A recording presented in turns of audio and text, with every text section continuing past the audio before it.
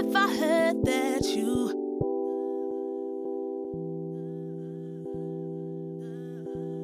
If I heard that you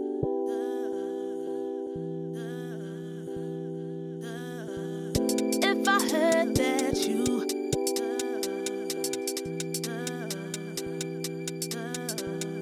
If I heard that you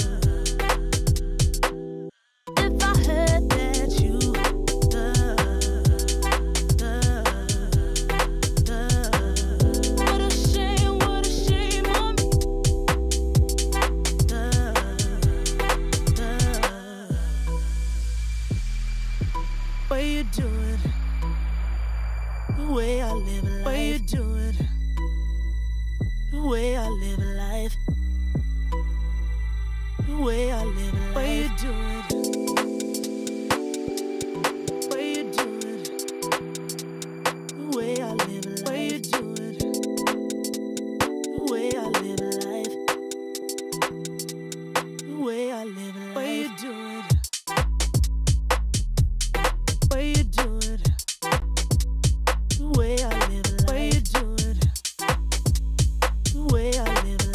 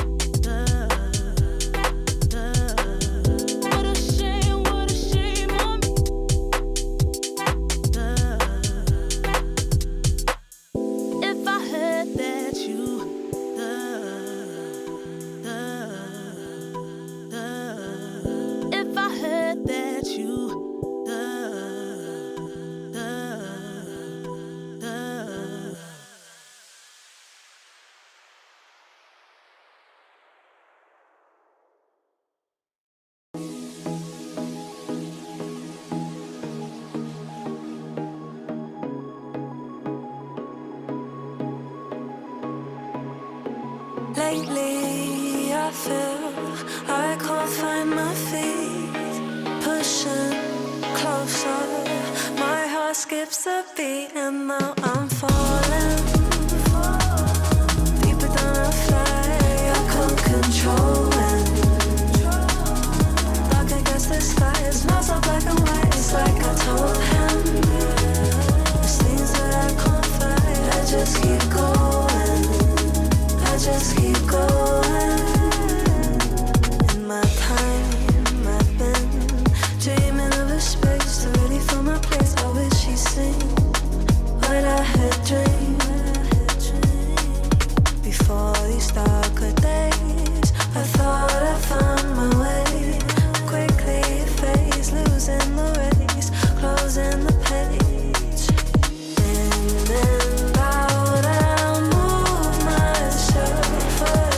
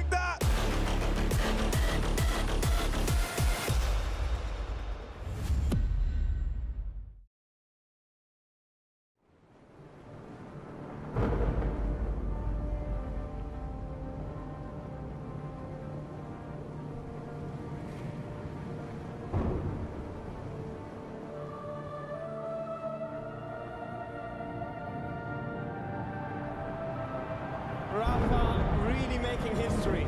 Absolutely phenomenal. And Ace is the champion of the Intel Extreme Masters World Finals. Storm's still not quite done. MC is going to take this fight, though. 3 seconds left. Last 2 rounds of action's got to start it well for ESC. And this is a massive move for Zez, but he's not content with just a Nexus kill. He wants to win. And it's all done. I'm Strolling winning. Unbelievable Rogue with a 4-0 victory over Classic. And they did it again in the Grand Finals. It's no good. Give it up for your Intel Extreme Masters World Champion!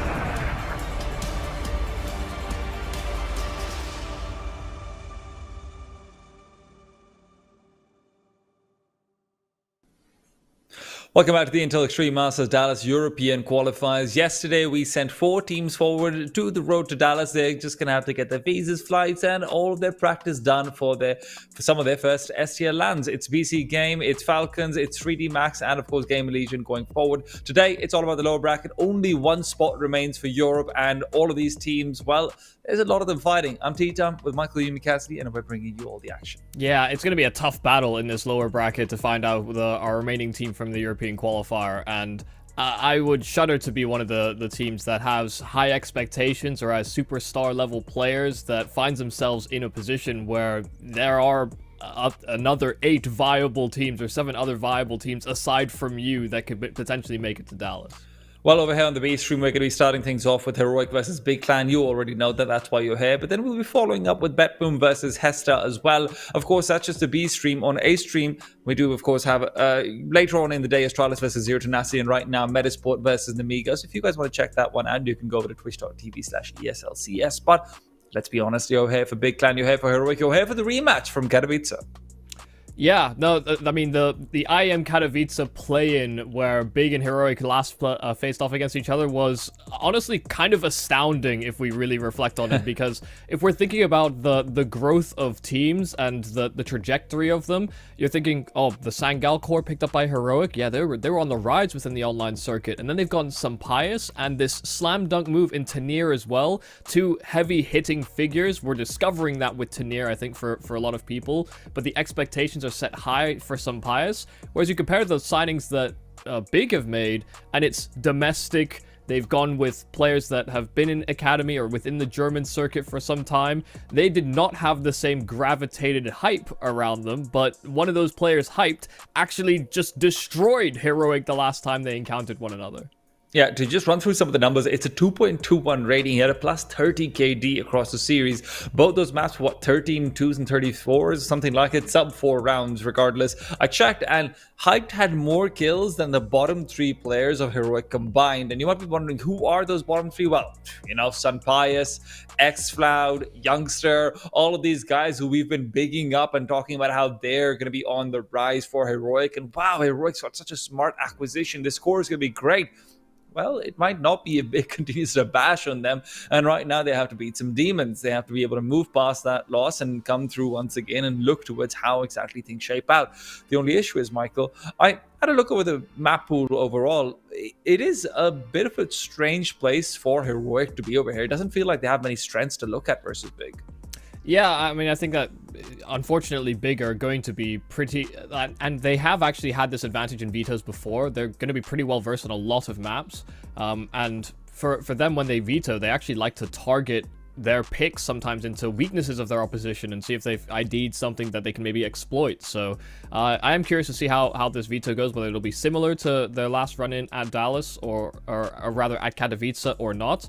On this road to Dallas, there can be some oddballs maybe thrown in there, but no surprise, Inferno, Anubis should be banned by Big. To be honest, I'm kind of hoping that Heroic lean into Anubis, or rather into Mirage as a strength, as their in my opinion, maybe their second best map that they have in their pool, because they would prefer Anubis, but they don't get the option to pick it. Yeah, I'd like to see that Mirage as well after yesterday's performance that we were able to catch. It was really a great look from them. And yeah, Heroic pick up Mirage. For the Big side, to be honest, I think you stick to dust to just go for what you know should be working for you. Sure, yesterday wasn't the best of times versus BC game. I will agree with that. But even Ancient's okay. Ancient's surprising to me personally because it does feel like it's a little bit more shared territory with Heroic in particular. But Big's always been really good at comfortably calling around for it. It's just less of what maybe you were talking about in terms of, hey, target their weaknesses. I think there's a chance that we could see a train as a decider, which does leave me quite excited. I mean, it's still floating there in the pool. Oh, Big, you suck. You suck. The thing is that last time Train was left for a decider when these guys were playing, but at the same time, when you're choosing between Train and Nuke, Heroic were destroyed by Big on Nuke. And even yesterday, looking over towards Heroic's Nuke game, it really was kind of uninspiring. So it makes sense, but yeah, it's not the most exciting one. I think I always want to just see all the different variations that teams have to offer on Train. It's still relatively undiscovered or not figured out to the level that maybe we would expect from pros so early. But there is still room for that map to grow, so I'll leave my own personal wants at bay. We do have a Nuke. I do agree, Big are very comprehensive on the map. I think Heroic themselves have some nice ideas. They like to pick it, both teams, in their first round sometimes in Vetoes, so it's a logical decider in the series. Should we even require it? Last time Big didn't even need to go to all 3 maps to dismantle this Heroic team. But I'm really hoping that Saw has been able to put in some time with the Heroic guys, and they've been able to level up their game to what we expected to see in that play-in stage, because this is a revenge match for Heroic. They were denied going to the main stage of Katowice by Big Clan in devastating fashion. And look, I talked about how Heroic was good on Mirage yesterday. Heroic weren't the only teams good on Mirage, Michael. Big on Mirage were looking stellar, be it Crimbo being able to get off to, a couple of positional interchanges with Tabson, be it Tabson just looking great all across, or be it the main man for Mirage, Hyped, who was absolutely phenomenal on that CT side. Big looked very confident on this map. Yeah, we're going to have to just see which version of Heroic we get, and whether or not we're going to see that heavy-hitting firepower that JDC, Hyped, and Crimbo can sometimes provide, because in the game that we caught yesterday of Crimbo, he actually had a bit of an off day, if in all honesty, but he picked it back up for the second game that they played within that lower bracket. Whereas, like we were saying earlier, there's a few members that we're looking to on this Heroic roster. Hell, even LNZ can have maps where he's finding a whole load of kills. But a very slow start to this pistol here by Heroic. Starting T-side, first map in this series on Mirage. With some pies of that P250. They've got one set of a smoke and a flash that they posture up for a B-side attack with. And if they go soon, they'd be able to beat this timing. The rotates from Big are starting to lean back towards B, and a top con smoke may actually keep them busy a little while longer. xCloud is trying to keep the players nearby with the jungle duel that he's taking over here. He gives out info that he's climbing up, but still rotations will be in place. And Pius for now just trying to keep away QB, but QB's already come through with a single kill. The bomb can go down, but it's a 5 versus 4. Let's not forget. Exactly. Sun Pius finds Tabson. Tanir gets himself another one. JDC caught off by Tanir, and Youngster's not even given the chance to be able to find him. So despite losing out that early man in the form of xCloud, it is indeed still just Crimbo alone, not QB on short. Sorry, K's and K's can be confusing for me. I mean, a really well orchestrated pistol. Very slow, steady, but they gather information by the absence of Big. Some Pies is still holding for the top mid swing. You have xCloud that runs in, I think, via the underpass, straight through to connectors, smokes off, and just basically is running interference while the rest of the squad are ready to pounce on that B bomb site. And just by showing that extra presence, the rotate is slightly delayed. QB, sure, he gets his one kill, but he maintains position on short, but doesn't actually have a foothold on the site proper. And then Heroic are just able to play from that post plan and swing together to take those fights into market. So it feels rather simple once Heroic are on that bomb site, but there were elements in there that made it very unpredictable for Big.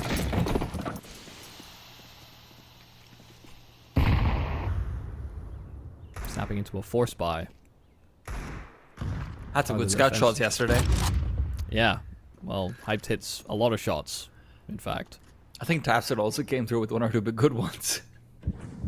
On Dust 2, if I remember correctly. X-Cloud, though, has been tagged up, and that's already one of those good shots you're worried about.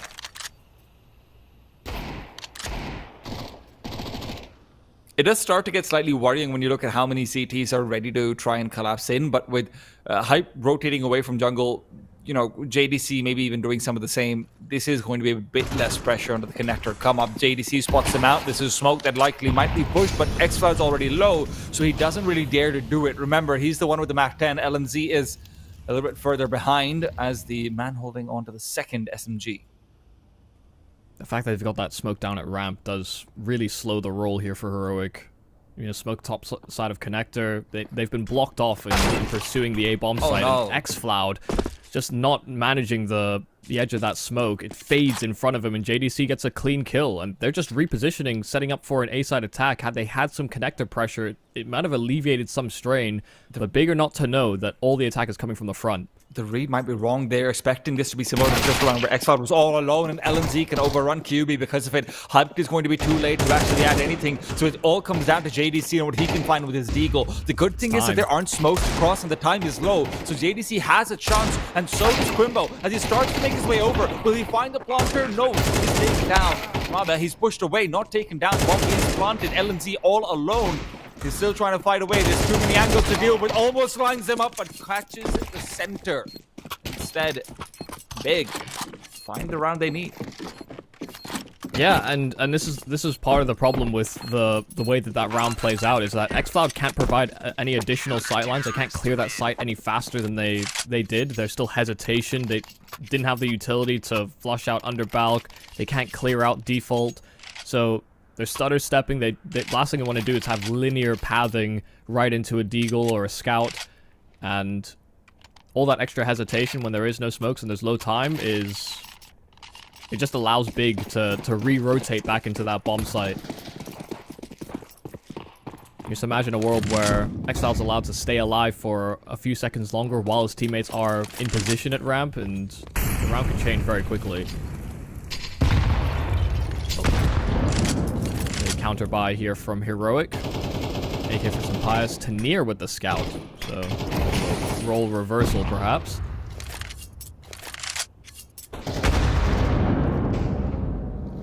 Decent damage coming out onto Hype. He's going to be forced away. We can already see the re-navigation back to try and boost Crimbo up, get a sightline out into middle. It'll be what assists JDC in keeping control over connector. If they can have an eye out in case anyone wants to start moving over. Tanir also will need to be careful. Now, this boost could be interesting. X-Cloud given space, but it will be watched out for. JDC's neglected connector position told Kyubi to take care of that as well as A main. No one inside A main right now, but watch out for Youngster. What is he up to? He's inside connector, waiting for the smoke to dissipate. And with another smoke back to jungle, this will be the time for him to strike, but he's already lost his teammate. X-Cloud falls to JDC, and Tapson's rotation comes back in. Kyubi taken down by Sanpias. Watch out for Hype. Inside the smoke, he's able to pick up Youngster. Tanir just disjointed from the rest of the attack. He won't be relevant to the rest of this round unless he can find JDC, but he's been spotted out, and now the bomb on the back of Sanpias is all they have left to really try and fight into this round with Tanir on an island that he has no way of swimming out of. He'll find some blood, but at this point, it's worth even just dying. Yeah, and he'll fall straight to JDC. Some great awareness there from JDC. He had a lot of responsibility, like you said, you know, having to manage between top connector, balancing that with the window angle and the potential of a boost. And he just commits to a duel in the end. He had a teammate rotating through murder, just decides to hard clear window, and it's just as Heroic were about to collapse on that A bomb site. So had he waited longer, his teammate might have gotten cut down by the rotate had he prioritized the A bomb site instead. So really nice stuff, but also we get to see a little glimpse of why Hype is kind of an exciting player and a new addition to this big roster, is that he makes, you know, these cheeky sort of cheese moves around smokes. He's willing to reposition quite fluidly, and already off to a pretty solid start. You know, he's 3-1, which is not anything to really note, I suppose. But early on to this game, you can see just the mechanics are already feeling like they're flowing well. We saw very different hype between maps yesterday, but I feel like against Heroic, after what they just did in Katowice, if there's one thing I can guarantee, it is his confidence. Youngster did he does before on LAN. And when I say I beat you, I really do mean I beat you. Speed spotted. tabseN's got it. This will not be a Glock train that goes anywhere. It is a model train. It's there for display, but if you try and run it, it falls over. Heroic are hoping to do more than just that, though, as they go into the next gun round. Yeah, get out of the economic rut of, you know, win the pistol, lose the force buy, lose your own force buy. So now that we're on rifles, you know, it's unideal, obviously, that they don't have the AWP in Sampaius' hands, but there's neither one to fear on the other end. And really, I think both Hype and Sampaius really do their best work on CT, as you'd expect from an AWPer. But I want to see more range from Sampaius. Had a great opening game against 3D Max. And so it's a little bit of a flash of what can be. Just need to get down a more consistent metric. Otherwise, it is weird for me to think this, but I think Hyped actually might have more of an advantage when he's on that T side versus Sampaius. Nade, Incendiary, and LNZ's position given over. Guess what? There's another one where that came from. Almost takes him down. And, well, you know what? Where there's two, there might as well be three. xCloud, in the meanwhile, had a spectacular round yesterday from a position not too different from where he is now, but this time decides not to make a go of things. Really nice fight manipulation there from xCloud. Gets spotted crossing and then goes back the other way. Gets an advantage in his fight, but yeah, with, again, time is being ground down. Heroic have been sussed out in a couple of positions, but with that one smoke, they should be able to hazard the cross. So you have to worry about Crimbo inside the spawn, and he'll peek at the great timing. Traded by Sampaius. There's access to this bomb site now, and time to plant. Get one for free. No, he misses it. QB jiggles that one out, and with that, now it's a 3 versus 2. They can all start to funnel through connector. Remember, Youngster is going to be trying to get the flank out later on. Sampaius has got nowhere to go, but a lot of that offensive utility was used earlier on to flush out LNZ. Sampaius will have a chance with Youngster's distraction to start coming in. Swings out for the double, and it's perfectly done. Great 2v3 from Heroic to hold on to that bomb site. Yeah, and perfect coordination between Youngster and Sampaius. Sampaius knew exactly what to do as soon as Youngster gets that kill on the flank. Just as that comm comes out, you see Big panicking a little bit, turning their heads, wondering whether Youngster's going to continue pressuring on that flank or not. And Sampaius is just able to line up 2 quick frags from the side itself. Small mechanical blunder there for xCloud. And they can maybe look behind, but Blind Smokes is hyped. And into flames, he'll continue to singe his feet down to 66. Cheeky from LNZ, just trying to catch a timing. But he'll take a straight up duel, and the nade will slow him down enough that he cannot run anywhere. 2 quick kills here for the big clan, but Tanir rather answering right back. xCloud trying to find anything he can. The flashes are good, but he can't really chase past into, or rather in through the smoke. Right now, secondary smoke will be blocking them out. There's still ways to cross over, but remember, it's on a timing. tabseN is coming in from behind. A flashbang ready for Hype to throw out. It's going to be used for tabseN to peek. He's the #1 player to watch out for, but as the flash goes, it hasn't even popped so far. tabseN's popped through and leaves Heroic limping on 2. Sampaius and Tanir, barely any HP to work off of, but look out for Tanir. He's moved past, but no! Hype turns around, weary of the possibility, leaves Sampaius alone. A double kill he found in the last round, but now it is 40 seconds to recede, and recede he does. Back over towards the B bomb site is his realistic destination. Big will stay together, perhaps? No, they will separate. Again, these lengthy rotations, Hype loves to make them. And so he's ahead of this play. Sampaius is hoping that he can get access to a free bomb site, and that Big have slowed down and played this together. But Hype has that first line, and Sampaius will fall right into his scope. Another nice multi-kill here from Hyped. Another great reposition. But it all came down to the flank from tabseN, just completely disrupting any chances of getting a plant or security on that A-bomb site. JDC is off to a ripper of a start. Yeah. Good presence of mind, hitting fast headshots. And a good JDC is the scariest version of Big, because you know he's a man with a lot of secondary calling as well, with a lot of comms that he's likely making out. It just makes everyone look better.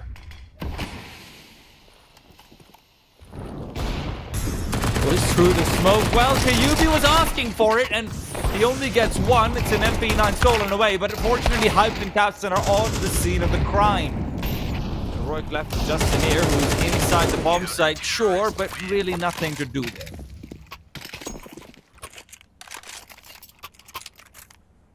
Can always expect to get mileage out of low buy rounds. Big doing well to at least keep their money in a decent position, but it could be damaged. It's not an infallible amount of cash.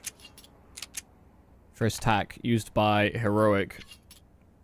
Again, I think we saw this at the start of the day when we were covering Heroic in this qualifier, and there was a few moments, especially in sort of late to mid rounds, where you figure, you know, the mechanics of some of these young players, how the mechanics of some Pious, you know, some of it faltered. Some of the decision making felt a little bit off. We've seen some good synergy to start the rounds here for Heroic. We've seen the calling be quite elaborate as well already on this T side.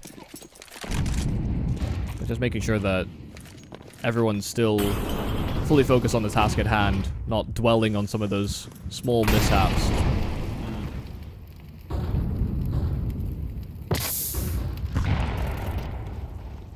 Big effectively have 4 players in the same bomb side if you're including Tapson in it.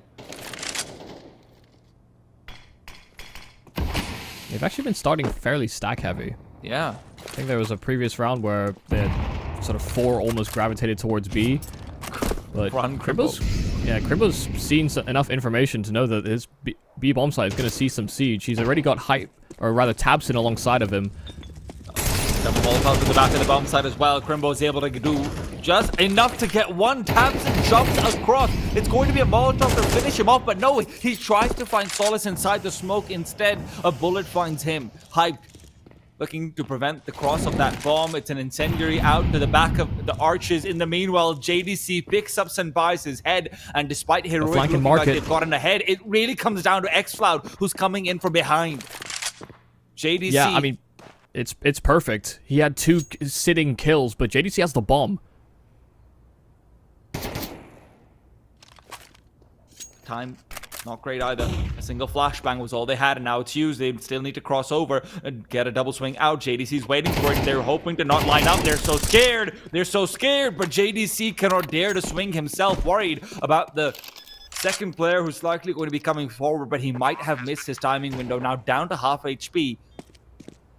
xFloud and LNZ both to deal with.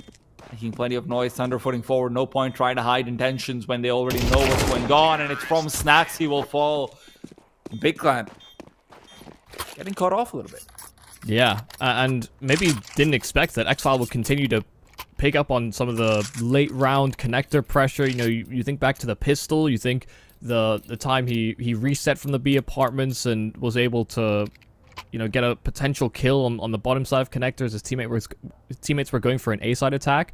This time, it's left unguarded. You know, Big make their rotations. They don't consider the prospect of a flank, and xFloud's able to slide in behind them in the market and turn the tides of what was becoming a very advantageous 3 versus 2 situation for Big. You know, having control of the bomb, knowing at least where one of the players was on the site. Suddenly the round is completely flipped.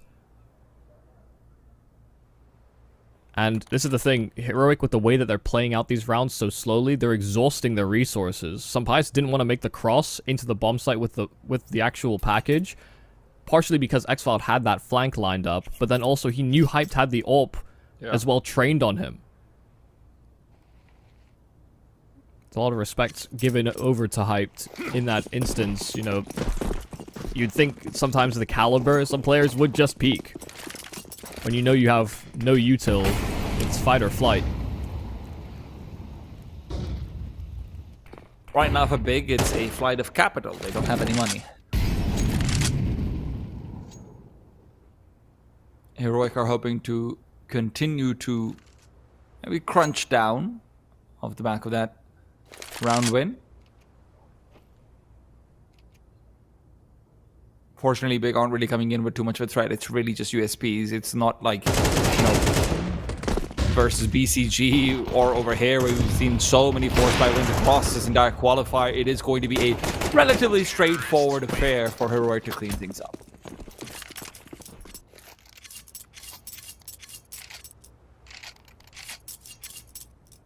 Slow and steady. And the hyped AWP is back in play.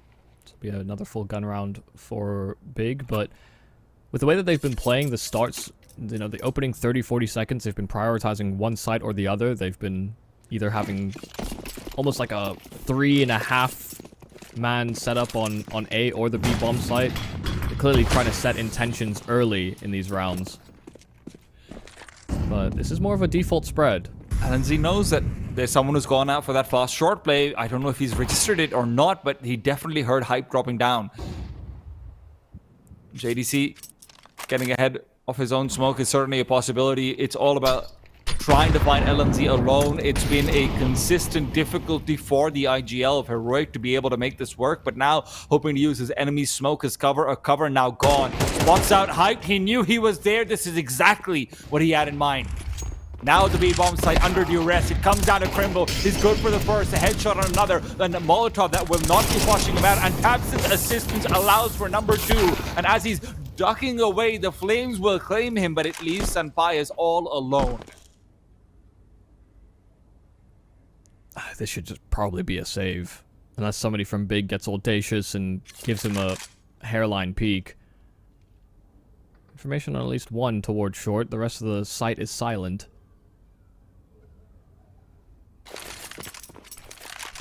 Oh, he's gonna give this a good old college try. He's really trying to force them into a duel, but some great restraint from Big. Oh dear. Almost losing out on JDC, but almost it doesn't really matter. It's okay. Despite a great round start from LNZ, just being able to trace out that AWP, the execution on the B-bomb side afterwards is just met by so much resistance. Dabson's rotation was significantly faster this time, and Crimbo wasn't caught between angles, wasn't caught off guard like the previous round where Heroic was able to move past him in the initial phase. And you just see as well some of the value that Crimbo brings. He never gets panicked in that situation. He's not full committing to his spray. He's doing small, short bursts, delaying, and hitting shots while he's at it. My goodness. Once again, JDC toying with death, but Tabson goes swinging off of short in support, and he loses his life so quickly. LNZ as well finding this catch in at the stairs, but Crimbo, as stalwart as he may have been in rounds prior, falls on this B-bomb site. So a 4-on-2, and with JDC on low HP, taking a lot of damage through smoke, this is probably going to be a save. They find LNZ for free. There is an argument to be made. I don't know if I don't think it's a good type. one. Yeah, bigger not the type. Yeah, the early death on the Tabson and Heroic are just able to be a little bit more cohesive in that mid control and the mid fighting. Just earlier duels favoring them, and Big not ready for it. Yeah, it's interesting to see the disparity in the way that Big are starting their CT setups, because they were prioritizing bomb sites for a little while, and in the past 4 or 5 rounds, they have decided instead to just play a little bit more standard with these 1-3-1s. You know, depending on whether Hyped wants to go for an aggressive line, they obviously shift their pieces around so they still have eyes on all the major entrances. Why do they want an M4A1 on Heroic? Sanpai specifically went and picked that one up. xCloud asked for it. xCloud's been doing a lot of sneaky maneuvers. It's true. But just because your feet are silenced doesn't mean your bullets have to be.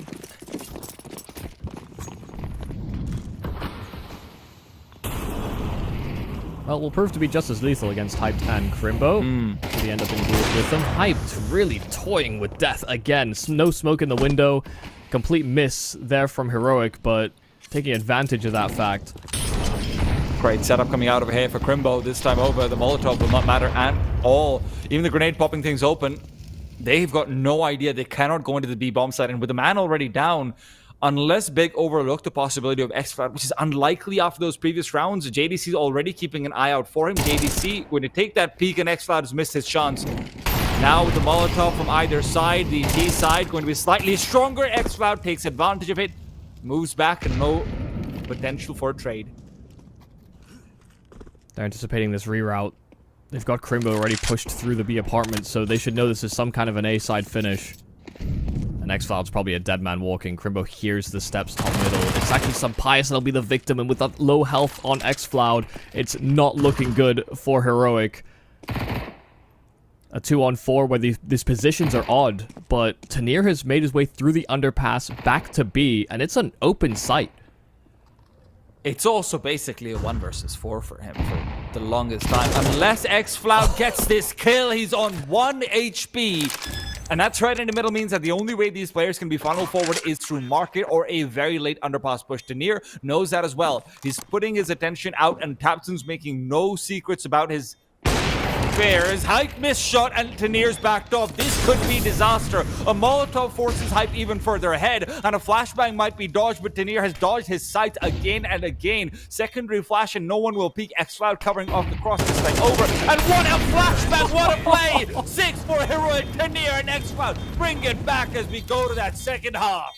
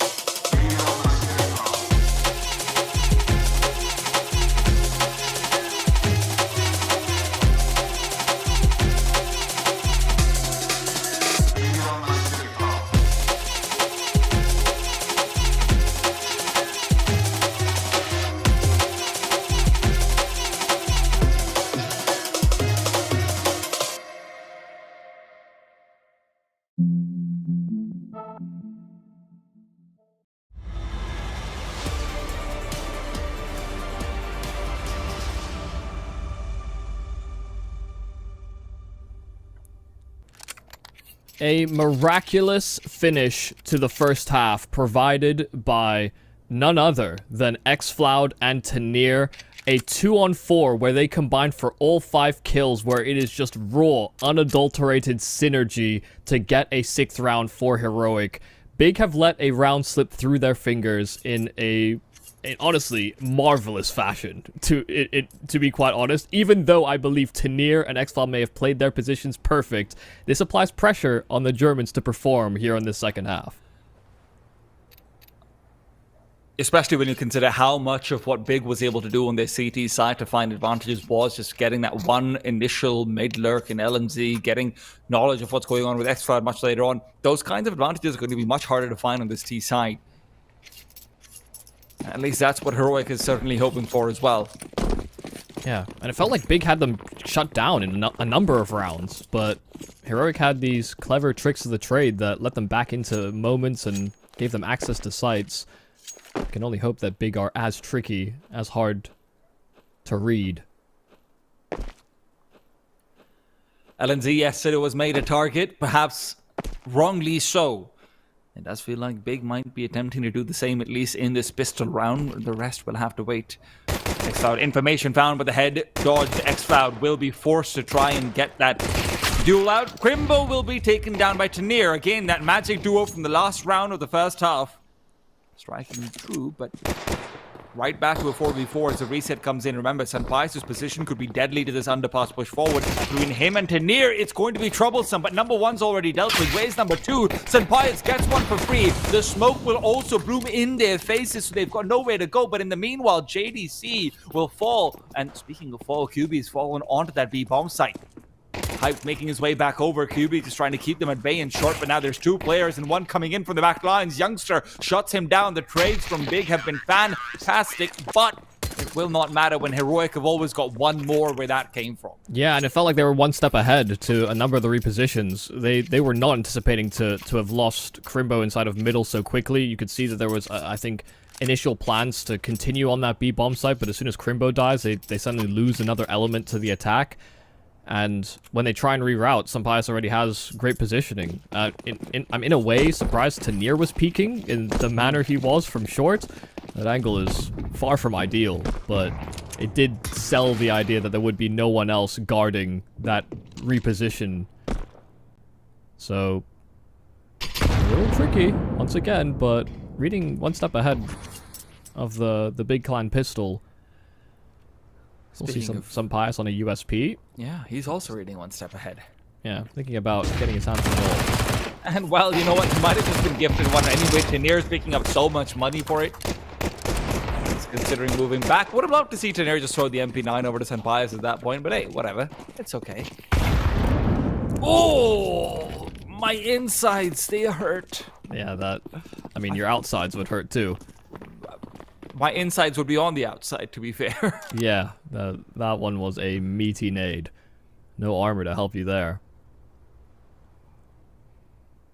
Heavy reliance on Crimbo getting a 1-dig to break into this B-bomb site. And if they deal with him, then suddenly they can get a plant in. Given that they came in with low weaponry, this would be an ideal way to play things out. Well, Crimbo's taking his time, and now at this point, even if he takes down LNC, it's really not going to be a plantable situation. So, 8 on the board for Heroic. They're able to clean up pretty straightforward. The Senpai moves in with his AWP immediately afterwards, and we'll have to wait to see what he wants to do with it.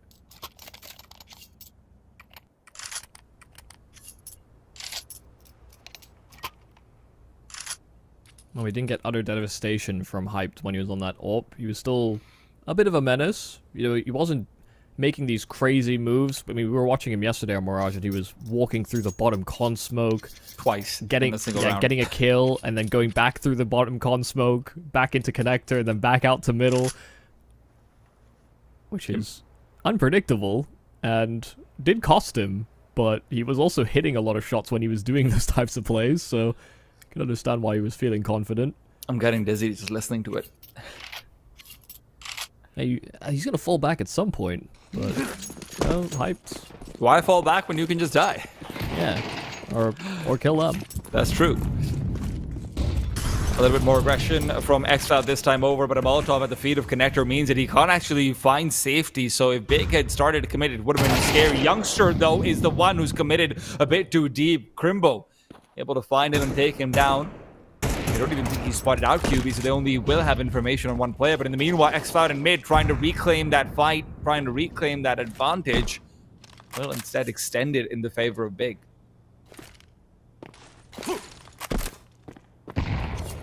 It does certainly feel a bit ambitious to be solo pushing with that MP9. There's no flash lined up. It's just a dry fight in at the ramp. The hardest read of all time.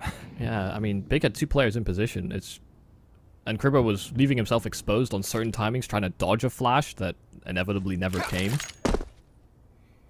It's a very spread way to try and play your first gun round, especially when you've got some pious on this AWP. Thought they would let him cook with it for a little bit. It's a nice kill back here from Tanir, catching that mid lurk. But there's another one where that came from.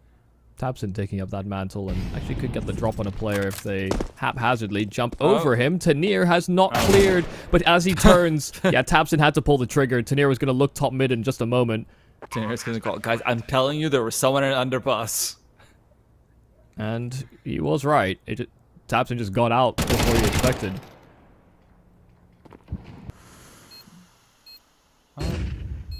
Yeah, even if they really wanted to go for a retake like this, the way that this round starts is just so unideal that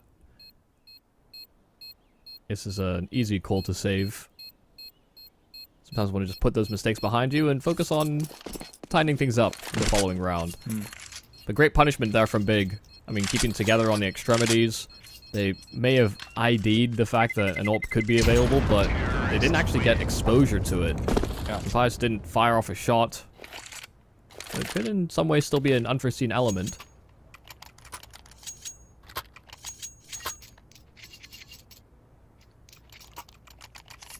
But also they know the nameplate in the server, so they'll have game planned around whether or not some Pius has that weapon.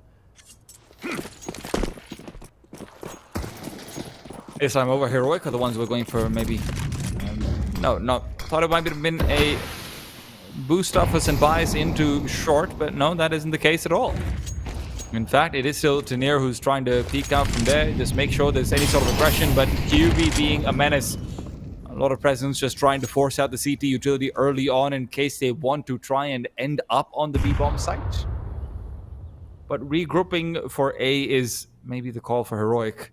Z Senpai is coming back to CT spawn. It is going to be between X-Cloud and Tanir to take care of middle later on in the round.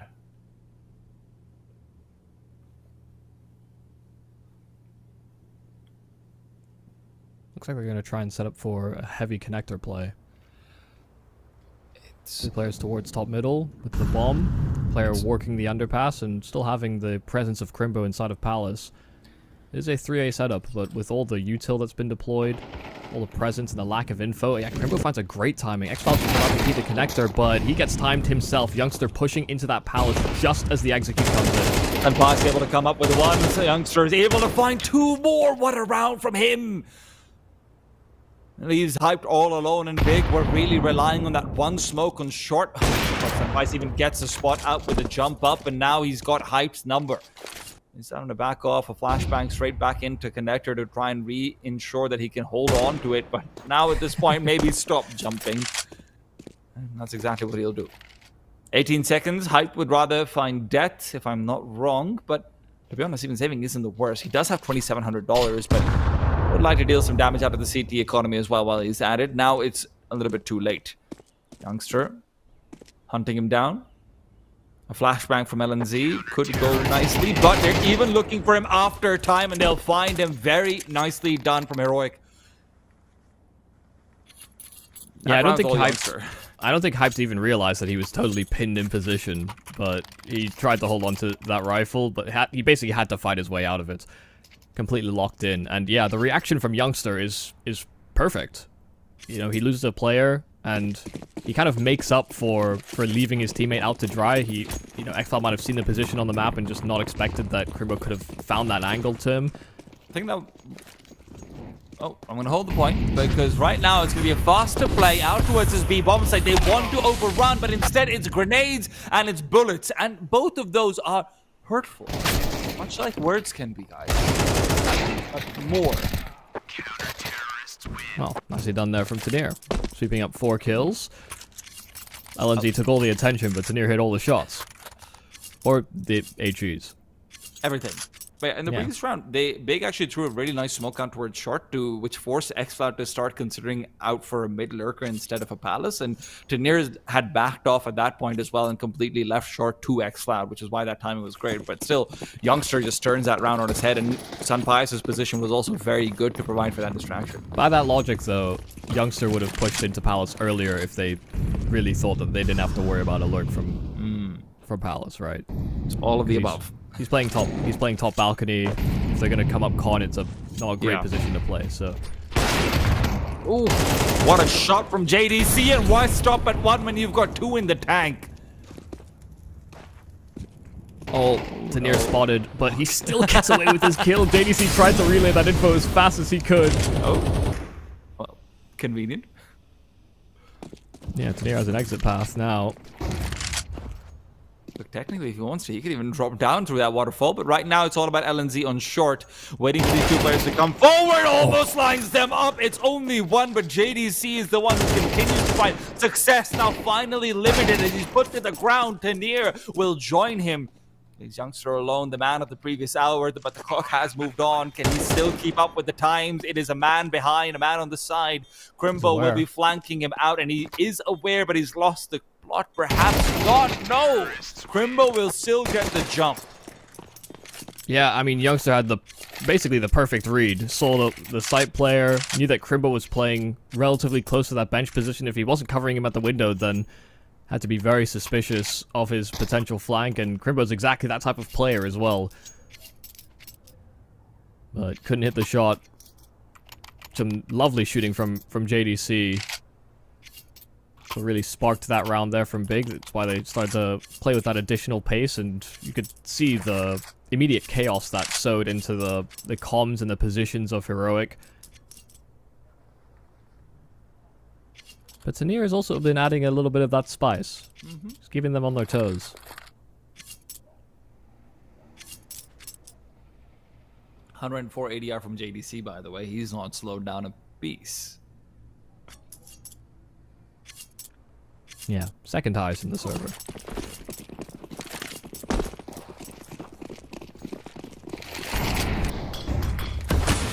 It's a fast A call from Big. They're immediately set up for an A-side attack, and Sunpius taking the peek from top stairs has already sussed it out. Again, Youngster is going to be given a chance to come through big on this A-side defense. JDC is a surprise factor, but a surprise for very little time. Only good for the one. Sunpius trade. And again, this A-site is just being disrupted by the Spanish offer again and again and again. Fantastic round. Sunpius destroying anything Big had in mind. It's also one of the previous rounds where he had a starting line very similar to it. When he first got his hands on that AWP, he wanted to go for that deep A ramp peak.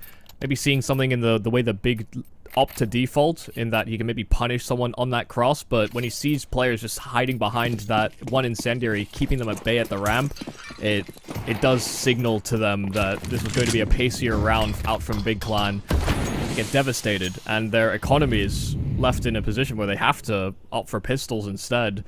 So it should allow Heroic access to a 12th round. But we've seen some pretty solid low buy rounds from Big. This one doesn't feel like it has as much flavor to it. Won't have as much utility to bring into the round. Less ways you can sort of trick your opponent. You are reliant on hitting shots. Does Tapson not have a pistol at all? Yeah, he's running back to spawn to gather one. The most literal interpretation of Cassidy's hands you can have.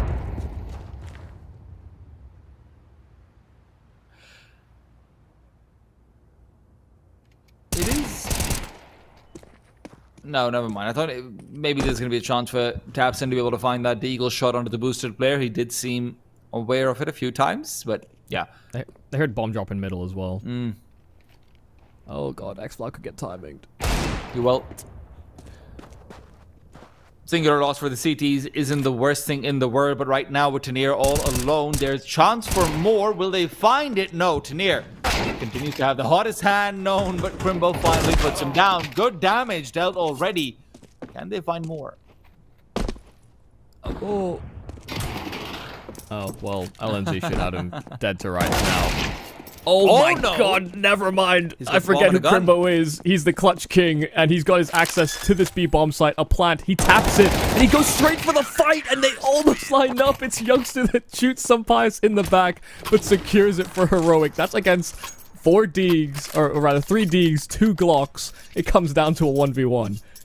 He swings at 9 seconds. Thank God Youngster had his gun out. I wouldn't be expecting him to. I'd be thinking, yeah, they're making a quick beeline down, just making sure they can find him while he's planting. No. None of that. Yeah.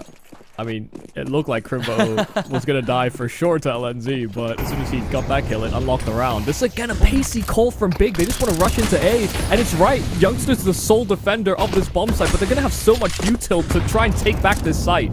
JDC's been lost inside all of the flashes as well. In the meanwhile, he can't find anything. He's looking for a duel back to CT, but there's going to be 2 players here. Watch out for that MP9 as well. An incendiary used early on just to make sure that no one can penetrate. Tanier finds 2, and he keeps it going. Why stop? Why stop? Heroic will take map number 1. Mirage lies in their favor. I mean, this was their selection in the series, but I was not expecting it to finish in this manner. I mean, from that T side, the 2 versus 4 that both X-Cloud and Tanier were able to pull together on the side of Heroic to guarantee a 6th round, I thought that might have made a world of a difference, and it may have affected how they approached that second half. But Big, towards the end of that T side, just calling balls to the walls counter-strike, some aggressive lines that maybe you wouldn't expect from a Big clan, but they were just shut out the gate by some fantastic shooting by Heroic. Gotta say, really good stuff, and I felt like a lot of it was propelled forward in that first half by, you know, maybe individual plays, individual standouts, and, you know, Tanier in particular. But honestly, even later on the CT side, we're looking at calls that Big are making that look like they're well situated, like even that last round where we see, you know, Tapson's able to move past that CT incendiary, but still, Youngster's not afraid to take the initial peek, not afraid to fight for information and take that one duel that's necessary to disrupt Big's momentum. Heroic were continually happy to take that one fight, and in the beginning, those risks weren't paying off. I mean, X-Cloud just kept getting found for the longest time trying to get boosted in, but eventually it all works out.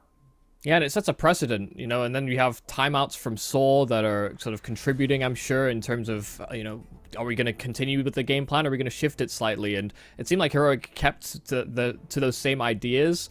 And again, they did salvage some situations. They found ways out of rounds. But Big, on their own respective T-side, didn't actually provide us with those same sort of outs very continuously. Even though I think they might have a killer combo in switching who's lurking from Tabson to JDC to Crimbo sometimes. As a team that you're playing against, you can be very hard to read whether or not you have to worry about a flank or worry about a lurk. Big sometimes can use that to their advantage, but when they go for these faster side hits, it just felt a little out of sorts for Big. They tried to target a weakness and they didn't actually find it in the end.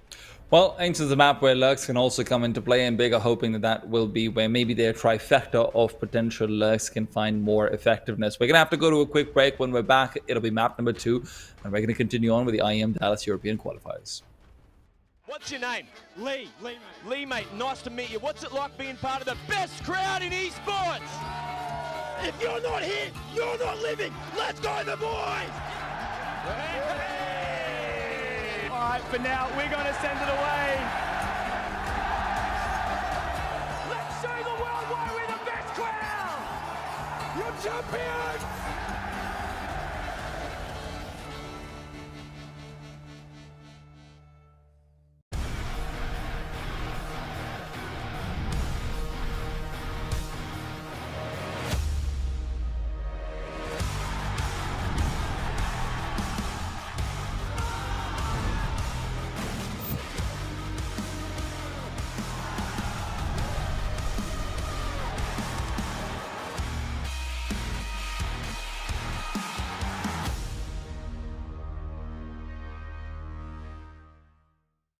Think you've seen it all?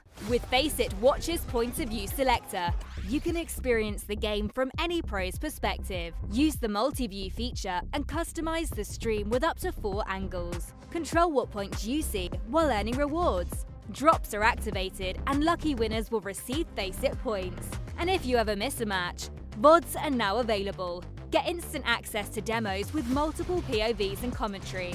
Watch it, control it, Faceit.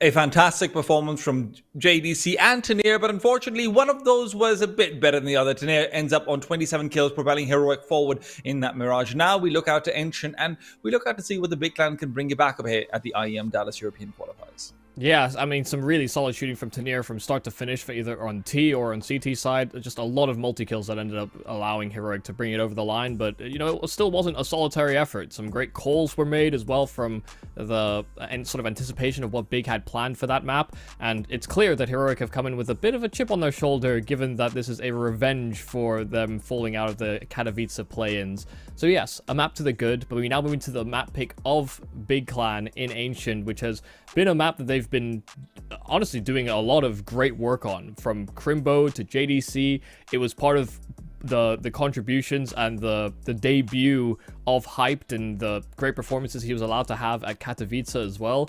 So for them, this is a very confident map pick for them. I worry whether or not Heroic are going to have the same solutions to the big problem at stake. It does also feel like that Ancient is a map where Big's new-ish style of having these really good force buy wins and being able to rely on them very often, it just lends itself to that as well. Stylistically, be it the triple lurk setup that you talked about towards the tail end of the last map between JDC, Crimbo, Taps, and be it the force buys that Big have continually been putting themselves in position to win. They won a force buy in the previous game, as well as almost winning basically a full Deagle eco as well. It's things like this which make Big so incredibly scary, but at the same time, I do wonder. What we saw from Heroic was a lot of very good initial peaks. Players unafraid to try and make their own plays on CT side to get information. Players not afraid to get ahead of the rush continually between Senpai, between Youngster, a couple of times LNZ as well on that B bomb site. I do wonder whether Heroic today just look better. Yeah, and I guess for them, the confidence has to carry over from map to map. Are they going to be able to take those same types of peaks? You know, the deep lines that you can hold on the CT side of Mirage are different to sometimes the attack avenues that Ts have access to on Ancient. You know, there's a lot more close corners. You have to worry about, you know, these fights towards Cave and, you know, just the burst plays that you can pull off on the map, as well as the quick rotations between bomb sites. You have to be able to stop them in their tracks, because I think Big are definitely one of those teams that, again, are a bit difficult to read, and you're kind of catching them in a bit of an ethos shift where it used to just be so execute focused, so strictly within the confines of a system. It does seem like they're allowing some greater liberties to be taken by players like JDC or Hyped, for example, to I guess swing rounds back into their favor. But we saw what it can also lead to on Mirage is that when you take those peaks continuously, so long as you're able to get your kills and contributions and stay alive, it's all fine. But if you're not finding those types of fights and you're not finding those picks, then it can very quickly cause the whole house of cards to come crashing down. Yesterday, Big playing up against BC game on Ancient were really heavily relying on the JDC versus Sassanito duel. It felt like that was what dictated a lot of those rounds where JDC on the CT side, Sassanito on the T side, and that mid-fight for them on Ancient. I'd imagine xCloud is playing a similar role over here for Heroic. I'm curious about whether JDC actually is able to maintain that form as well, even though he's a player who I think is sort of an analyst favorite in a lot of ways and a player's player as well. It does feel like he isn't quite the superstar that we painted Crimbo to be at one point. We painted Tabson to be at one point, where I know that map to map, they are going to show up. He's going to be all right. I'm sure of it. But is he going to be the guy again? Well, I mean, I see no reason to doubt whether or not he can be that guy from his time in Mao's NXT to Mao's and then dropping out of that Mao's roster ever since he had to, I guess, fight for his own career, so to speak, outside of working with a large organization. He has earned the respect and the capabilities. I think he's unlocked new parts of his game due to those experiences. But we're going to have to wait to see whether or not that actually transpires on the server. Second map in the series between Heroic and Big. Heroic already one notch with them winning their map pick in Mirage, but this is a elimination game potentially for Big. They need to win this map to keep themselves above water. One spot remains out of the European close qualifier for IEM Dallas. Nice initial bait to get that smoke drawn out from the CT side. Remember, the CTs do not have a kit, so they would like to be able to just get these early picks. Instead, LNZ, quick switching, jump spotting, gets information, and will keep his head. There's that second smoke now coming out, but xCloud's beaten past it already. They will know there's no one coming over with it. They think so. Senpai's relied on and good for one, but Tanir is the one who makes the difference. Gets the kill, backs off, and Big's elaborate attempt at trying to take over this B-bomb site seems to already have been thwarted unless QB and Crimbo can put up a show. Using both of their Molotovs, they know they have to try and segment the site as best they can, but going 1-for-1 isn't really going to cut it. QB can get this bomb down, but they get a lot of damage, and surely no way that he comes away with the fights. It's an instant headshot, but ring around the rosy, it's still on for QB, and he's got it! From 2 HP, he answers with those dualies, and it's a 4K from QB to secure the pistol. Sunpies is regretting spending $300 right there, and then QB, I can't see him getting that one with a clutch. You're thinking he's being tagged down continually. Big has been completely red. You've got that aggressive player inside Donut to know that it's not going to be an A-side hit coming through. You've got 2 players still ready and committed at the B-bomb site. Sunpies is gearing up for a multi-kill. Everything shapes up for Heroic, but that's the beauty of Counter-Strike. Get a quad kill and the brains don't matter. Yeah, it's a 1 versus 3. That is a crazy situation for QB to find himself in, and to just hit instant headshots. They could have been pre-firing, they could have been spamming around the edges of that pillar, and Heroic may have had a better chance at it. You give QB too long to set up his crosshair, it's clear he can be lethal. Mm-hmm. Never any doubts about that. And he's a name that we haven't spoken about as much. You know, it does feel like it's very frontward facing with JDC Crimbo hyped, but QB has impressed in his own ways, and another great clip to add to the resume. And Bias in the meanwhile missed shot, and he's going to be relying on Youngster, who's already been taken down. xCloud, the second man there, good for 3 with a UMP. The weapon that gave Big repute back in 2018 now comes back 7 years later to bite them in the Turkish hands of xCloud. Where are these triple kills coming from? So quickly into Ancient. That's a great shot. QB starting off with a hot hand. Is it another impossible 2 versus 4? QB and Crimbo, the same ones alive as before. QB this time will not be able to do the impossible. A task too great, and getting caught with util in their hands. You know, first player to try and lead out from A main just gets completely steamrolled by xCloud, and the 2 teammates behind him are expecting, I think, a little bit of space, but yeah, just an instant mow down by a UMP of all things. Seen a lot of love for the MP9. Hell, the MP7, there are specialized players, but the UMP goes largely disregarded. Yeah. You start putting some respect on that name. Also didn't get the year wrong. It was 2017 when they were good with it, but hey, whatever. Then Pius in the spike, the smoke, the spray is great, but Tanir is already gone. And that company can't prevent that bomb from being planted, so now Heroic have to go out and play the full retake. That Molotov they don't, but at the very least, LNC finds one instead, though traded quickly. QB's Tech 9 continues to be lethal. Sunpies, is he pushing through the smoke? xCloud reveals his position right next to him, and he's turned around as well. This is falling apart. 4 spy on 4 spy. This is how Ancient is started, I suppose. It's just gonna be a complete 4 spy war. I love it. Timeout taken here by Big. Maybe just trying to make sure they don't get too wrapped up in the craziness that's ensued already. Yeah, Kakafu just standing behind them running in. Listen, guys, good job, but also we didn't need to get here, okay? Yeah, these are outrageous maneuvers we're making. We were gifted a pistol by QB. We don't have to go fast.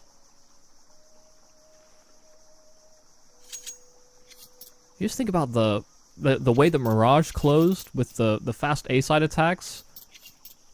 Win pistol, goes straight into a second round. Again, it's a pacier call from Big. Not usually the timing you expect Big to really center themselves around. Usually it's map control into a decision. They're calling from spawns a little bit more frequently. Well, oh my god, that's gotten off to a great start. xCloud found his kill as well. So it's a 2-for-1, and they get their hands on an AK via Youngster. Got a lot of Star Wars fans out here because the Force is with them.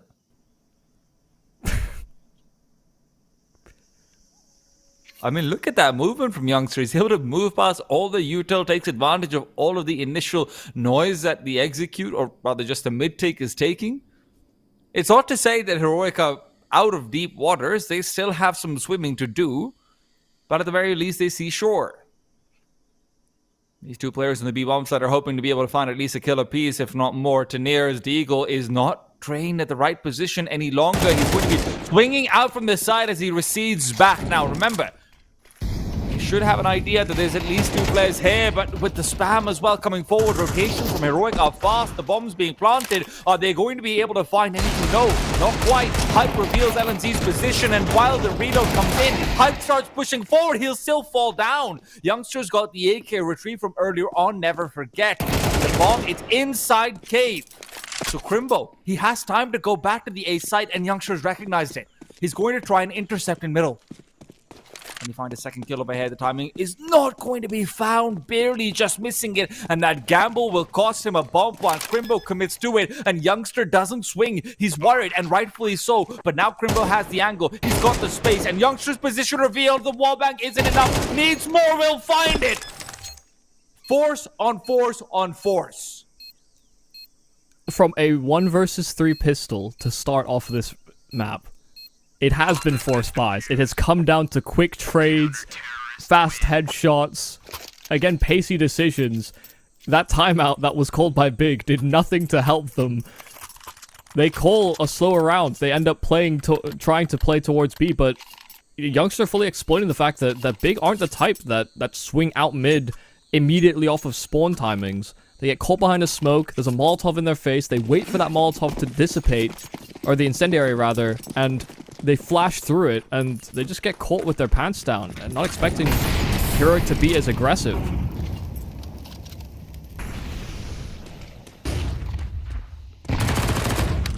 First 4 rounds, or rather first 3 proper rounds past the pistol, have all come down to whether or not a team can stabilize, and so far the answer is no.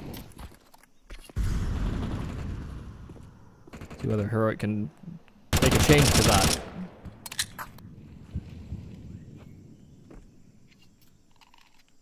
Because if not, they're gonna force. This is such a heavy mid concentration for both the CTs and Ts, but there's 3 players already inside Red Room. Senpai doesn't have the weapon for this. The A1 is not great at getting multi-kills in situations like it. They're reclearing from mid, from Donut. Instead, now the distraction comes in. Senpai is thinking of the swing, but he's going to go down regardless, and with X-Cloud dying, it really all comes down to Youngster, and he'll do it. They know there's more where that came from, though, and the A-side ramp is what they're concerned about, rightfully so. The Youngster comes back into it. That AK that he stole away in that previous round still has work to do. A flash overhead, but it will not matter. LNZ now left all alone, swings out, nothing to find. The double peek from Big gets them another one. We're not done here. This is the halfway point in the first half. Who needs gun rounds? I mean, it's been forced by... I mean, how do you not force back? I think it would just take incredible restraint to say, that's it, they've won the force buy wars. We're just gonna play rounds out normally, because you'd be allowing Big access to at least a couple more rounds. I mean, their loss bonus is at what, 1900? 1400, isn't it?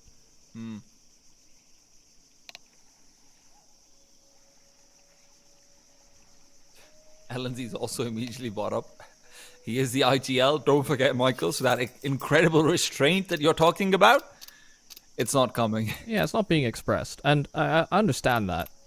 You know, these rounds are still, you know, it's trades. Again, I think Heroic have a pretty good read on what's happening. Yeah. I mean, the decision to re-clear mid and then re-clear red from Donut is actually very solid. Yeah.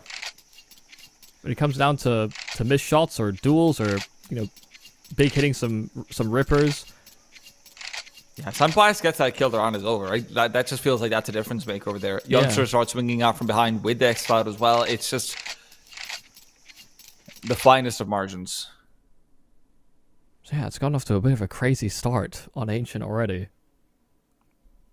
You know, I was wondering whether this map, especially with, you know, the rise of LNZ as an in-game leader and Saw as a coach, the rapport he has in building rosters up versus, you know, a Kakafu and a Tabson that have always been, you know, working a little bit more systems-based. You know, there's a bit of anti-stratting. They're targeting players or weaknesses. I was expecting this to be a chess match, cerebral. And instead we've just gotten a brawl. Gotten a high-speed checkers.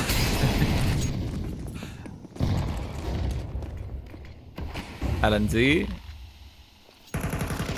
Inside the smoke with the grenade clearing it up. It doesn't actually full clear. He's now wondering if there's a time frame to push forward. He's already shooting. Kyubi will be able to get away with a single point of health again. The man who had defined the series perhaps with the slim margins that he keeps on getting away with. At least the game. xCloud now given another chance. He was hoping to finish off what LNZ started, but guess what? There's another player there. Sunpies is worse for wear, already on 32 HP, so doesn't feel like he'll have many better chances. And is the madness coming to an end? Youngster is going to be re-clearing through elbow. Hyped is watching out for that, but there are timings that could be hit here by Heroic. If they re-aggress into cave just as they're descending from ledge, things could get very weird, very quick. They follow and they find Youngster. Hype still trained on that position. They hear those steps inside of cave, and it's all attentions raised. Look how many members on Big were ready to fight that singular player. As soon as they knew where he was, they were not leaving each other's sides. Finally, the Force by Wars come to a conclusion. Put that 5-7 away, xCloud. Put it away. $2,400 in the next round means you are not going to be in a good position to buy. Yeah. He's actually kept it. Not a fan. Yeah, me neither. But so at some point you gotta know when to give up. It. Hey, let's see. Position is good for it. You see exactly why. Turbo got dinked through an entire brick. I was wondering about that, yeah, but no. Well, that's not through a brick right now. It's still traded away. Youngster gets his one, I suppose.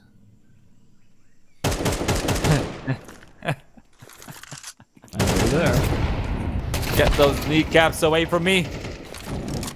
I don't believe in knees. I hate knees, so you know that, Michael? I injured my knee recently. Oh. It's so easy to get injured. Well, I tend to try not to hit my knee on things. I was just running. But hey, that's old age, I suppose. Big, however, will be very comfortably retiring away. At least that's what it probably feels like. Like, wow, we're living the good life. We're going to go against a gun round now. Luxuries of life. Yeah, it feels like a bit of a losing battle on CT as well, just because you have to expend so many resources to assert yourself in middle. Yeah. And, you know, the few rounds that we've seen success from Heroic, it's when Big have tried to play this pacier play either through mid or towards the A-bomb site. That's where they've had the majority of their struggles. So it's a little bit more tempered. They're throwing all the util. Everyone's going to have full belts. But still the CTs will be a little shortchanged on that resource battle. So if you're Soul, you know, Sunpies has an AWP now, you need him to lock down a line. So you don't actually have to expend as many resources on at least an area of the map. I mean, you're expecting him to just be plonked down in the middle of the A site, right? Just, hey, this is all you take care of. Everyone else is hoping on a numbers advantage. Yeah, me pretending I know exactly what Saw is thinking when I've not done what he's done, but... Sure you have, Michael. It's just... It will alleviate some of the strain from the rest of the squad if they know that an entire portion is safeguarded by a capable AWPer. Looks like you're right. We'll be sticking it to the A side initially, and JDC, who is trying to stick it to xCloud, will be overrun instead. Crimbo is there to trade and keep himself alive. Moves back over to try and regroup with the rest of the B side players. And with Sunpies actually taking a very aggressive line, they can feel incredibly comfortable turtling onto the B bomb side if they want to. We clear out middle through Youngster. There could have been someone behind those boxes, but right now Crimbo's been found and he's been pushing through, so they should know mid is clear as well. 4 versus 3 for Heroic, advantage in positions as well. Something you cannot neglect. But Sunpius needs to hit the shot. Yeah, so long as he stays in position, so long as he doesn't reconsider, think about potentially getting flanked. Yeah, lovely shot there from Sunpius, even with the elevation hype to put himself into. Would have got confirmation on the bomb, I believe, there as well. So you can see the lean from Heroic right back towards mid and that A bomb site, trying to cover off Donut, make sure Sunpius doesn't get flanked. Still 40 seconds on the clock, though. It's not as though Big have to commit towards A, but 2 versus 4. They know the AWP is within that A bomb site. It actually could just be a long save call. They've got the money if they want to just try and go make a mess of things, to be fair. And I wouldn't hate that. The CT economy, they've got every idea about how poor of a place it is in. But considering how bad loss bonus is and the like, it's fine. It's a really ambitious move there from Crimbo to just waltz through the smoke inside of cave. I mean, it's a tight choke point. You know, if you're usually players that are going to find advantages through smokes are doing so when you see full smoke bloomage and you can come out multiple different sides or right through the center of it. But yeah, in a narrow hallway like that, that must have been some kind of hard read, or you know, maybe a step made on the bomb site made him think that there was a small gap he could exploit. But ends up kind of locking them out of the round. This is one of the maps where Crimbo, I think, actually does his best work. So, it's been some kind of decision made off of shoddy information.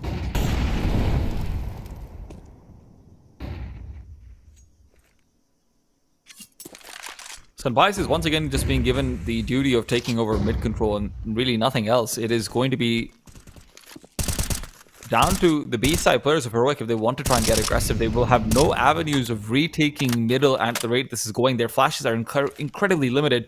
But maybe if Youngster wants to push through Donut and provide assistance, that could still be a danger to deal with. It all comes down to Sunbias once again. Flashbang, dodge, shot found, perfectly played. That's exactly what you needed to see. It's a joy to watch when you see those AWPers react so fast. Hype taking a dink. They're trying to contact up this B ramp.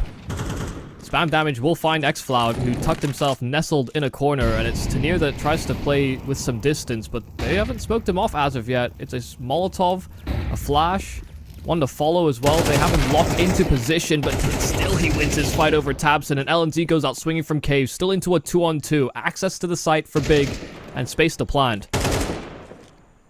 I'm sure continues to pressure onto Crimbo, but he doesn't realize that Crimbo's already made the crossover. He's starting to push forward, potentially. No, Crimbo will get the angle. QB will get the angle. Crimbo's on the back lines.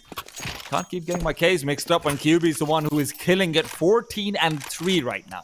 Yeah, it's another 4K to add to the tally. I mean, from the pistol round, he got 4. In this instance, when things are looking kind of dire to start things off, you know, 5-on-4 that Heroic had in their favor, and QB answers with another 4K. Seems as though when things are going a little poorly, they don't have as many grenades. QB's just been hitting shots.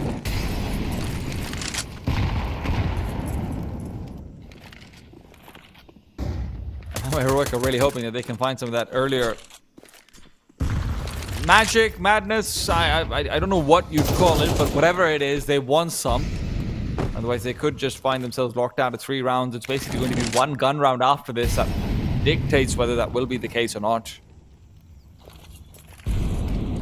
Xal's trying to be cheeky. He's got a Zeus up close, but hello, I see your hands. I know you're there. And hyped, greedy for the frag. That one seemed locked in for Tabson. JDC as well, just making sure they can't do any Red Room shenanigans. We'll find LNZ and Sunpius likely soon after. Unless maybe Sunpius can get the jump on him. Nicely done. Recovering an AK is not the worst thing in the world, but right now Tanir is hoping to do a bit more than that with that first kill that he's found. Crimbo taken down. The spam is good on Tabson as well as finding the follow-up. Suddenly back to a 2v2. Remember, the bomb hadn't been planted just quite yet. Tanir feels like he can push forward, and Sunpius is trying to buy him a bit more time. The smoke will be finishing off. It really just comes down to hype. Again, so much pressure on the Oppas to hit their shots, and they have continually delivered. Sunpius will back off. Look to fight another day.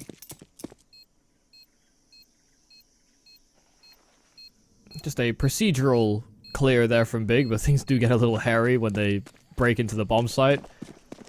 It's all well and good, though. Enough in the reserves that they shouldn't have to worry about a buy. And an AK that can be likely gifted over to Tanir. Terrorists win. Or Xcloud, depending on which fight they prioritize more. Or who has the loudest voice. You gave it to LNZ. Who does have the loudest voice, to be You would assume as the in-game leader, I suppose. Yeah. So you're right again, Michael. That's now twice. Color me surprised. Me too. They have no kits. Interesting. They had the money on Youngster to be able to buy it. That's something they might end up regretting later on. Especially when you think about Ancient, there's so many iconic retakes that have occurred. You know, a kit can certainly go a long way. But with the way the Big have been playing, they've, Heroic have been getting locked out or counter-traded, playing for time. Some bias. It's a very nice leg onto the first, but JDC is still ahead of the play. Molotov's segmenting those site defenders, but they come out on top. Bomb clamoring back to the mid-control that Big have acquired.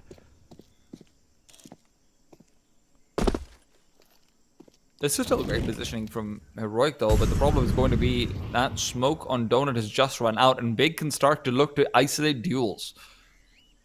If Hype wants to lead the charge, this would be it, and he is doing so, but at the wrong place. Sunpius was already posted. It's an angle that JDC has often exploited. This time it's Hype on the other side, and he will fall. Great timing on the peak from Tanir, leaves Crimbo alone. And as much success as Big have found in some of these late rounds, this will not be one of those. You can see from Tanir as well, didn't take his chance to swing from Brokey and jiggle into Donut when he still knew the AWPer was alive, but as soon as Hyped is out of the equation, gives a little jiggle, taps and actually doesn't see him on his screen, and Tanir just takes full advantage. Knew that Tabson would have to worry about a number of different angles from main to CT. So leveraging the lack of information against Big in that particular moment. This is not an ideal buy, but more than enough oomph to it. Tabson on a P250. LNZ will catch his kill. It's QB that tried to get ahead of the incendiary. And Tabson cannot recover that weapon. In fact, LNZ will ferry the weapon further into cave.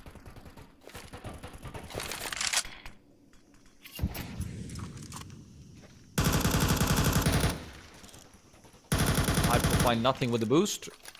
They could in a second. Well, he finds information at the very least. He knows Xcloud has also gone back over towards that right side. I am wondering about what JDC has in mind. He will be the one to potentially unlock this round if Big are to take it home. They quite literally ferried that AK all the way from the inside of Cheetah right to the B-bomb site. So Tabson has no chance of recovering a weapon.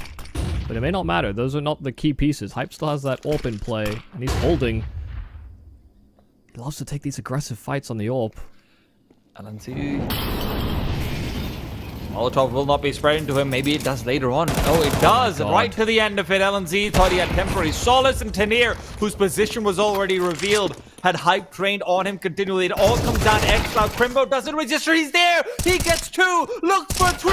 Connects with it. And Tabson's left alone. Now a gun to recover, but one without ammo inside it in 15 seconds. The time isn't on his side. AK picked up instead. The bomb can be planted. The grenades keep on peppering him up. They want to push through, but it's something they're so scared of after that first round. Tabson has a chance to do exactly what QB did in that position, but he can't find the second kill. Heroic will connect with 5. It's hard fought. It's 4 spies. It's clutches. But at the end, they keep it together as we go to that second half. Terrorists win.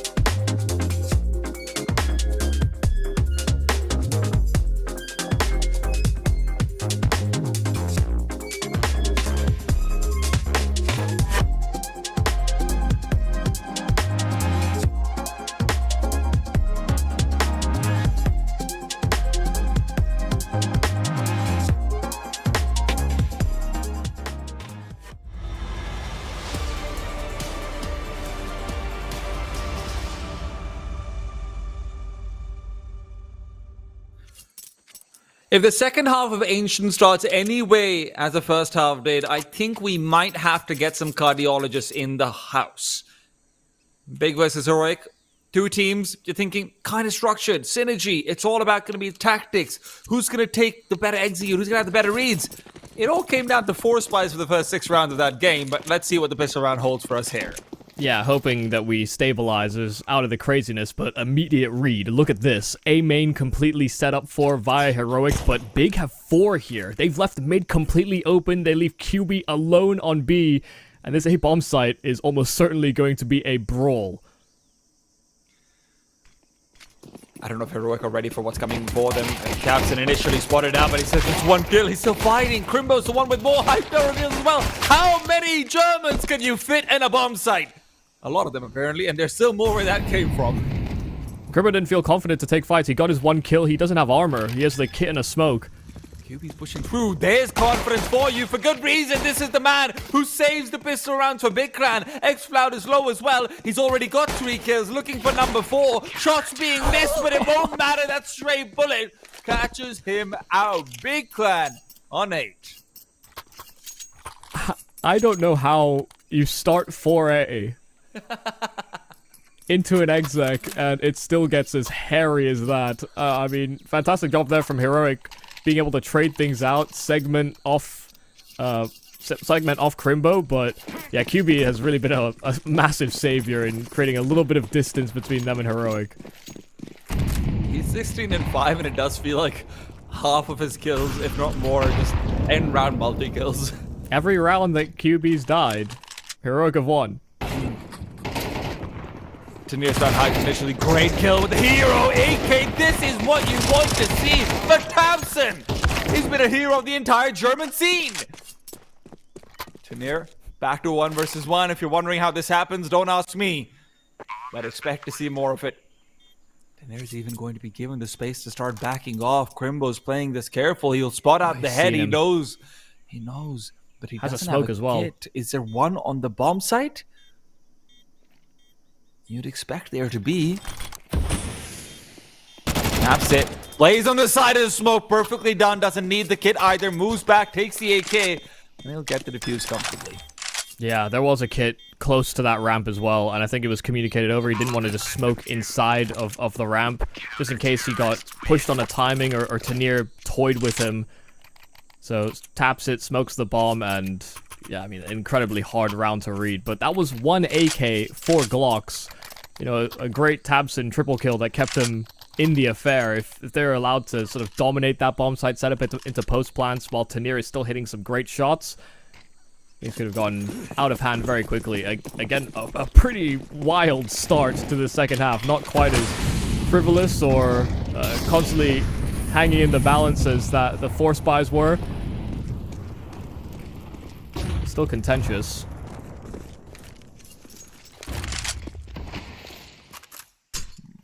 Very aggressive mid-control set up by Big. A very early deployment of the elbow smoke, given that their spawn 1 missed slightly.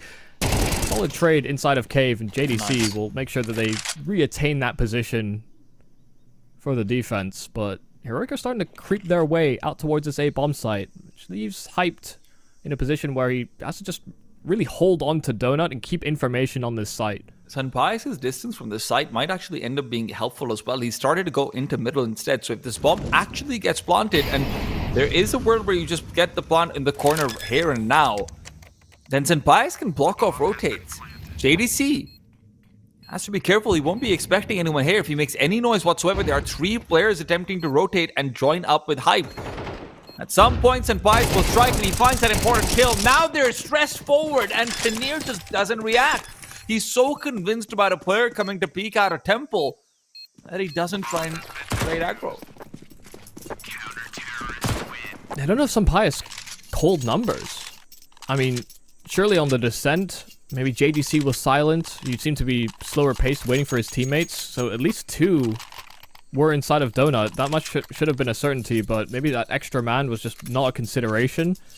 There was 1 total unknown, and yeah, Temple certainly could have been occupied, but you know, you think you're in a man disadvantage, you want to try and play off each other as best as you humanly can.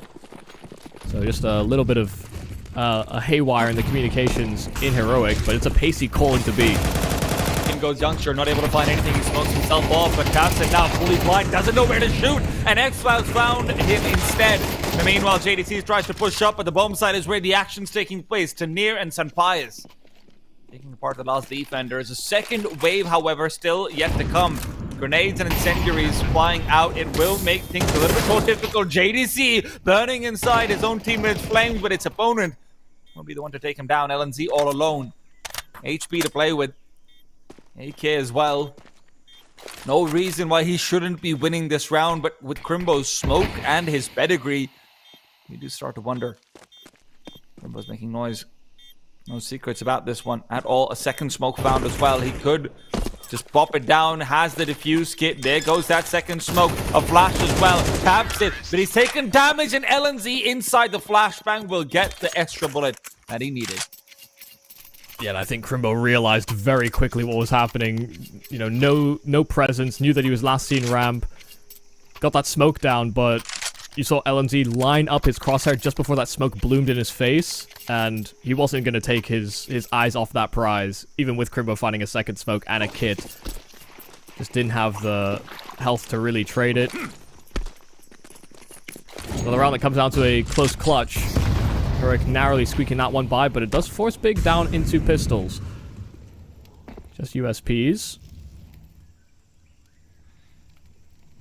You get out of the habit of saying that. Seeing a lot of P2Ks these days. One flash, and the plan was to flood them in mid, but there's no flooding here. That's a great dam. Crimbo. Well, and you get one. Yeah. Damage on the second as well. Insignificant in the grand scheme of things. Bigger still in a bit of trouble when it comes to their money, right? They will be missing out on a couple of the bells and whistles, maybe short an incendiary or two. I don't know about the kits. If you want those, you probably do need to sacrifice on Dabson right now, and that's exactly what he'll do. So the MP9 pulled out. No head armor on 3 players, which might not be significant because there are 4 AKs, but you can see a few things here and there could make the difference. Hyped is kind of highlighted a similar buy from Heroic when they got their first hands on an ult, but this time, I mean, big prioritized Molotovs. I mean, they shortchanged some of their weaponry as well, just to make sure that they have all the util they need for map control, so not as much of a, I guess, a focus on Hype to secure an entirety of an area for the big side. Yeah, they try and set him up with the boost instead on the B-bomb site, but that's much more risky when he doesn't find the kill. It also just requires another player.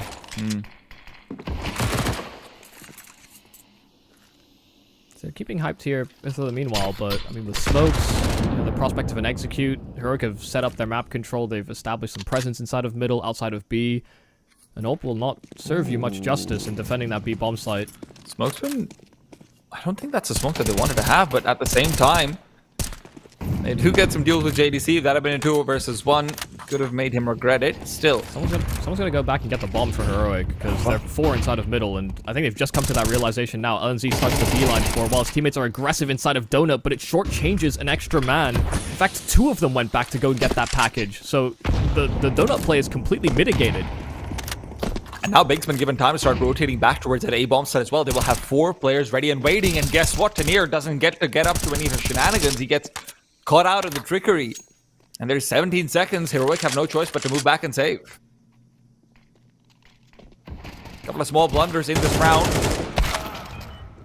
And they will pay the price for it. Yeah, just things getting a little hectic. They're playing with the clock, they're toying with time. Oh, it's still a little worry as well that Senpais could lose his weapon here, but Kiwi doesn't extend much further. But yeah, just in that chaos, as they're rerouting through Donut, I think they quickly realized, wait, Tanir actually hasn't picked up the bomb, and he was the solitary A main player, just pressuring outside of that side of the map, and, you know, rerouting one of your mid players to go and escort him through A main probably would have benefited them quite handily, but yeah, using 2, they didn't have enough stopping power to actually breach the Donut.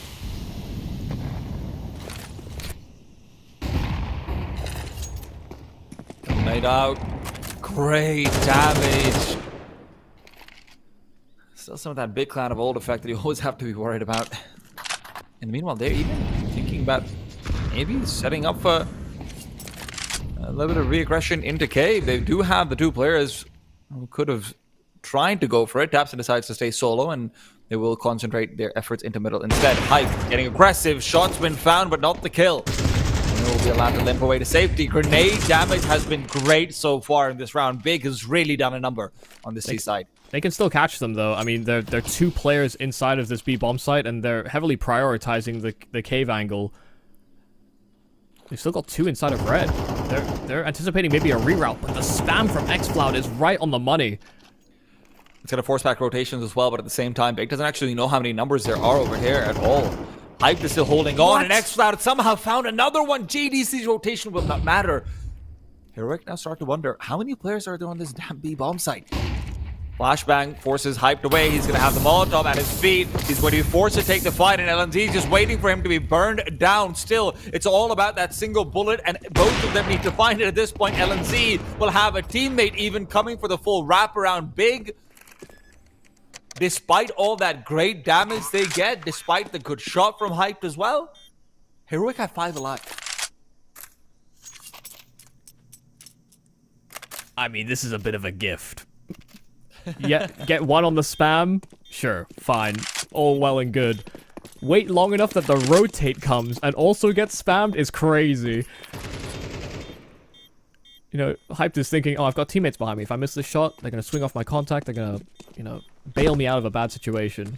You know, he's probably not thinking about missing the shot, but that's the fallback plan. But then everyone that came in behind him got destroyed through a wall. So maybe watch where you're standing, Big.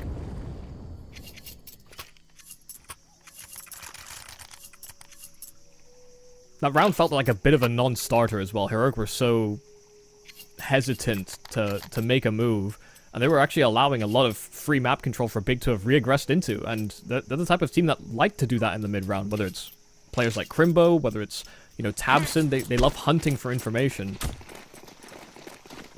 So for Big, maybe there was even a hesitance to do that because Heroic were just not showing any presence anywhere, but this is a great change of pace. An A bomb site that's going to see immediate siege, but that smoke CT is not down in time. It's Crimbo that fights around the smoke, and the CT player can do nothing to contest. Segmented off, taking an HE to the face. This was a half commitment here from Big around the saved weaponry with pistols. Tabson's trying to apply some weird pressure. Smoke that emerges out from Donut. So he's just running interference so they can actually recover it. Oh, actually he was himself trying to recover the M4 inside of it, but the nade blows open the smoke and blows the M4 away. Well, they can still set up for some exits perhaps over here. JDC open and pick something up with the deck, rather with a P250, but no, nothing found. And Big will be moving into perhaps the most important gun round for them in the next one. They'll have everything they need because they're restrained on this one. This also just felt like a good call based on the economy of Big. Yeah. Really tapped into how much money would be available. You know, compare this to the aggressive move that Big pulled off in the, you know, the first half after winning the pistol round. They, I guess, maybe weren't anticipating Heroic to be on a 4-spy, or if they were, they just hoped to steamroll them. When you have USPs or P250s and a couple of saved rifles, you're not always going to have, you know, Molotovs or smokes or flashes to counteract the play unless you're buying a little deeper than I think most teams would. So a great round for a faster call. Big now discussing what their possible solutions could be. Crimbo can't drop an AWP. You'd hope that he does. You want to see Hype having the big green.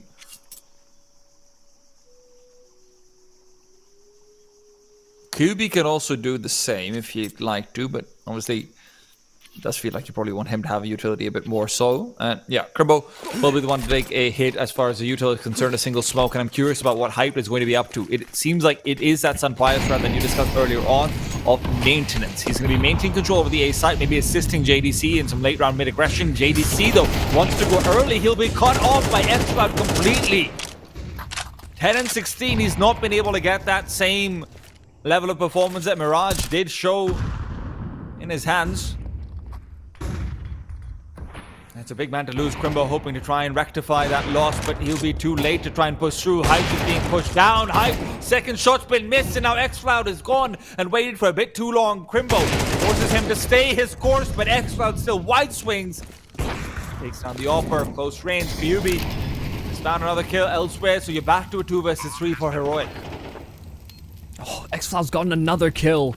He's found 3, and he switches out to that AWP on that low health, and he'll find another. It's a 4K, but Tanir is not cognizant, not present of mind enough to realize that Spawn has been compromised. xCloud gave up that angle, and so it has to be all 5 here from xCloud.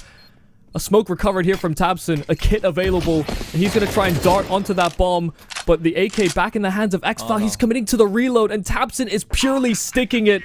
xCloud doesn't have the health to play around with, and Tabson, although conscious of it. A 12th round acquired, but again it comes down to a one-on-one. All those kills, all that effort from xCloud, it's for naught. What more can you ask from him? Tanir as well, a strange position to be sort of tunneled into. You'd expect them both to start receding back and playing together, but of course in a position like it, you might be caught off at the time that you're moving back anyway. These 1v2s, 2v1s can be incredibly tricky, especially based off of the information that someone might have called earlier on. Yeah, and this is the thing as well, you know, xCloud just got a kill towards Spawn, so it might have actually not been communicated to Tanir that, you know, xCloud wasn't going to be repeaking it. You know, he would have understood he was low health, but given that he's already found 4 kills, his position's been compromised, and he's on that low HP, if he's continuing to refight into Spawn, Tanir gets a heads up as to where that last player is, even though, you know, Tabson was very wary of that planter. A heartbreaking... You just don't know what's happening in that moment, really. A heartbreaking round loss, sure, but Heroic, they're still in this. They still have a chance to be able to put down the CT side immediately and start fighting back towards overtime. JDC this time a little bit more passive, but Hype is the one who actually finds the kill initially. Senpai is taken down, and Heroic, xCloud's not going to be in the best of position to try and punish over here either. JDC will get the better of him. Kyubi has Hype to back him up, and it feels like Heroic have wilted. They will fall apart. Only LNZ left behind, and as many clutches as we've had. 1v5 without the bomb in this position is really a bit too much to ask for. A couple of kills found, and real uncharacteristic misses from Hyped. I mean, started this round with 2, but seen him have a few opportunities that been chalked by the wayside. LNZ's doing a good job of creating opportunities for himself. The spam is... yeah, that's too much. Yeah, now it becomes an impossibility. 13-9 for Big, and this was a crazy ancient. I mean, so many force buys, so many clutches, so many rounds that were defined by slim margins, but those margins favored the Big clan. And listen, QB, I don't know what he had for breakfast. I don't know what he was on, but he was on a heater right there. Just finding so many clutches continually, really making up for the fact that we didn't have that hype that maybe we were hoping to get from yesterday, from back in Katowice as well. Really showing that even with JDC being, you know, I wouldn't say he's lackluster or anything, but he was losing out on a couple of these critical duels and whatnot as well. These late round situations was what defined the entire game. And credit to xCloud, credit to, you know, in a couple of those rounds to Nair as well, in terms of what they're able to do. But at the end of the day, if you just keep on losing every clutch, Big's going to take it. Yeah, and they're the better versed team. I think they probably have the greater depth in terms of who can actually fulfill those clutches for the squad. You know, typically when we're looking at this roster and the limited runs they've had so far, Pius is one of those closers. You know, xCloud can be. Tanir has shown some great rapport as well. But I think you just have so many options. You know, Tabson pulling off a clutch here. You have Crimbo and a number of clutch attempts. And I genuinely believe that almost everybody, especially the version of QB we got in the server, can pull off a clutch. I mean, he did, and multiple times. So, fantastic work from Big, but this was by far a non-conventional version of Ancient for, I think, both these squads. We had some questions about Nuke for Heroic, and perhaps rightfully so, but after that Ancient performance, even if Big has won, I've got some questions for them too. Answers, however, will only be found after a break. We're going to be back with map number 3, Nuke, coming up next.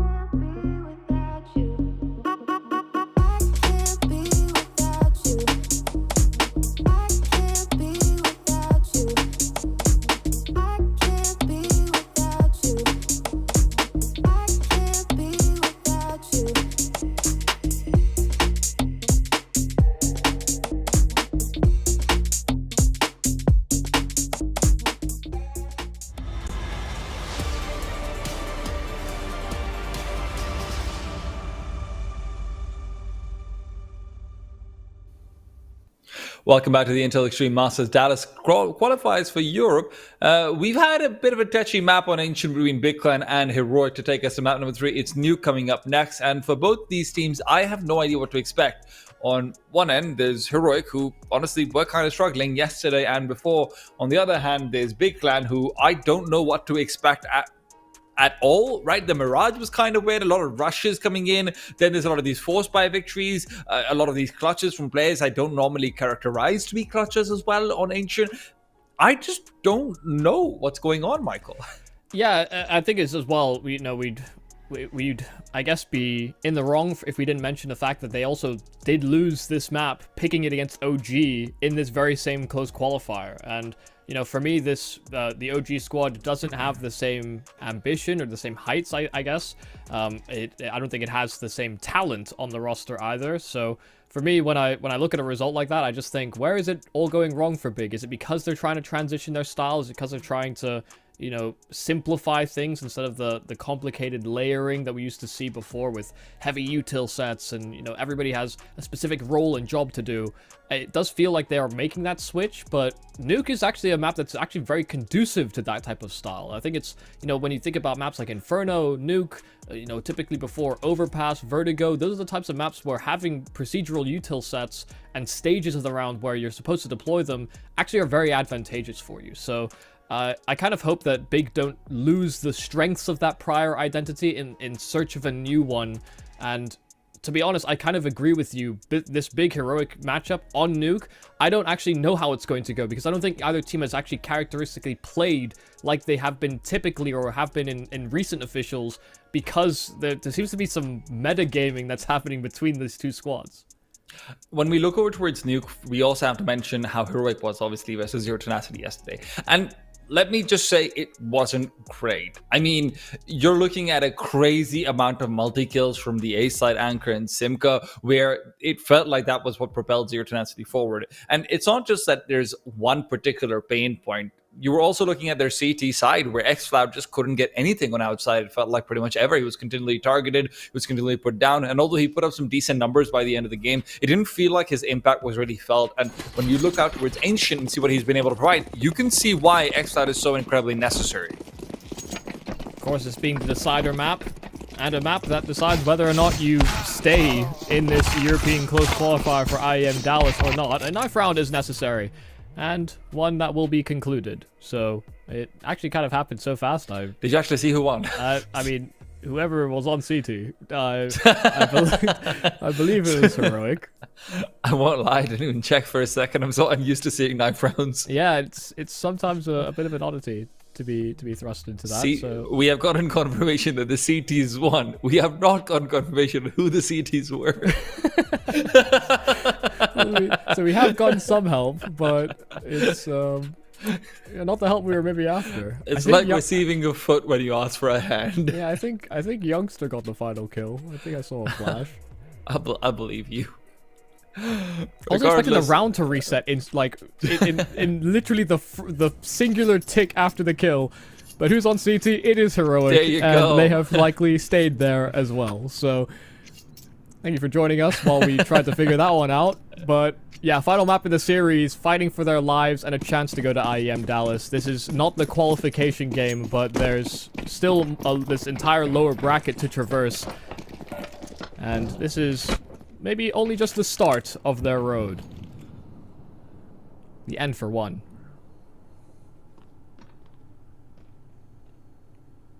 Outside smoke here for Big. A flash lined up via Tabsend, and getting a lot of space towards outside. LMZ taking a lot of damage. Crimbo trying to finish off that kill. Will be hype that finishes off the job. They want to try and collapse or apply some pressure on these rotates, but they get the kill at ramp, and they start to turn tail right back to Hut, and they are reading Heroic like a book. Heroic might have been able to take out a couple of these pistol round attempts in Ancient, looking pretty convincing. Still, oh, it's okay. They lose out of clutches, right? It's all fine. No, this one, nothing of the sort. If this is going to be what sets the tone for Nuke, it is going to be a short game for Heroic. But that being said, always do have the force spy in the back pocket if you want it. Given how convincing that pistol was, sometimes I'd wager, not a lack of confidence in a pistol round can sometimes influence your decision to go for a force. But this is also a resource-heavy map. So you want Molotovs, you want HEs to blow from the smokes on the cross. So opting for the force buy actually allows you access to that a little sooner. It's also not a bad setup for what exactly Big is going for over here. You can start rotating the players down to the B bomb site very quickly. At this stage, even getting a couple of kills with the MP9 is big, but Tenir has a chance to go for beyond just that. Swinging out right now might be the play. They have still no idea of what's going on. He's going to wait for the bomb to go down. In fact, he's waiting for the very last minute, and JDC was continually aware. Hey guys, have we checked? Okay, just in case. Yep, see, told you. Yeah, it really felt like Tenir had to take an opportunity while there was that transition into the back of the bomb site. I mean, he actually had information that JDC was that close. Could have gone the drop on him a number of times, but yeah, enough suspicions raised with how hesitant Heroic were to actually contest, given that they had no foothold on B. Part just came to the conclusion that maybe they actually do have some kind of foothold on B. Well, actually, he does get caught out by an MP9. But oh no! X-Cloud jumping towards the rifle just as the bomb's about to explode. I'm sorry, buddy. I know it's hard to remember sometimes how devastating Nuke's bomb is, yeah, but blast radius is massive. That's what happens when you mix in nuclear.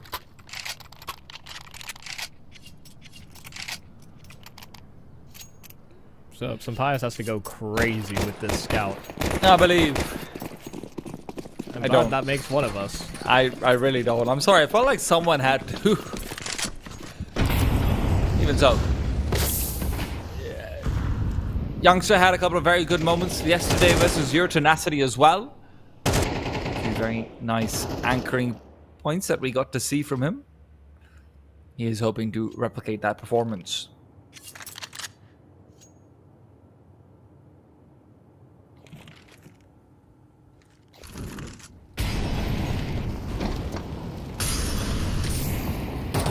A lot of Molotovs at the same bomb site are big.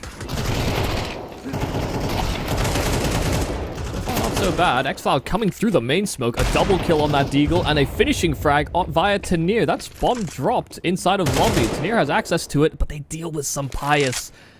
1-on-2 now here for Tenir, but an AK recovered as well. He can reposition off this.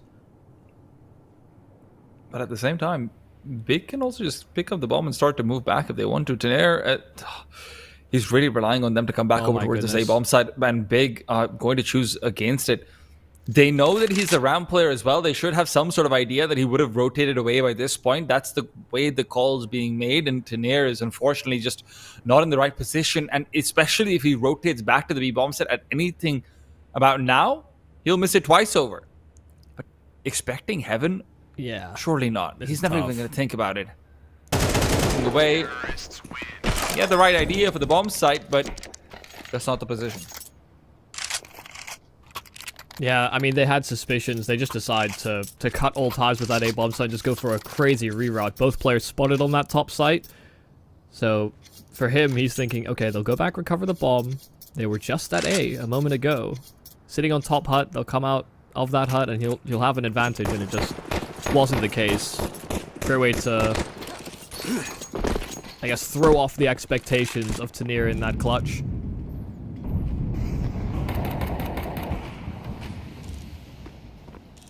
Well,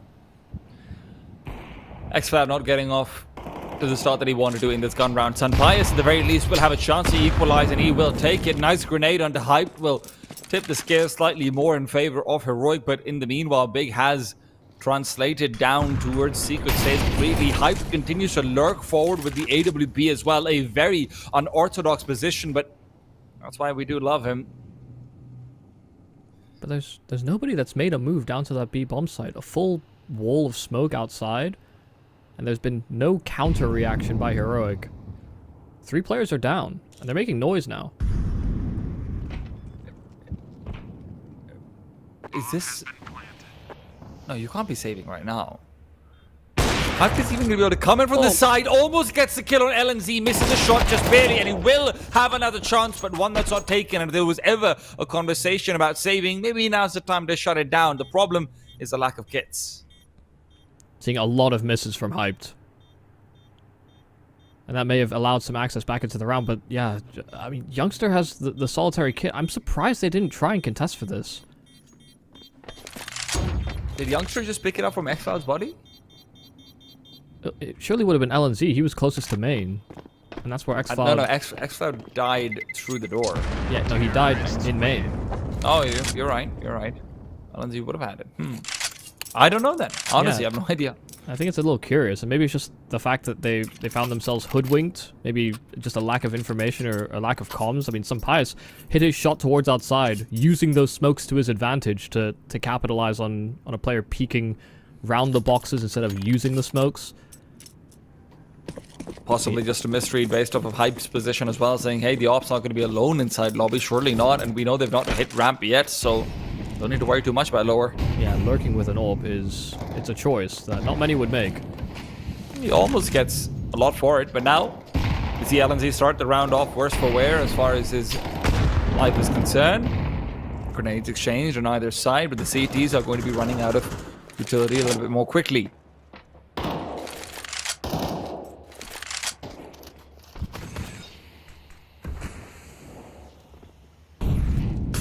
Have to be very careful.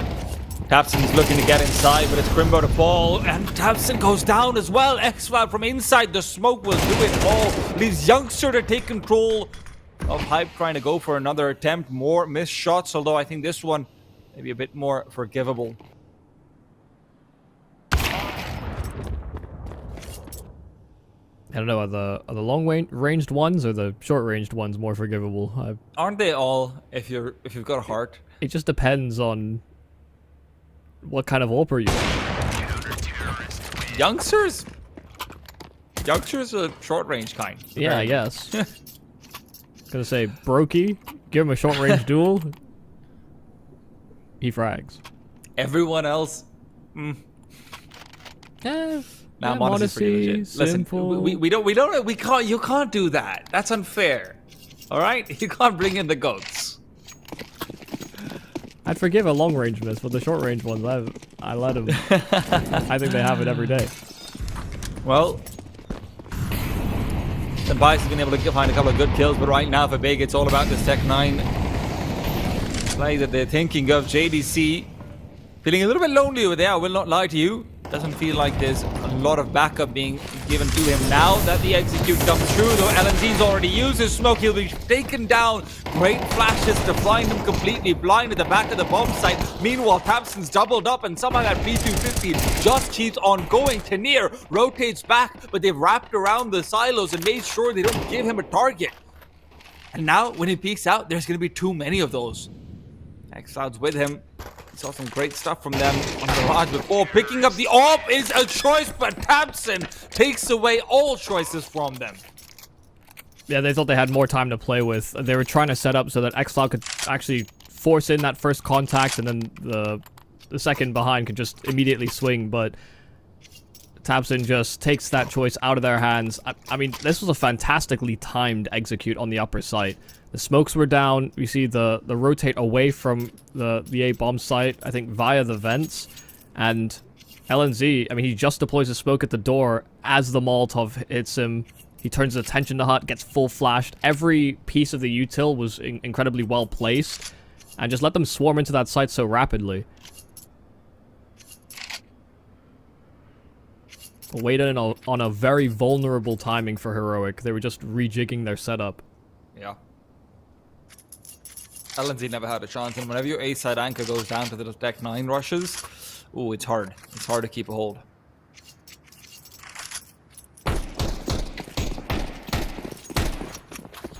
Oh. Alright. We're good.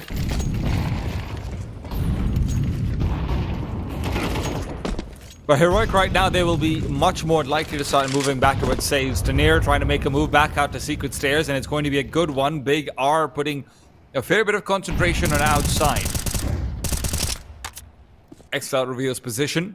Senpai is nowhere nearby. He's been given ramp duty, understandably so.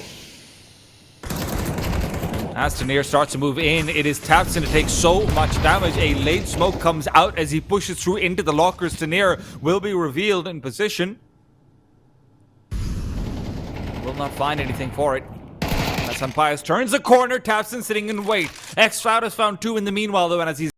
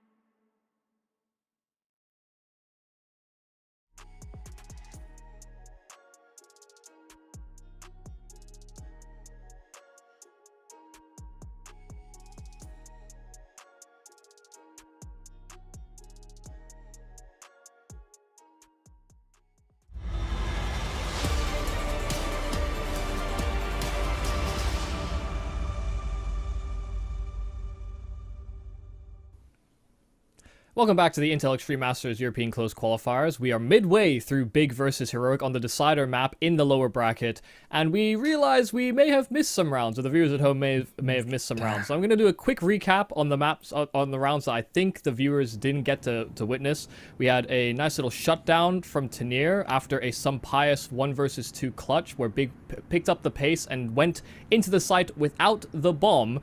And so Sumpious was able to clutch that one together. Tanir had that 4-man spray down in at ramp the following round on an eco.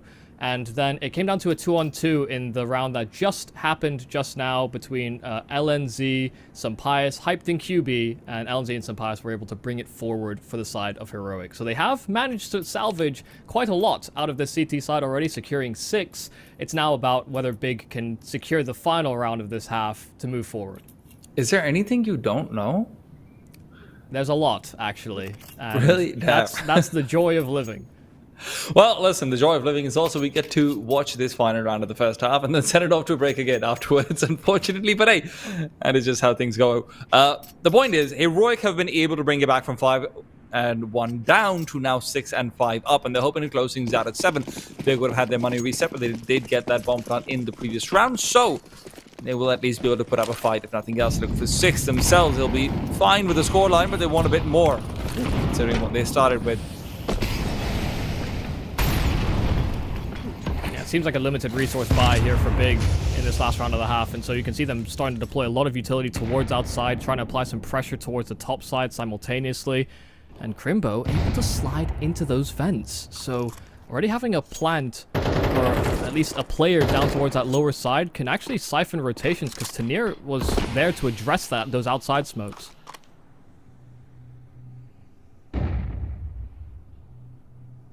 He knows the vent drop was a possibility. Oh, he'll catch Crimbo for it. JDC's been able to move past that incendiary. He'll look for that duel, but Tanir takes it instead. 4 versus 3 for Heroic as the bomb is now underground. It is expected by Sumpious, though, who's still posted up with the AWP, while Tabson gets up to his shenanigans on the upper area of the map. Oh, missed shot from Sumpious, a rare one. He's been very, very stable. Great on both the op and the rifles, but he's now just trying to duck away. Waiting for the cross to come through. He's got an open sight line waiting for Tabson as well, though, but he doesn't know it. Tabson reveals position. Now Sumpious needs to perform inside the site. 2 good deagle shots will tip the scales a little bit more towards the Heroic side, but with LNZ and Youngster in this 2 versus 2 being very separated, it will be consecutive 1v1s that they have to win. Tabson's got the weapon to hold down the line, and that leaves LNZ all alone. Looking for 6, Big in a great position to achieve it as well. Kyubi on the other side of it with trying to swap out, but the missed shot from Tabson gives it up to LNZ. Flashes are all he has. He wishes he had a smoke with him, but now looking for where the bomb is. He's going for the defuse. A flash from Tabson. Will it be too much? He stuck it. He stuck it. 7 for Heroic as we go to halftime break. We'll be back in the second half very soon.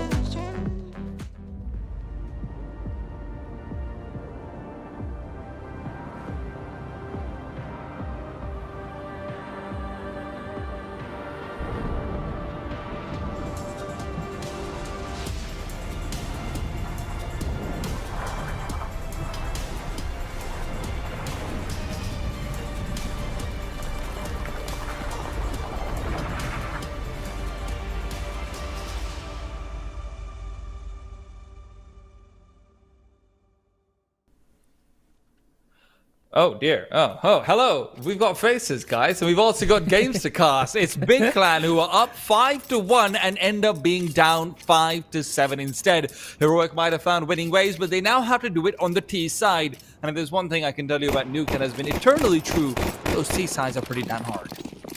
Yes, incredibly difficult to string rounds together, even though Big did find quite a lot at the start of the half. Things fell off towards the end of it, and maybe Heroic can use that newfound momentum with their successful defense to mount a successful offense now too. Ramp, heavy pressure.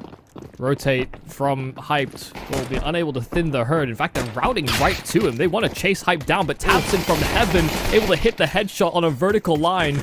And X-File's able to trade him, but Tapson's running out of bullets and will get chased down by some Pius. Even catching QB looking the wrong direction. This route was unexpected. Big did not foresee this. And so Heroic have access to this A bomb site where they can plant that bomb safely. QB's going to start to try and push out while the bomb's being planted, but will not be given any fair duels. It's just jiggles on either side, but it's QB again. Those dualies that he's so dangerous with coming into play. Reload as time will be bought by Crimbo on the other side of that exchange, but QB's already hit the deck and Crimbo will look to rotate back and populate it. Both these players will be ready and waiting. Sanpai shuts him down.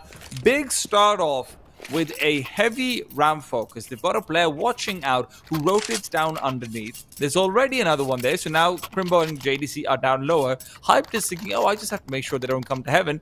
Tabson even gets a kill. And after all of that, Heroic still outright Big. Insane. Yeah, and they were very quick to try and reinforce that B bomb site, and it comes back to bite them. So the fact that Heroic are instinctively making that call, they would have likely called that particular route they take on the pistol ahead of time, just confuses Big in the moment. This time there are no QB Heroics for the pistol. They were absent on that T side too, but they also weren't necessary.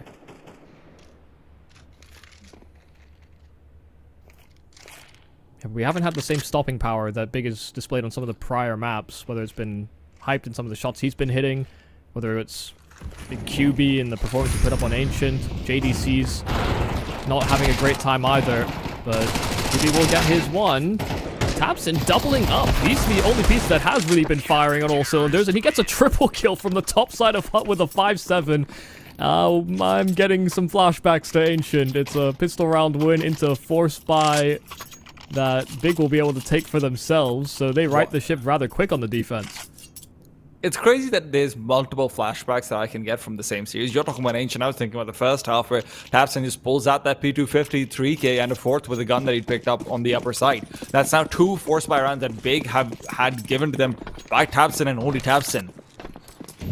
Where you're talking about missing firepower, he has not been missing, but you need someone else to show up eventually. The CT side is all about buying time for that to happen.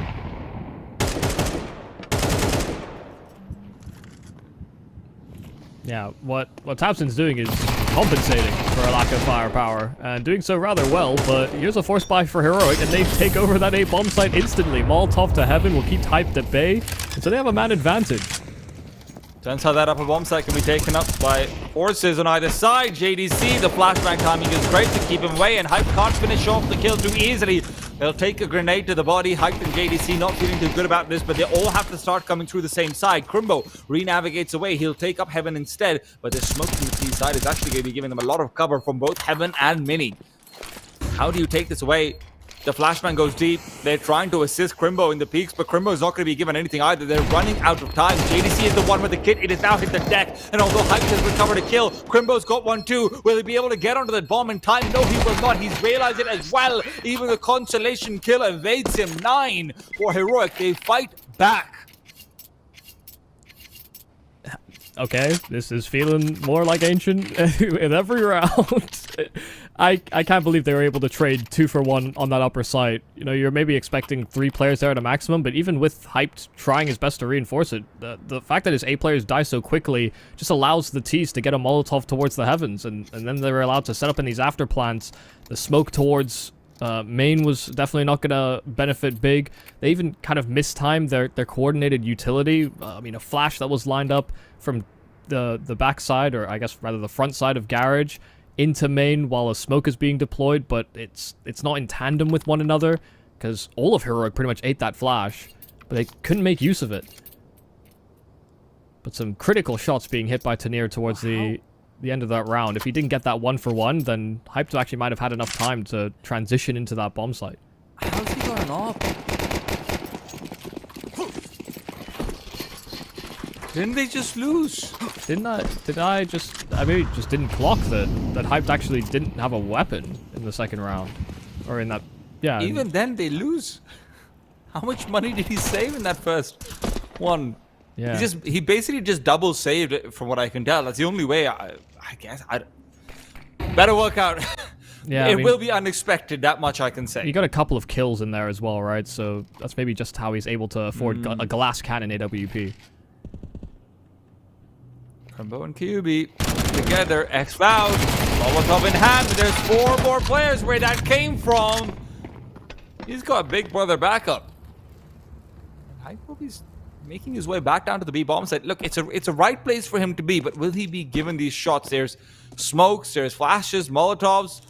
Plenty of things to try and keep him away, and Hyped at this point. There's always going to be that conversation about maybe I just need to save. If we lose one more player, I can back off. I mean, there's great benefits in not revealing that you have that AWP. It's supposed to be a bit of a surprise. Oh, Tanier, he gets it somehow. Too many question marks in this round, but Tabson has always been a bit of an exclamation point. The bomb will be planted, likely secured. Tabson, nothing to do over here with X-Cloud watching over. 3 kills for X-Cloud puts him on 18 and 10. And Hype will be allowed to save. Yeah, he's been having a great go of it, X-Cloud. Even in the Mirage, where Tanier was having a great performance, we saw the interference that X-Cloud was constantly sowing into the defenses of Big in particular. It has been either Tanier or X-Cloud that has really stepped up in the moment, and hasn't always resulted in the map win, but it will certainly get you most of the way there. Never fired a bullet. Never got given a chance to.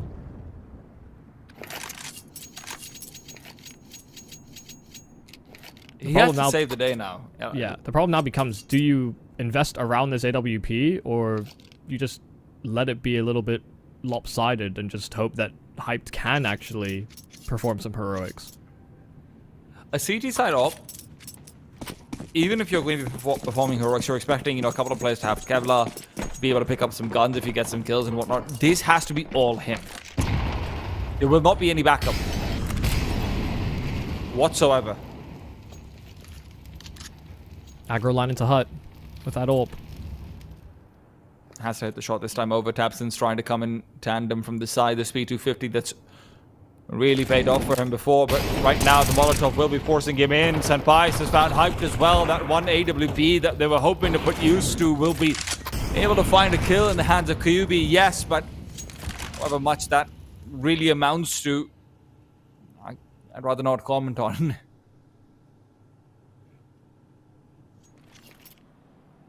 X-Cloud's Crimbo going to be able could to get find away with a kill. Ah, never mind. They're wrapping towards the heavens and will completely bypass Crimbo's position. Also caught bringing so many angles, never had a chance with it. Crimbo's last man standing with the USB. He knows he might as well forfeit up his life. LNZ happy to take the concession. Big Clan are against the ropes. Not only is this going to be their last potential gun round, they wouldn't have to go into it without an op. Going through a lot of this map without their stars. Or what we would consider to be their stars. QB has been doing a fantastic job. I mean, his ancient performance spoke for itself. Him and Tapson are still able to piece together some of the fragging department, but listen, at the end of the day, we talk strategy, we talk tactics. Frags have to follow. Unfortunately, it's hard to not point out JDC in the meanwhile 3 and 15 right now. Yeah. Stark contrast from that Mirage performance that we were hoping and praying in some cases that he would maintain. Tabson again and again and again, always finding the kills. Somehow top fragging on the server right now.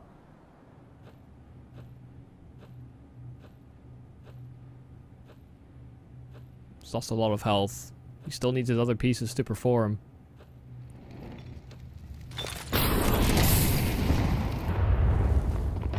Decent enough grenade. Just damage, but no firm confirmation. Tapson's trying to transition the vents, and he actually gets down in a timely manner. X-Cloud just cleared this. He might not expect X-Cloud to be that deep, though. That's the problem. And Youngster's going to start moving back over. Is he turned around? Who's checking the bombs in his hand? He might get 2. No, Senpai's ducks away. And X-Cloud's going to have the backstab. That's what he's waiting for. It's going to be free. Does he have a knife out? No. Surely not. Just make sure he's going to get that one kill. But elsewhere, Tanir walks into danger. And danger spot. Hyped. Shuts him down. 2 versus 4 now. And JDC was going to find an open door and an open bomb plant attempt. Yeah, 20 seconds. He just doesn't have time to pull off a clutch like that. JDC, great patience. Never revealed his hand. Tapson was the one that took first contact. Reinvestigated those secret steps. Found an extra chance, an extra kill because he had fantastic timing. And then he was already the low HP player on the big side. He's the most expendable piece. And Tapson leverages that to great effect.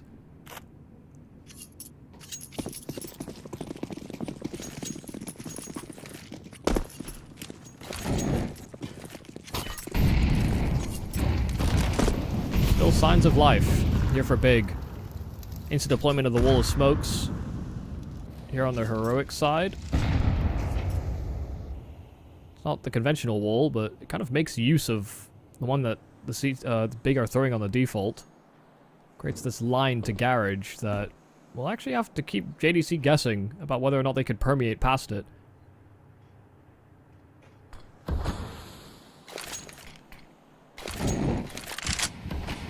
Well, the refreshing of the smokes, I guess the guessing is over, but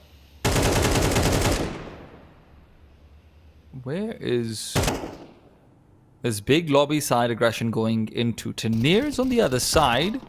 Ready and waiting is what I was about to say, but now he's turned around, and before he even has a chance to be stabbed in the back, Tapson's sitting right there like, thanks, I guess. I didn't realize I got home delivery. Yeah, keep giving me kills, guys. He is not missing.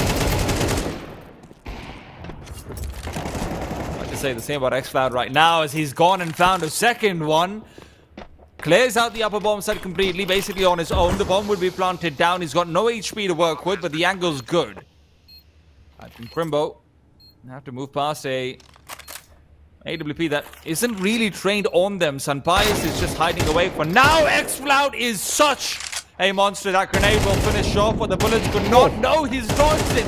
Fancy footwork in the house, but it's still down to Sunpias. The drop from Hype might not have gone noticed, but now the sounds were 12 found. It's a shot to the face, and again, Tabson's attempts are in vain. His triple kill, useless. Yeah, and X-Cloud did exactly what he needed to do in that instance. I mean, just put some pressure onto main. You see the forward push there from Tabson, trying to fully clear out lobby, and falls right into the Sunpias AWP, but X-Cloud being able to double up. I mean, they had so much control that they were willingly ceding in a 5 versus 3, only for it to be completely spun on its head. I mean, you can't ask for more from xCloud in that moment.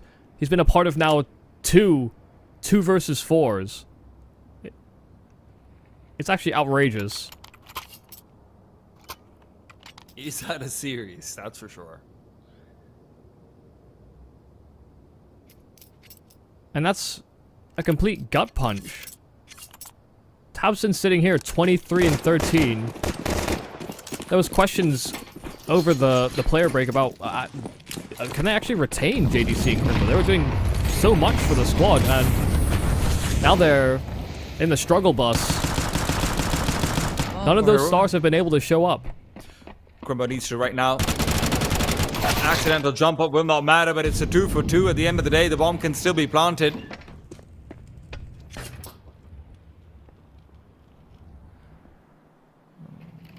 All a matter of committing to it.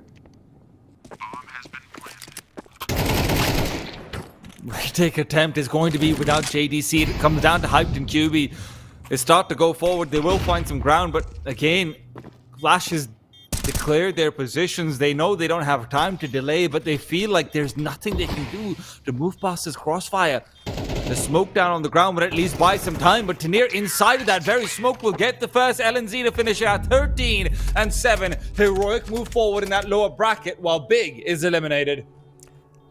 And they complete the revenge arc. They get devastated in IEM Katowice. They play in that play-in stage, the last round of play before they actually make it to the main part of IEM Katowice. And now here in the close qualifiers, they get some due revenge. They got embarrassed on LAN, and now just able to put all those pieces together. There was so many clutches, so many different uncharacteristic calls from both sides, trying to, I think, metagame the other. But when it came push to shove, this final decider map, it was the stars that went missing for the big clan that looked so impressive on that Katowice run. Now Heroic are showing that force that I think we expected when we saw them on LAN.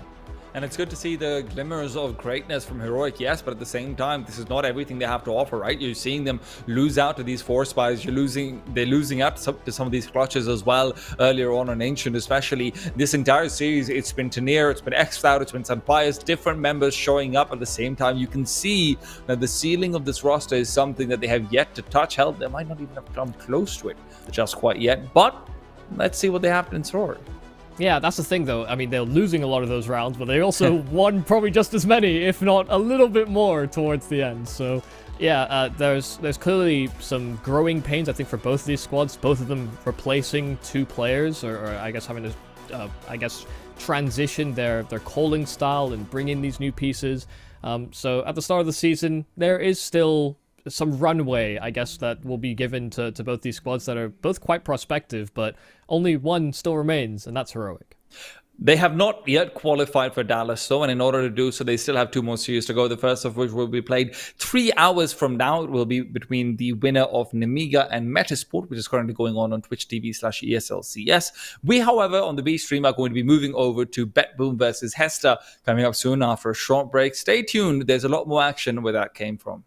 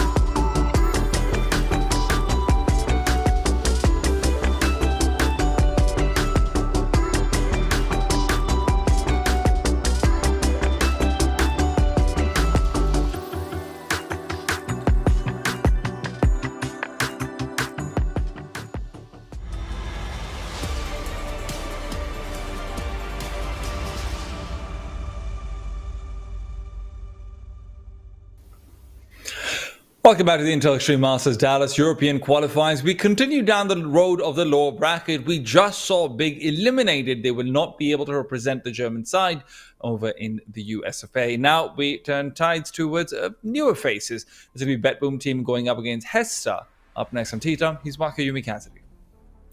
Yeah, this has kind of been the talk of the close qualifier, is Hesta being able to make it through not only the open qualifier route where they... Listen, there's a lot about this team I don't know, and I think that's kind of the community sentiment. These guys have kind of come from nowhere. But what I do know is that they are an ESEA Open team as far as I'm aware. They've won every game this season. They have also made it through the Open qualifiers, beating Gun 5, Paravision, the new one with Jame on it, for example, Navi Jr., who are a very prospective a team that have actually towards the end of last year looked very, very hot, especially in online play, and they beat X-Daystar, who have a couple of familiar names from the sort of tier 2, maybe even below that circuit, and behind X and Mateos, as well as beating a Namiga that were also looking very fresh towards the end of last year. So it's kind of surprising to see them in this position where they are still in it with a chance to make it through from the open qualifiers through the closed qualifiers. But this BetBoom team have actually been leveling up quite a lot themselves. I will not lie to anyone and say that I have any illusions of knowing how this Veto is going to go. Like Michael said, we don't really have much information on Hesta, so we're just going to run through the Veto very, very quickly. What I can draw on is at least some of the previous rounds that they've played already at this close qualifier. So they share actually a permaban in Inferno. So with Hesta having first pick, they've actually opted for a train, which allows them to then bluff the idea of, hey, you guys have to ban the Inferno now because that's your permaban as well. So that's the only real Veto manipulation they could possibly do. They also share a Mirage as a first pick, so them opting into an Anubis is a nice choice. BetBoom snapping into Nuke, which should mean that Mirage should be our decider. So it's actually a cleverly played out Veto from Hesta, knowing that they, I guess if they were vetoing first, that they can use that to their advantage. Now, listen, you were telling me a little bit about Hesta as well yesterday, and look, we will obviously talk a lot about BetBoom across the entire match. I think there's less to say over there. Zorte coming into a lineup where he's hoping that with Boomich and Axel on his side, Siren and Magnajust as well, he'll be able to hit that top level opening that everyone has been waiting for him to get to. Boomich as an IGL continues to prove himself as better and better from his journey from being on Navi and considered a bit of a joke IGL where everyone's taking the credit away from him because of what Blade was doing, to now being considered one of the best IGLs in the CIS scene. This is obviously a very exciting team, but we'll talk about them more. Michael, you were telling me yesterday, these guys are kind of 4K elo beasts, kind of face it gods and whatnot on the Hesta side. Yeah, a lot of matches on Face It.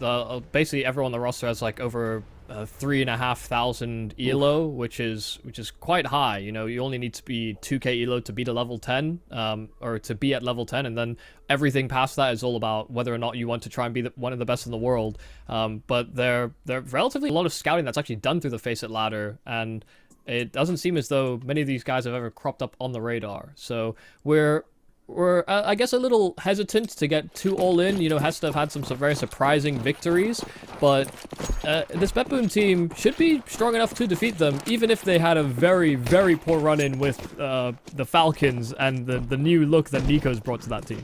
Yeah, maybe just chalk that one away. Right now, though, Mukos peeking out, Boom is taken down, and it is going to be potentially a very occupied B bomb site that they go into. Mukos continues to fall back, having good positions to recede into. Frontals is...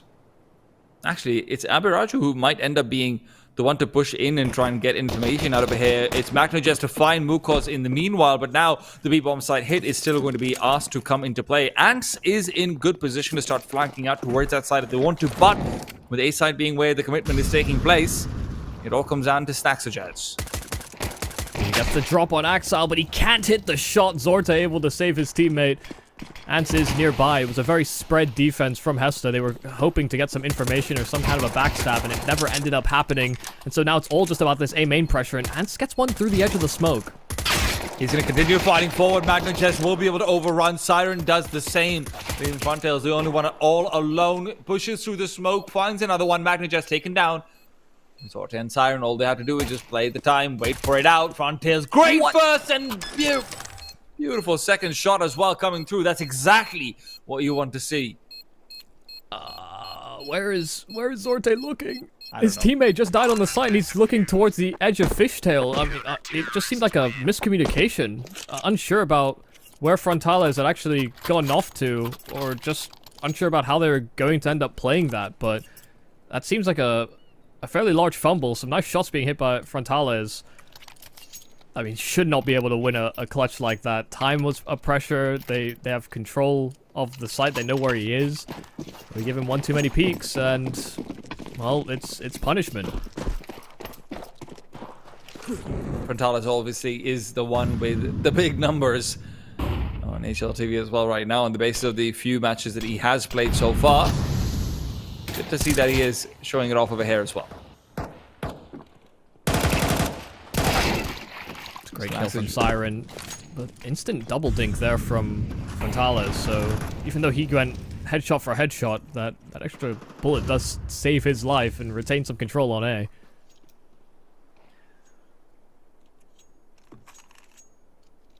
They've completely ceded all B control. They're 3 pushing mid, and Ants has pulled away from that B bomb site. Boots is about to be in for a very rude awakening right now with the triple swing coming his way. Magnochess, however, has still come out on top. 2 kills found. I will say, this is always one of the fun things. You are going to see some strange calls being made from FPL stacks and the like, so it's always a good time to at least, you know, keep an eye out. Mukos starts to make his way back over towards the B-bomb side. Axel lies in wait. Mukos will be clearing out that angle perfectly. Very nicely done as he continues forward. And Ants's backstab still brings it back in their favor. Yeah, and that was with BetBoom managing to get a smoke down. You know, they put a lurk smoke down and into towards that A bomb site. They threw a heaven smoke, but there was no actual presence behind it. Ants was very hot on their heels.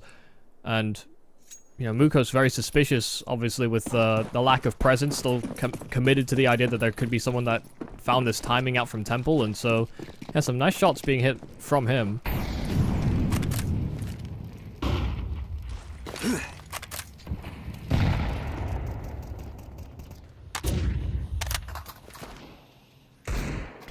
think they're playing with a level of fearlessness you wouldn't expect from a team that doesn't have a large amount of reps playing against teams of this caliber.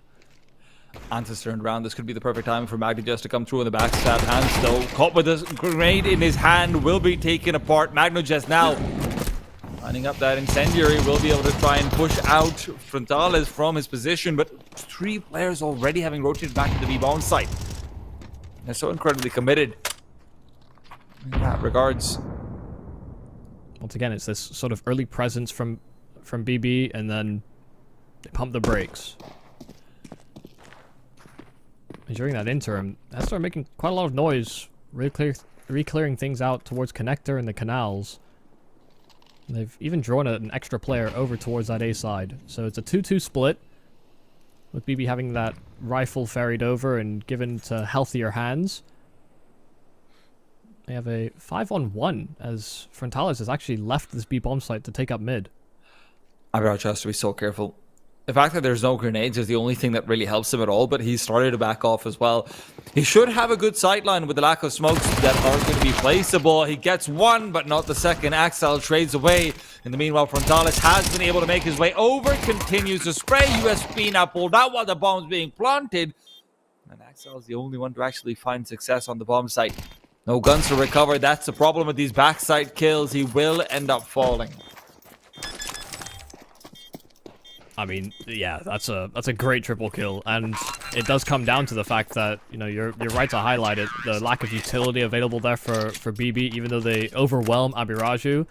It's that fast rotation, you know, given that he was playing that temple side, holding mid, the potential camera walk, was able to get there on time to cut BB down before they could actually set up into after plants and secure a solid planting position.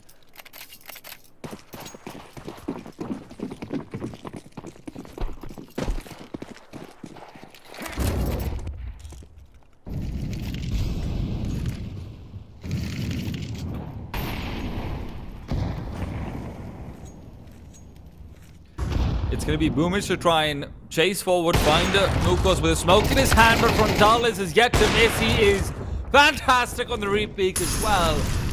Gets himself that second kill, up to 9-2 now. Mr. Danger Man on the server here right now. Genuinely playing with such fearlessness. Peeking into Axel with that AWP will finally get punished for swinging continuously. And that's a lovely entry there for Magnojez. There's a path. Starts to siphon the defenses, but Saxojez still maintains his position on that A1. Pushing the Siren. Yeah, that's a ballsy move. That's a guy who's got 3,000 face-it matches for sure.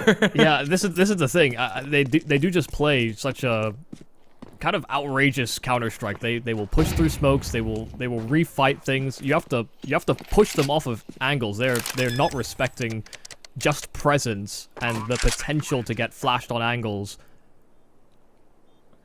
Saxojez's backstab could be fantastic. Remember, he's got a Molotov as well. So if he gets that one down on CT spawn, these two players aren't going to be able to close the distance. Doesn't have a kit, though. That is true. There's one on the way. That could make a difference.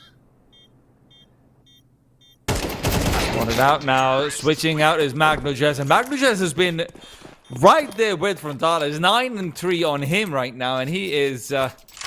known quantity in the sense that we know how hard he can frag, but it's good to see him actually do it over here. Yeah, and given the the underperformance prior to the Boomich and Axile move to BB, I think it's easy to forget that Magnojez can be this player that I think a lot of us were touting as this sort of next up as a rifler within that CIS scene, and just given that the team wasn't successful, it was actually kind of hard to watch the fall off, but seeing some of the impact, the raw fragging ability that he can provide.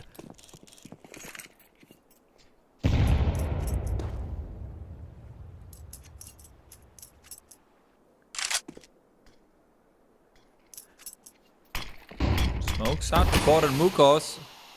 There are still 3 players on the same bomb site, so trying to commit in over here is not going to be an easy feat. They're moving past the Molotov, they're pushing in. Siren and Magnojez will cut them down, and now suddenly that A-bomb site becomes a little bit more appetizing. Axel, nice grenade, truck forward. Damage isn't overwhelming, but it is there. Does Axel will be able to recover position and maintain his life, but maybe not forever. Ants is hot on his heels, trying to chase him down, and the reload will get that second shot. Now left wanting, Boomich will take him down. Yeah, I challenge viewers at home. Find me a team that, when that lurk smoke is thrown and it blooms in their faces, that they walk through the smoke as the T's are throwing Molotovs. It would be a tough challenge for me to accomplish. Watch a lot of games. There's not many that would. I'll find you a team. I do that all the time. Risk. I die consistently on FACEIT. Yeah, well, I'm not. Yeah, talking about real Counter-Strike here. Hey, So don't pull me down like that. They took a big risk, and it did not work out. But it's things like that which you, I guess, have to do sometimes up against a team that, on paper is just supposed to demolish you, crush you. Sometimes it's just the unconventional plays, unconventional Counter-Strike that will sometimes win you rounds, because it's so far past the norm that, well, it would be deemed idiotic to attempt. But hey, rounds are rounds, if it works. Now, these plays may not be repeatable, but hey, sometimes you find it. You get a round win, you get a round win. Now, they don't get the round win, and they also actually don't get the play to work. There is that to keep in mind. Yeah.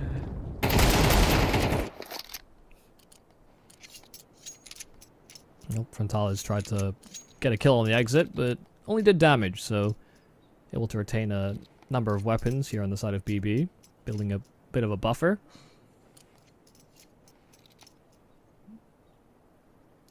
There's no money here for Hesta, so how do they organize around this one Deeg that they have in operations? Actually, they're gonna center it more around the flashbangs.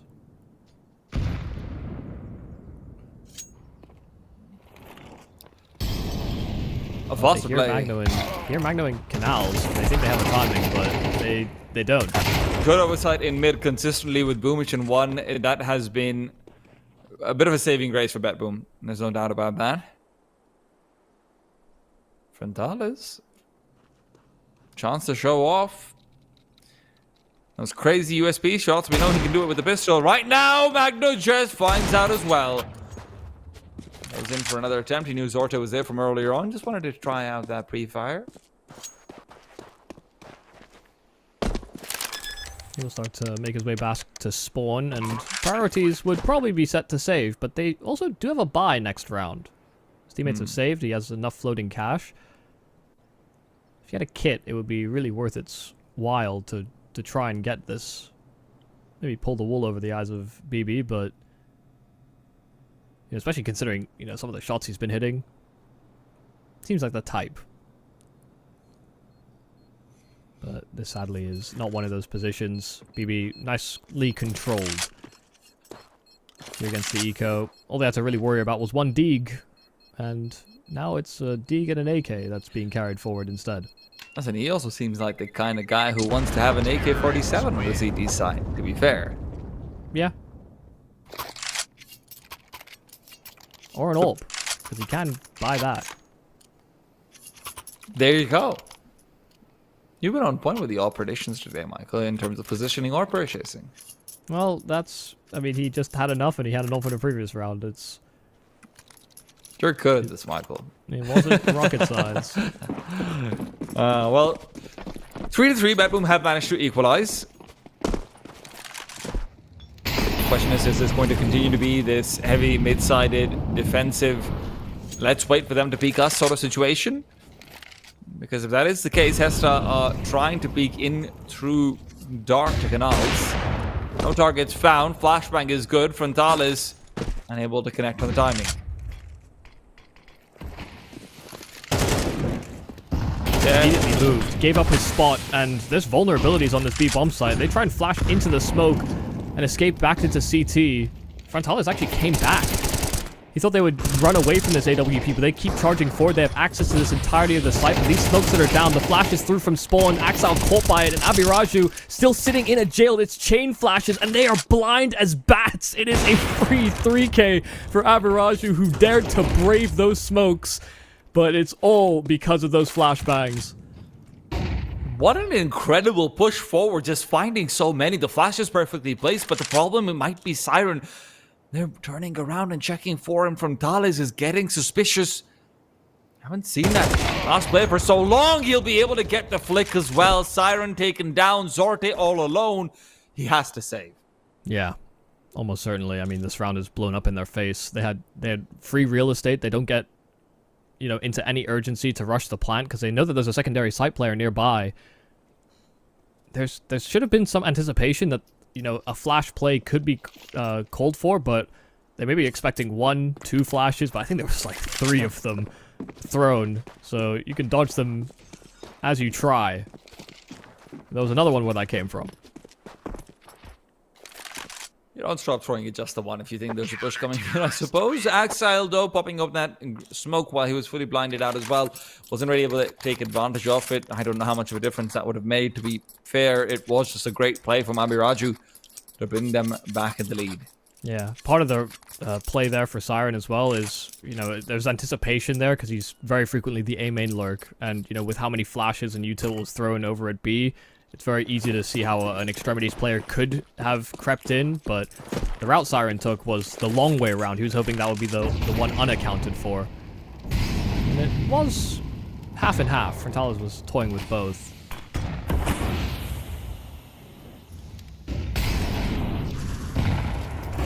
Minor advantage to Hesta, our underdogs in the open qualifier. Boom spotted out a rifle barrel, but I don't know if he registered it or not. Mukos around the corner. Could be in some trouble.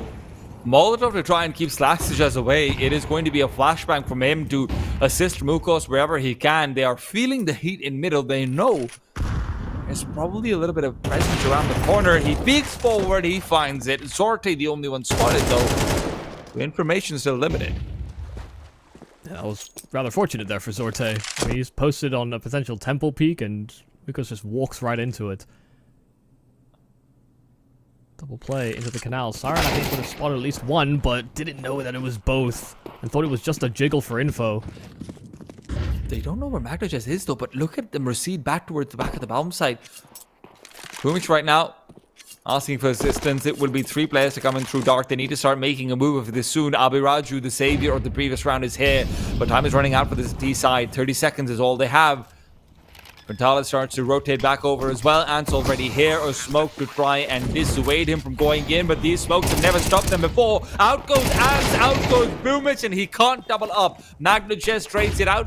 Mirage is fully blinded. He can't go anywhere with this. Now Frontales yet to be able to really get sightlines up with the AWP. He's now left alone inside Ninja, fighting it away, but the rebolt up. Sorte will shut him down neck to neck as Betboom find 4.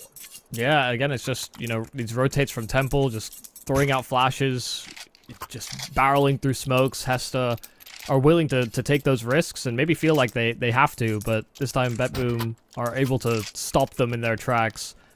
Good positioning there from Magnoyez and Boomich to play off one another just around the edge of that smoke, understanding that there was a potential gap that, you know, Axel, for example, couldn't cover. Oh. That's a firework on the B-bomb site. And maybe call for celebration, because all of 5 of Hesta are actually positioned there and trying to run Axel down, but he'll be able to navigate himself away.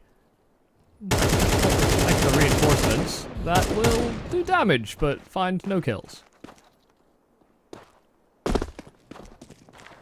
Well, they were 5 start B, push. So, do you reckon they'd 5 rotate? I think Betboom seemed to be suspicious that would be the case. Oh, listen. Pistol together strong, right? That's what they say. Mm-hmm.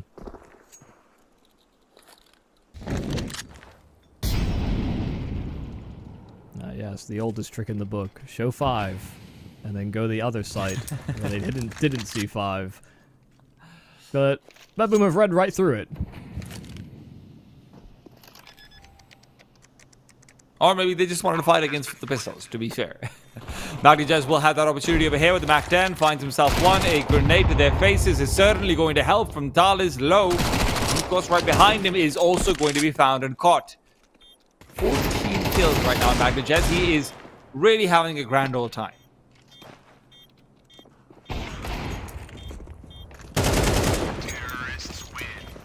Yeah, not a single casualty here for Betboom. Zorte's on 13.1k. And, well, 12.5, but who's counting? Not him, not anymore. Once you're in 5 digits in CS, it feels good.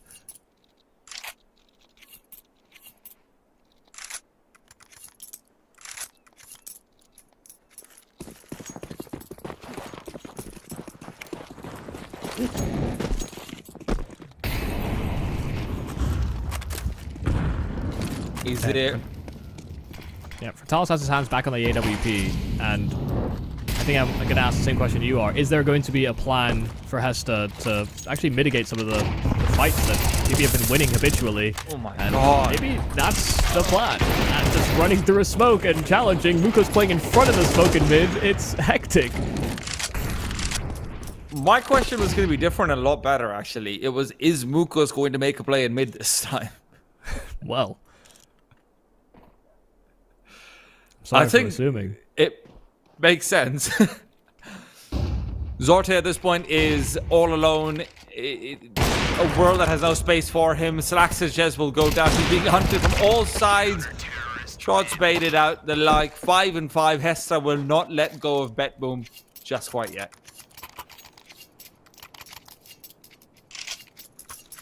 Of course, all that reserve cash is going to come in handy here, but with the way that the money starts to simmer down here for Betboom, actually they should still be able to afford a pretty competent buy in the following, yeah. Just got so much reserve on Zorte. Yeah, especially if they get a bomb plant or anything like it, that would make it easy enough. Zorte's not gone for an AWP this time over, it is all AKs. Maybe Betboom has had enough and decided it's time for a firepower fire off. The problem is Mukos again. Look at how aggressive he's gone. He's all the way down middle, watching out and looking for Siren. Gets a backstep and can't get the kill. Abiraju now hidden away at the back of the bomb site. A place he has occupied many times over, but fully flashed up. Taken down. Magnogest. He's the one to do so, as he has time and time again before. This is 4 on the retake attempt will quickly be disrupted. A kill apiece while the bomb's still not planted. Mukos still looking to come through in from darkness late into the round, and he might have the jump. No! Siren turns around in time. Magnogest turns away, and maybe he shouldn't have. Slaxes on the other side. We'll get the better of him. Remember, that bomb still isn't dialed in. Bet Boom are stuck in between a rock and a hard place. It's just been constant chains of smokes. Every CT is bar Slaxage has thrown their smoke. Every T has thrown theirs. And Zorte is pinned in position. I mean, this is a hairline angle that Gonzalez is designed to hold. But as he moves, Zorte peeks it. That's unfortunate timing for him. Slaxage has from spawn had a really rough go of this game so far. And now pinned in position. Zorte knows he must be in that smoke somewhere, but he's actually not proceeded out of it. He still sits inside of spawn. Zorte never committed to the reload, but he gets it into the clip now. Covered the bomb, 20 seconds, he'll have the plant. Slaxages. Inching forward, Zorte continues to start. Pro wants to be mobile, wants to be agile, and in that agility, he'll find the frag. 6 for BB. As Hesta right now, their money is not good. This should be 7 if things go to plan. Yeah, they shouldn't have an AWP unless Mukos wanted to glass cannon it, and he's not been the one that's been wielding that AWP. Oh, Frontalis actually drops a rifle for his teammate and just buys a deke. If I can't have the op, I might as well have the baby op. Mirage is the one to progress forward. Axel's all alone. This is a dangerous position for him to be in. He just peeks out into 2. Taken down there and then, and immediately you see the rotation backwards from Ants as well. He wants to give back up to the rest of his team while Mirage will continue to peek maybe too far. Boomer trades and rolls back to CT. Slaxages. Siren, gotta be careful, buddy. Incendiaries are gonna get you, and if they don't, Slaxages will. They keep pushing through these smokes. No respect whatsoever, while Zorte's found out by that very same Deagle. Magnojez is the one to get a kill elsewhere. D-kill. Oh, Ants just turns. Magno looked like he had the drop on him, but he was constantly bouncing between those angles. Understood that Magno was outside of A main, so the possibility there, but it is a bold decision to juggle so much. Boomich routing through the canals, and Frontalis is just above him, but did not see or hear anything. He has recovered an AWP for himself.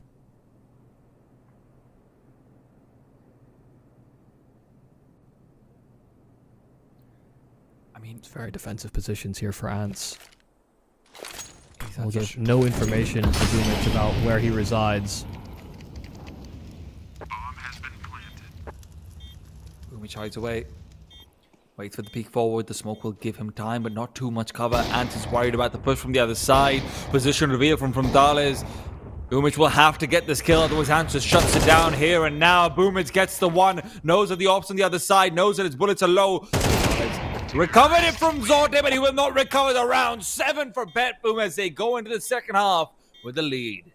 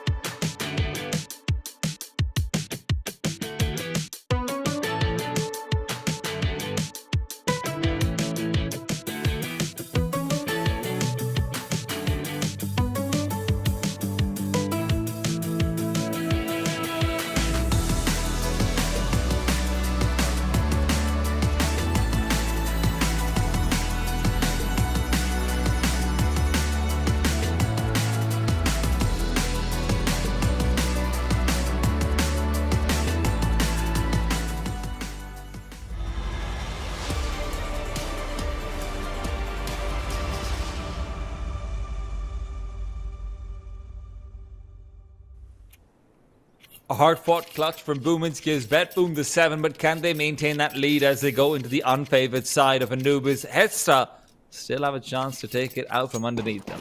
Yeah, and I wonder whether they keep that consistent, sort of unconventional nature moving into this T-side as well, because you'd think with a map like Anubis, it's T-sided enough that you can just use those advantages in your favor. But BB are the ones being a little cheeky on this pistol round, but it's a jiggle, just anticipating the prospect of a mid-push. And Frontalis is able to punish the retreat. I'm just able to get the refrag though, and that's important. Hesta have yet to decide wherever they want to go. They're just taking their sweet time with it. They know that BetBoom are feeling like they have to get information because of how unpredictable Hesta have been playing. Yeah. And this is the thing as well, you know, it's not as though they were just holding mid, you know, not purely anti-strat, but they're hesitant to move anywhere really on this T side. It is a very slow start where all they want to see is whether BB hunt for that information.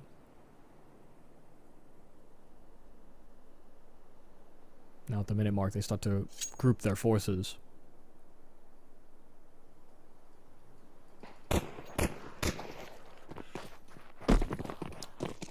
In through mid they go, Boomage. He doesn't want any of the smoke. He's got a smoke and a kit and he wants to try and protect it for a while. Flashbang will be avoided. Boomage is just waiting for himself to be overrun. He's got a bit more where that came from in the form of Siren. And my god, those USB shots look good. Remember though, Hesta, they clutched it all together in the first half. They could do it again over here. BetBoom feel like they desperately need this USB window, and it's going to be another backstab attempt from Axile. It's Magno, Jez, and Siren to close it out. Great pistol round from that. Yeah, and fantastic bait work there from Boomage. I mean, spots them in from storage and then retreats, just lures them into Siren, who's already in a great position inside of Heaven to stop them trying to chase Boomage down. And just between that little bait setup, it gave them that massive advantage and dropped the bomb at their feet. So overall, great positioning from Boomage. Didn't get caught jiggling in through mid, even though he got the information that they were trying to walk that area as well.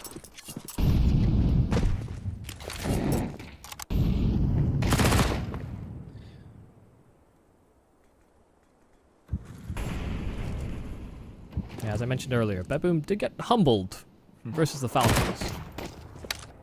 But against a team that no one really knows much about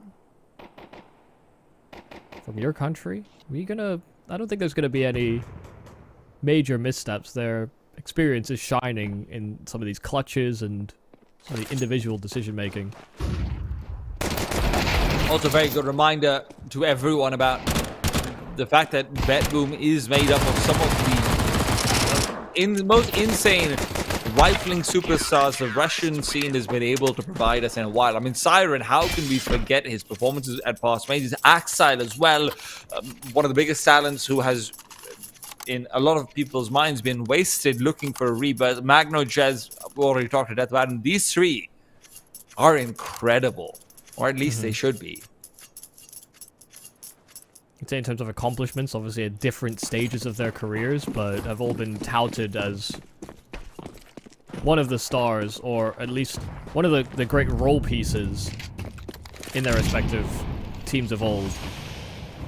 And they hold that stature under BetBoom as well. First real gun round here for Hesta, and they walk the smoke. Oh no, Boomage is able to get the information at the very least, so that's not going to be a risk to them any longer, but it's going to be a reroute back towards the B-bomb side. Magnachez with the MP9 is going to be met by smoke. Mukos decides against pushing through it. Feels like it's one of the few times I'll actually say that. He's been very comfortable at pushing smokes for a long time. Axile going to take advantage of a gap, but it feels like Hesta might be aware that is there as well. You do still have Slaxages on the other side of the map, near to A, the Knot, who's trying to hold off from any CT aggression and make sure that the A site is still an option, but they will have to go without utility. They've got flashes and one Molotov. They got to speed up as well, because they've just cleared outside of B main, so there's a real chance that BB start to reinforce the right site as Hesta just start to set up outside of A, but there's still so much hesitation. Ants is able to spot out the pushing player. Magno just forces him away. Yeah, so they know that B bomb site's compromised. They have to go A. But look at how far away BB is. This bomb site is going to be taken up for free. BB will not be able to contest at all. BetBoom right now. They will have to retake with MP9s and pharmacists. It's not the ideal situation at all. 5 versus 5, both teams without utility. How have we gotten here? Zorte at least gets the first one for free, but it's a trade that's good. And Siren keeps it going with Axel to assist. Still 2-on-2 on the bottom side. Magno Chess comes through for the quick side swipe. Great MP9 spray on the long range, but Frontalis will finish it off. You have to ask the question, where are BetBoom off to? Yeah, I mean, the longer they waited, the more the pieces started to feel like they lined up. I mean, they'd got Magnajez clearing outside of B main. There was still, of course, the possibility of them routing in through the canals. There was noise made there earlier by Hesta, especially with the presence in through mid. But after all that silence, given that Magno has that position, surely you only really need one more player on that B bomb side. Why have the A players given up so much room? It's a curiosity. Really winnable situation there at the end for Magno. The V-burst, and they don't even wait for the smoke. Magno was ready to prime that and waited for the smoke to bloom before releasing the incendiary. And it just comes out way too late. I don't even think you go for this retake. Yeah, not unless you get given a free one. Oh my goodness. Boomage! He doesn't register. Yeah. Now the Siren, and despite the good shot, Mukos is still able to get the adjustment.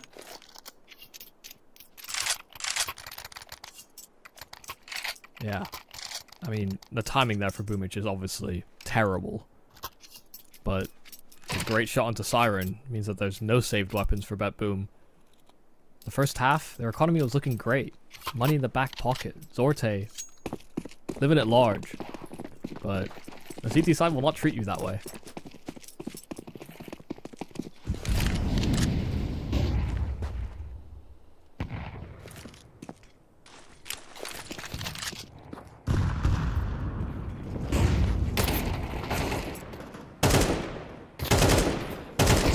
Quick work of the ecos. Well, maybe not that quick. Decent enough damage from the CT side to keep Hesta somewhat honest. Dallas will be coming back to reinforce, but wait a minute, what's going on? You thought Madness was going to stop on just one side. They've got 4 kills. They cannot recover weapons. Sanchez now has to try his hardest to stop the disaster from transpiring, but Zorte's 4K gives BetBoom and Olive Bronze they didn't even know existed. It's USPs. It's all USPs. Listen, the problem was there that the bomb was dropped outside of B to the hard left side. When your B extremity player dies, the mid player has to pick up the slack. But when they're still getting rushed, you can't get to that package so easily. But there's still the whole round to play. You could run through T spawn. They just didn't want to be scared by USPs, and they got humbled very quickly. I mean, those shots from Zorte put them on half HP almost instantly on every peak. Now it's rifles here for BetBoom. Hesta trying to bounce back after losing to a full save. They're far from an ideal on weaponry either. HE blows the smoke open enough that has to feel a little bit more confident sitting inside of it. Siren isn't ready for the double push that's coming his face. Soon Mukos is going to be able to find him before his second play shows himself off. But now Zorte needed. USPs is where he's able to save the day, but with the first off shot being missed, they back off. They can't go for it.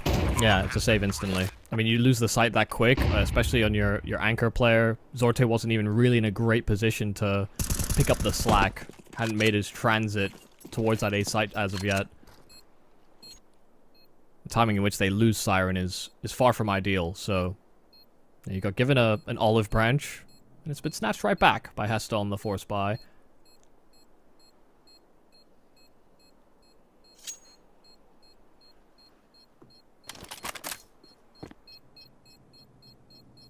I'm wondering about whether BetBoom... I mean, you know, we obviously see different approaches from them. On one side, they're very worried about, hey, our Hesta going to be going for something random. Let's start getting aggressive and getting information early on. But now that they've won a few of these rounds, now that they're in a convincing lead, they are... Are they going to be doing the same for, you know, something a bit more aggressive? A set play, anything of the sort? Mm-hmm. Yeah, it's an interesting question. You know, it comes down to philosophy of whether or not you try and press your advantage and go for knockout punches or hold enough confidence in your baseline game. But they've wanted to be proactive. Grenade. Pistol round to the full save. You know, they're obviously trying to give themselves as many chances as they can to be the ones that catch Hesta off guard. Hard thing to do so far. Hesta have been playing a very slow default in many of the early rounds. They're just waiting for BetBoom to be the ones to make a mistake. Or just use up all that util. And it's something you can definitely see in some of the previous BetBoom outings on Anubis. They constantly love to push for CT control. So you can certainly understand why Hesta have gone with this approach on the T side. BetBoom are going to have all avenues of aggression taken away from them beyond just Siren, but even he's going to be struggling with the smoke and a Molotov thrown. There is an idea for Hesta. It is to right now use Mukos' position. Can they find him? Mukos around the corner knows that Boomich is inside camera. They don't know where he is. Now they're suspicious. Axel's caught between angles. He doesn't know where to look. Sorte has been forced away as well. They will not turn around in time at this point. Mukos is in great position to find Boomich instead. Wait for the rotates, although it is traded. Slaxu just good for one. Axel continues to double up, keeps it going, looks for three, will find them. Still a 2 versus 2. Aberaju brings it back in their favor. Hesta take a step forward, but they still have the biggest man and the biggest head to claim. Magnajez looks for the duel, will not be given one for free. Slaxajez on the other side is also just hidden away. That kit recovered, and he's going to be looking to maybe even stick it right now. Is this going to be a full swing? A flashbang forward. Slaxajez will take him down. He never stood a chance. Yeah, and I mean, I think quickly came to the realization they would have to swing it, but they also didn't want to take chances that Axel was simply tapping for that defuse. Having enough time to pull out that flash. You know, very quick thinking there from Hesta to add some extra layers of security. Yeah, very tough round there for Magnajez. I think I said Axel prior, but one of the stars of BetBoom they've had to try their best to negate. They've not done a great job at silencing Magnajez, but it's a tough task. Alright, they can't lose another. Can't they? Can't they? You're right. Okay. Unless. I believe in the boom. Wait, they're bringing the bomb to me. No. Well, Well, he's been able to find Boomich, shut him down, pick up some more numbers. Yeah, that pillar was clearly not big enough for Boomich. It does feel like now or never for BetBoom. They aren't really coming up with ideas for how to find an early advantage. It is just a lot of these late round situations where, you know, Magnajez or Siren are able to get a couple of really good kills, and after that, and that's all fine. But that can't be your only winning strategy over here on the CT side of Anubis.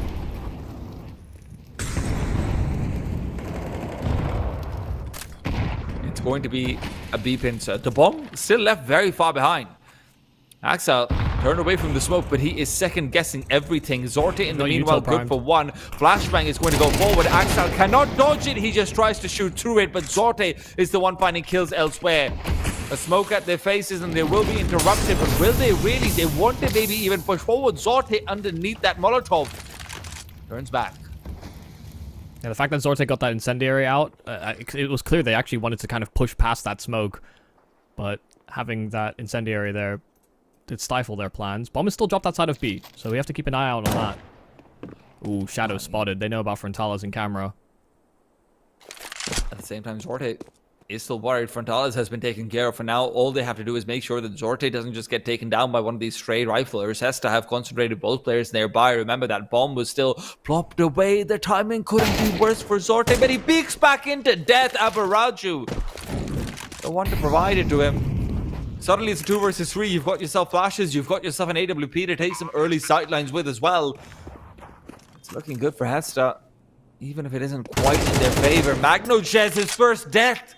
They'll turn it more so. They do have an incendiary, but they don't have kits. Could be one on Zorte's body in transit. Slack suggests just fighting into spawn. Had that flank cleared, and with the position of his teammate with the AWP, took matters into his own hands. A critical triple for Hesta to find themselves in a 2-A lead. And money is not great here for BetBoom to answer back. I mean, Zorte even finds 2 kills early on in that previous round. They even get Frontales on the lurk forward, but it's just, what, it's a 2 versus 4 that they end up losing out, if I'm not wrong, right? A full 2v4.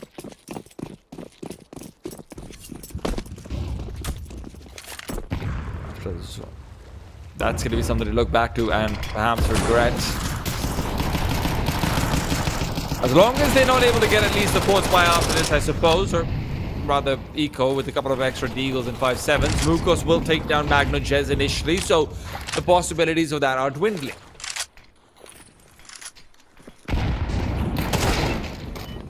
Oh, dwindling, okay, but not gone. They know where the bomb is.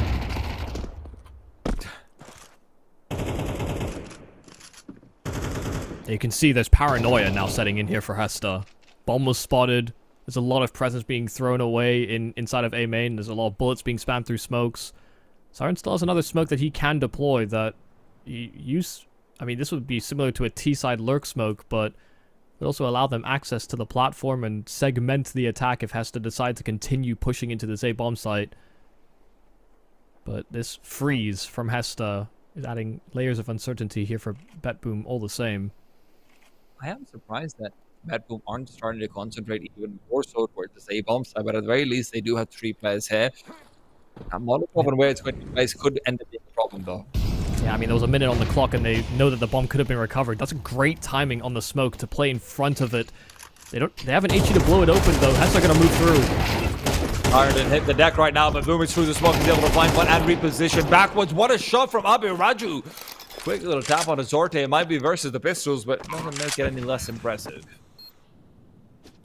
He didn't get distracted at all as well. I mean, you could see what Boomage was trying to do. I mean, running as fast as he could for the platform. Reloads as well. The audibles are available there for him. But he has 2 teammates ahead of him that are trying to scale and are trying to flush out Boomage as best they can. And yeah, just fully focused on the next fight in the bricks. Or may not even have heard it with, you know, how much the communications might have been rattling off there for Hesta. Yeah. It's going to be 12 for them over here on their own map pick right now. They are looking good doing it. BetBoom, aside from that one full USB win, which, listen, that's just miraculous, right? You don't really look at that and say, yeah, that's on them. Everything else they've gotten is off the back of this round. They have not won a single gun round so far on the CT side.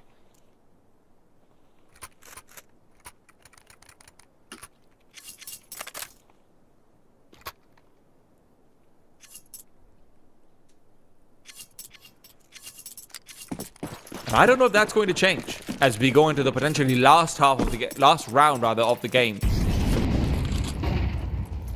5-man beeline for B? No, it's just going to be 4, and Frontales is the one to take the lead. Peeking in. No Zorte this time on the other side of the map. It is going to be Magnojez to find himself that first one. Ants will trade, but he can't get the second. Magnojez continues to perform, impressing with the USB as well, but headshot is not enough. Of course it isn't.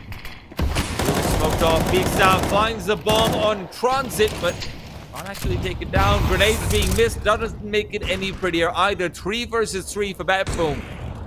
Again, Hesta able to reclaim that lead that Magnojez so comfortably provided them. A grenade that goes too deep, and Zorte isn't able to peek through that smoke he was hoping to open. Siren will not find any contest, but Zorte gets Mukos, and with that, it's all Frontales. Boomage making so much noise, looking around the corner. He's so preoccupied. There's a kid on Siren as well. In the meanwhile, it's going to be a missed shot, and Boomage's full wide swing will give them that 11. Very good awareness there from Boomage, and a critically important shot for Zorte to have hit. It's only 1 in this round, but if he misses that shot towards spawn, the entire retake was completely segmented, so losing access to CT spawn when you're still trying to transit into the site, it would have been almost impossible to come out from Temple to really feasibly retake that site. And, I mean, just great heads up from Boomage. to not only be able to catch a kill, but then also toy with the last man. Heard the scope, knew his teammates were going to get on that bomb, so if the last man's looking at him, he's not stopping the defuse. First tactical. Attack. Yeah. They made it 23 rounds without calling attack, but They also don't have a coach as well. You know, that's something to also keep in mind. So you do always wonder about what the attack is going to be used for, but it's all just from players inside the game at that point. Yeah. Especially when you're thinking 3v3, they've got actually decent after-plant positions. They have info on where basically every BetBoom player was. You know, those can just be a small moment to breathe. It's not like they've been lacking ideas. Not at all. Some might say they've had too many ideas. Yeah, there's a lot of brain work.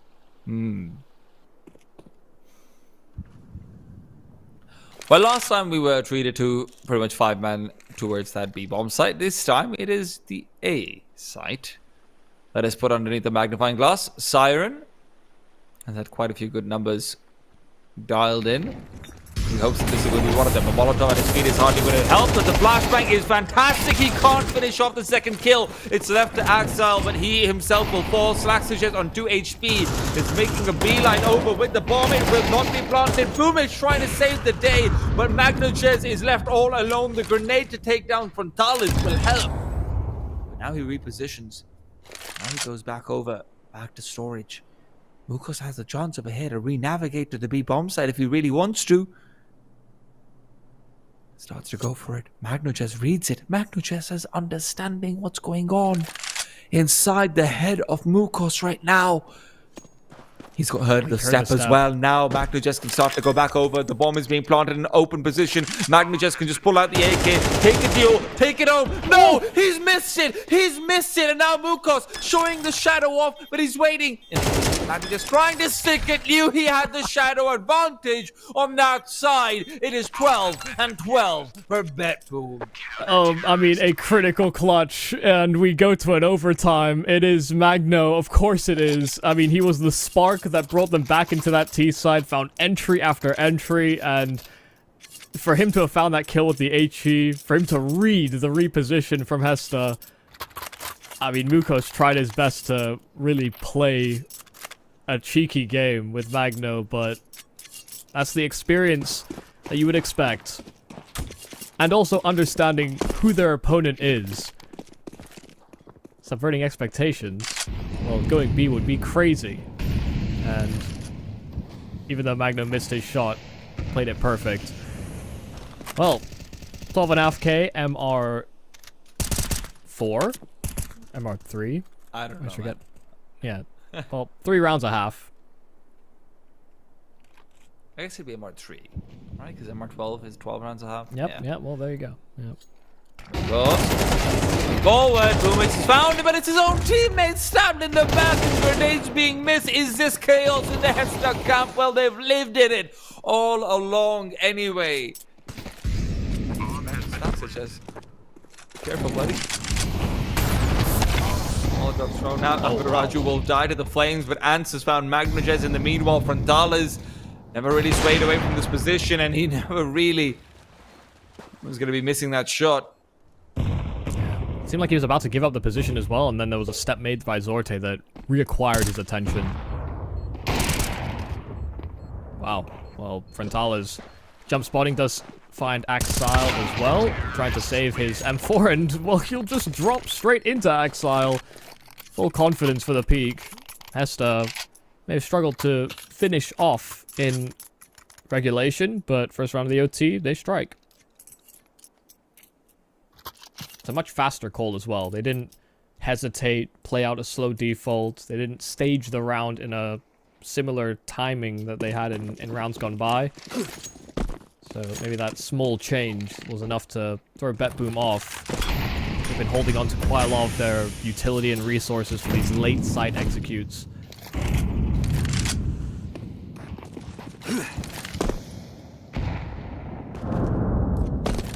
HE is decent. Zorte down to 70. a creep into... And it's all about spamming and running through. That's a quick collapse on B.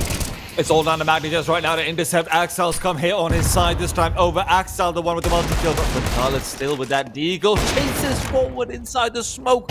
Will trace him out, and as Axel found 2, it has to be more, but he doesn't have the bullets for it. It relies on Siren instead. From behind Frontalis. 1 versus 4. Grenades to the face, and it's a bullet to the body. Axel will finish that triple. Yeah, they weren't taking chances with Frontalis, were they? They understood where he was. They double HE him. They're all ready to swing simultaneously, because when you got that open play, you can only fire so fast. But great reaction from BB. They had a little precursor. Hesta walked straight into the smoke and just started spamming the common positions to play around the edge of that con smoke and just tried to burst into the B bomb site. Had they not been met with an incendiary, maybe the round is kind of changed.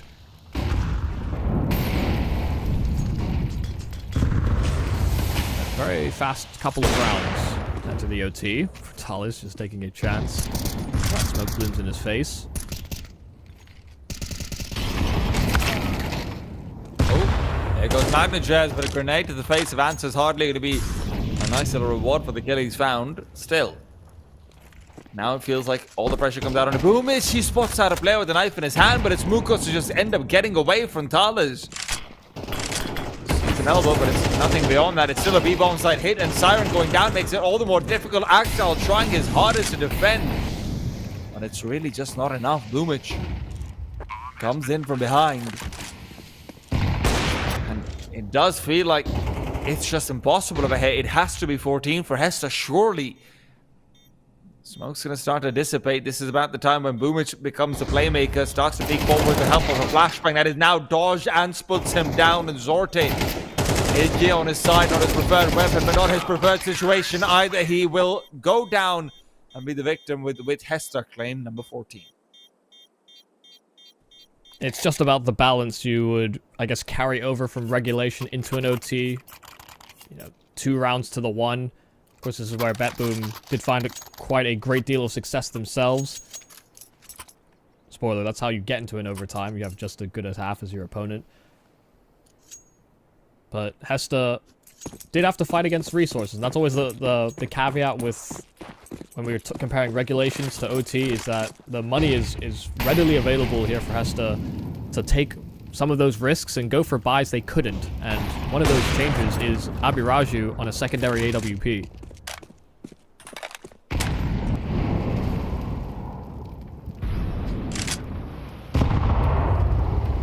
He's just chilling away on the back of the B-bomb side. That's exactly what he was doing with the rifle as well. So, might be changing the gun in his hand, but you can't be changing the style. Ants, damage is alright on the Magnajez.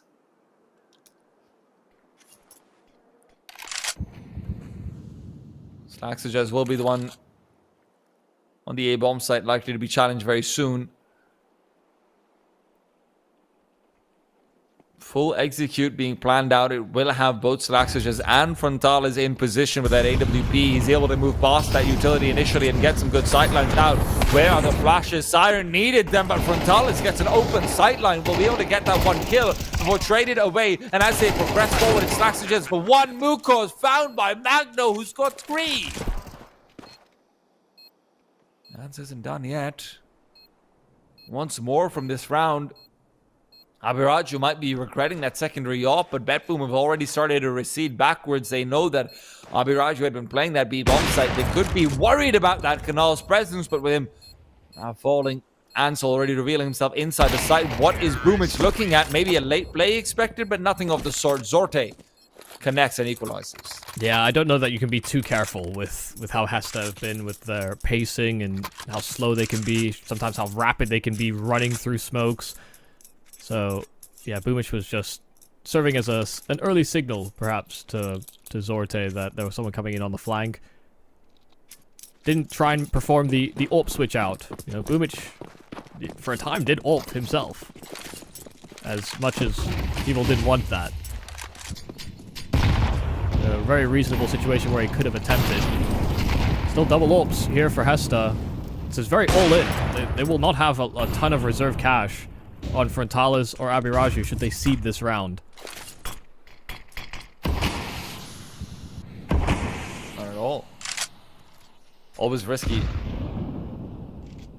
It's very rare you'll see teams snap up into double ops in 2 rounds of the overtime, especially on CT. It's also very strange to see, considering how much of Hesta's CT side was sort of characterized by activity. And Anubis isn't the kind of map where you can say, hey, we've got 2 offs, we're going to play passive, and then the 3 riflers are just going to be hyper active all across the map. Sort of like an old school Mirage situation.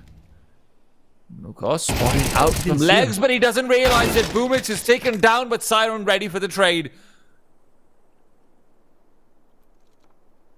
Well, that was an odd state of affairs, but the B-side finish. Zorte has Ants pinned to the wall. There's still 2 more players on this B-bomb side, but they molly themselves off. An incendiary also at their feet that will actually help mask that issue, but Abiraju at the back of the site finds his, and the fact that those players outcon could not provide any support comes back to bite Betboom.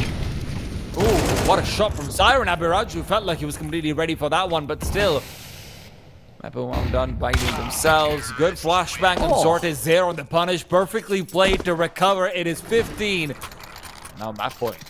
Yeah, 2 versus 3. I mean, Siren gets his beautiful shot, that's true, but then Zorte has his back covered as well with the AWP. That's 3 from Zorte. Straight into the OT. Basically hand delivers around from the ult pick into the connector to then breaching back at a man down disadvantage.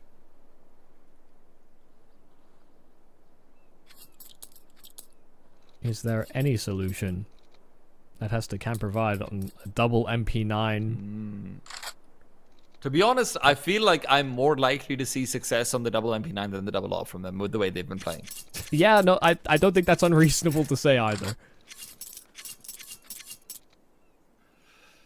Magno now just 1 kill shy of 30. He's had a kill a round so far in this game. And it's all been hard earned. Look at it, 100 ADR. Yes, exactly a kill around. He's not HEing and nobody. He's not mollying nobody. Not at all. He's just shooting. Actually, he had that 1 kill where he got like 4 damage and a Molotov, but we're not counting that. But might be able to accelerate over here and actually put Magnajez in a position to find that initial duel versus Abiraju. A flashbang would go a long way if you've got that with it, but even otherwise, Magnajez wants to push forward. He knows where Abiraju is, but that's the problem with the MP9s. The mobility they provide is too much. It's too much. Betboom look to cave unless there's a pathway from Siren presented.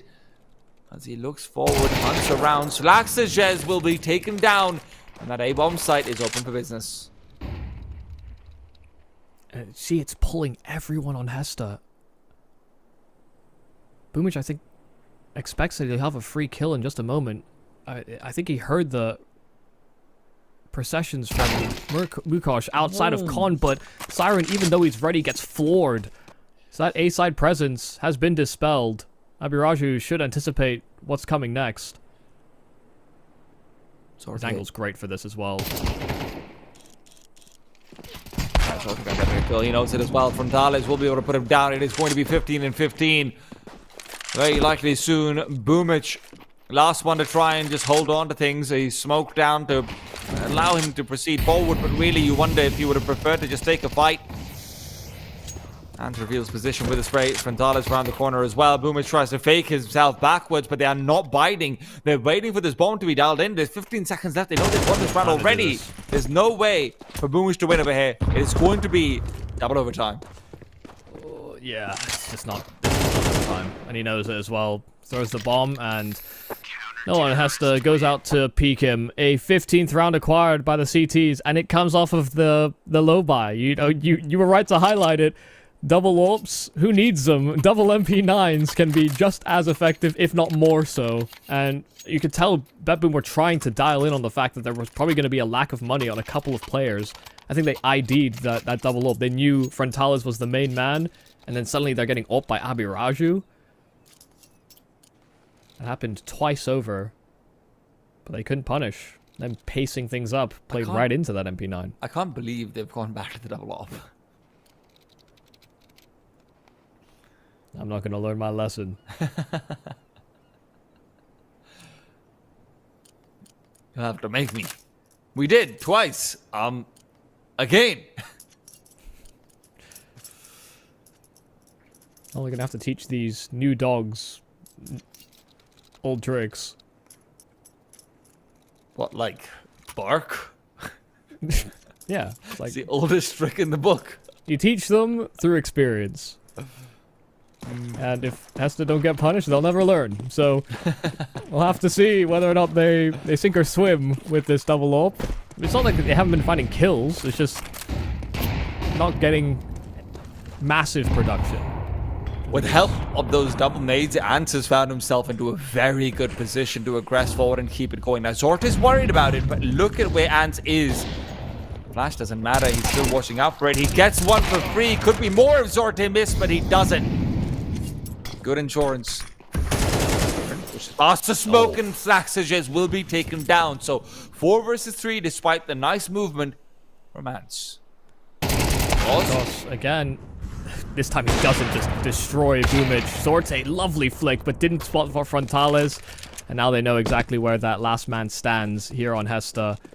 Would be pragmatic to save that AWP, but 1-on-2. He still, I imagine, fancies his chances somewhat. But at the same time, if he saves now, maybe we can get 3 double ops. Yeah. I mean, genuinely, yes. No, he's going to make a run for it. Of course he is. 26 and 17. You don't stop at a time like this. Yeah, they've heard him. Information given over. Frontales moving in. A impossible crossfire to deal when he had a chance. He really did, Michael. But the quick scope not landing, and 16 will be found by Bet Boom just 1 round too late. Well, let's go for it again, shall we? Oh, they back off. They actually do back off that double up. Disgusting. Well, it's a lesson learned. I mean, if you think about the way that some of the rounds went in regulation, I agree with you. You know, shifting into the double up was a way to catch them off guard. There's no reason to triple, quadruple down on that one idea. Especially if it's not as successful as, you know, when Abiraju has a rifle. Because he's actually had a few multi-kills on this B-bomb site.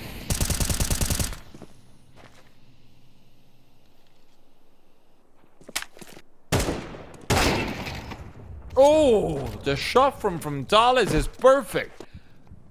Nice little push forward, but does Boomage realize that there's been one player left behind? A little package, a little present. And it's Abiraju sending over his regards. 3 versus 5 now, early on into the round. Bet Boom, I've got the work cut out for them. Yeah, it was such a minor gap in timing that Boomage just doesn't anticipate one to have cleared out B main. And the 3 versus 5 is still very spread here from Bet Boom. They're really hoping they can find a pick somewhere on the map. Siren's trying to throw presence at A. It has lent over quite a lot of the defense here from Hesta. You can see the ground being taken here from Magno and the recession from Abiraju in response. So they feel like they've been hoodwinked. You know, they've lost complete control over B. Magno has thrown some presence. Zorte picking one off in middle, but continuing to commit to B may be a mistake. They're triple CT. But the thing is, until they make noise, oh, Magno just gets the jump on one of them. Biraju is going to be able to get the trade, but Zort is still around. Zort is still around, spots out the elbow, looking for the hunt. There's still assistance to come through in the form of Mukos, who is low. 15 seconds left. That wall bank is not enough. Zorte cannot plant the bomb. Now Siren needs to get the double kill over here. It's verticality, and it is impossible, absolutely impossible to win it. I can't believe that kill, or that shot from Zorte did not finish off the job. I mean, 20 odd HP with an AWP. I understand he shot through the brick, but You'd think he gets it. yeah, I mean, I'm not expecting it to do more than 50 damage, but I'm expecting it to do more than 25 or whatever was left.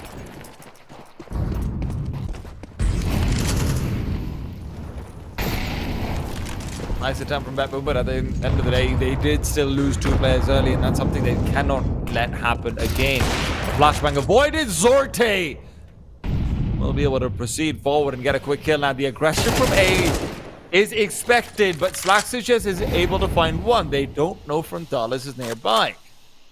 That being said, that could end up working out for them. Mukos is left all alone on this B-bomb site. He gets the one, reveals position for two. Zorte's scope betrays him. And now you're back to a 2 versus 2. Hesta. You even have him pushing through the smoke right now. Boomich has turned around. Boomich has no idea. Boomich is going to be put down over here as well.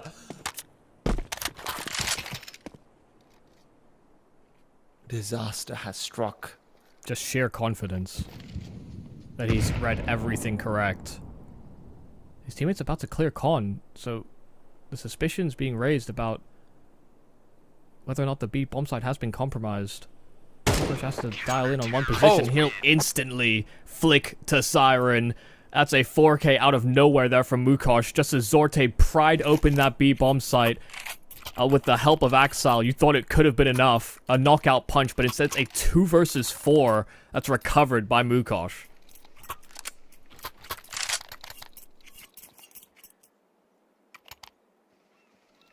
Well, Bet Boom believe in the double op, even if Hesta do not any longer.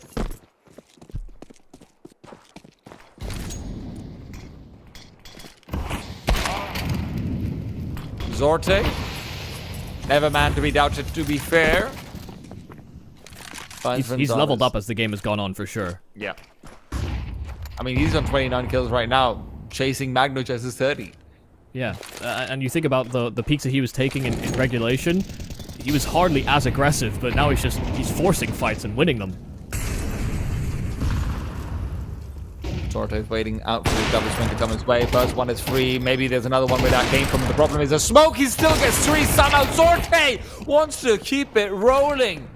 Answers double kill though, puts him right back into things, but the reload might betray him. Molotov in his hands, but he's caught in the back. It is all down to Mukos once again. Called the clutch. 1 versus 3. Boomich and company closing in on the bomb. AWP in the hand of Boomich. They need to find Mukos. They have no idea. They're checking out every angle. At least that's what they think. But Mukos still has to jump on them. They don't think he can be here. They have no idea at all. Mukos ready. 1, 2. Not number 3. But Magno will have time barely just to get the defuse. No. He's lost it, Michael. He's lost it. Terrorists win.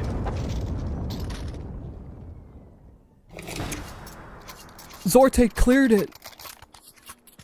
He ran into Temple and thought Mukosh would have been peeking something, holding anything. And he prayed that they did not check that corner thoroughly enough, and his prayers were answered. Boomich is going to be kicking himself right there for not checking that, yeah. Was it Boomich? I thought it was Zorte with the AWP. No, Zorte died. He got a triple kill and died. It was Ants to kill him and everything. Boomich picked it up. Right. Yeah, of sorry, course. Boomich was double opping. Sorry, yeah, that's what. Yeah, so yeah, it was that AWP to clear out Temple. That was. Yeah, it was the only place he could have been in that. I mean, B main was definitely still a possibility, and you could see that they were doubling in on that. Especially with the way the bomb was planted, right? Like they're not expecting him to be Temple in that situation. It's such an unconventional post-plant position, but they also weren't expecting to lose con control as fast as that either. So. 18 now for Hesta. Ready to close out the series. Not the series, rather the map. It's been a long one. Siren falls. Aggression met by relentless defense on the T side, funnily enough. But at least they've taken out the boogeyman of the last 2 rounds. Mukos is in the ground, 6 feet under. I mean, there's just been other threats as well. You know, it's been a battle and trial by committee. So you might put one boogeyman down, but there's more where that came from. God damn it, these boogeymen. Can't stop the boogie. I don't think Bet Boom are going to be feeling that way if they lose this one. They had their chances. They had their advantages.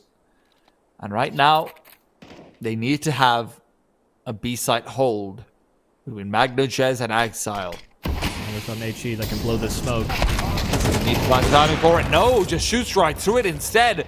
And it's Actually, Axel waiting inside that smoke, maybe even waiting for a flashbang, anything of the sort. No, grenade from the other side, in fact, is what pushes him away. Axel continues to be a menace at the back of the bomb site. He cannot be found right now. Des lines it up but cannot find it. Abiraju, how is he alive? The wall barely just protecting him, and now Frontal is in good position. It feels like it's a losing battle for the Betboom side. Axel still putting up a show with 2 kills, but he needs 2 more. Zorte all alone with an AWP and no weapon to pick up. A smoke on the ground to try and differentiate, but it's a lurk smoke that hasn't gone quite as far as he wanted it.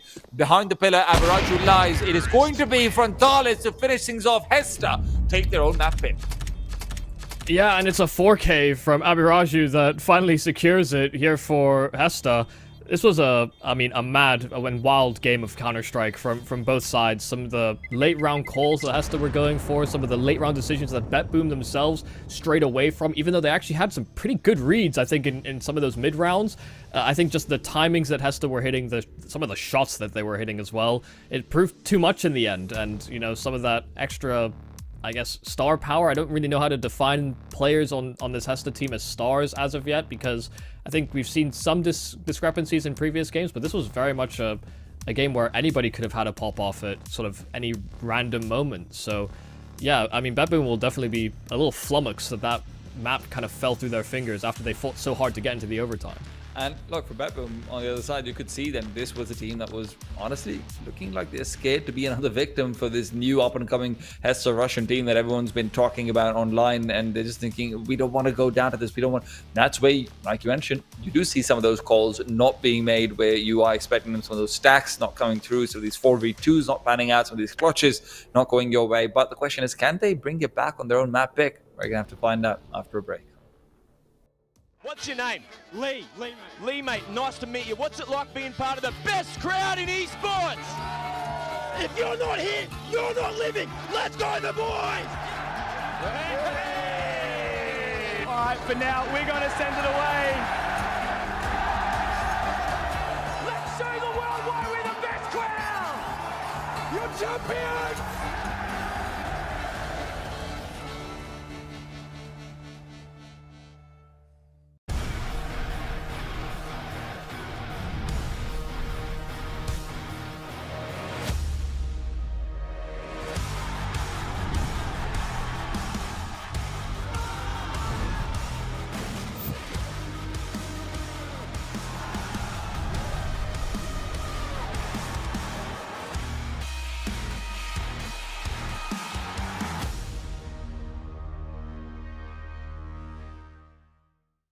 Think you've seen it all? With Faceit Watch's Point of View Selector, you can experience the game from any pro's perspective. Use the multi-view feature and customize the stream with up to 4 angles. Control what points you see while earning rewards. Drops are activated and lucky winners will receive Faceit points. And if you ever miss a match, VODs are now available. Get instant access to demos with multiple POVs and commentary.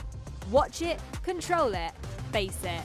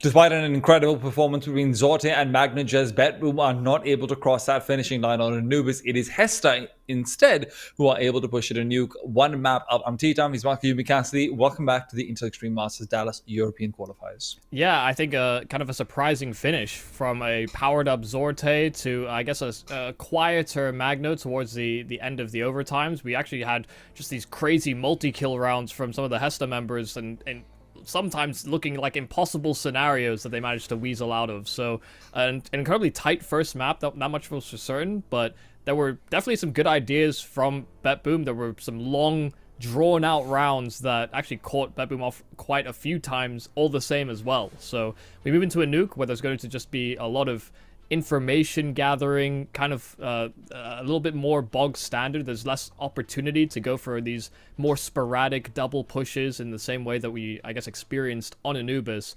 But there will be still chances for some wild and wacky ends to rounds, especially when that bomb is down.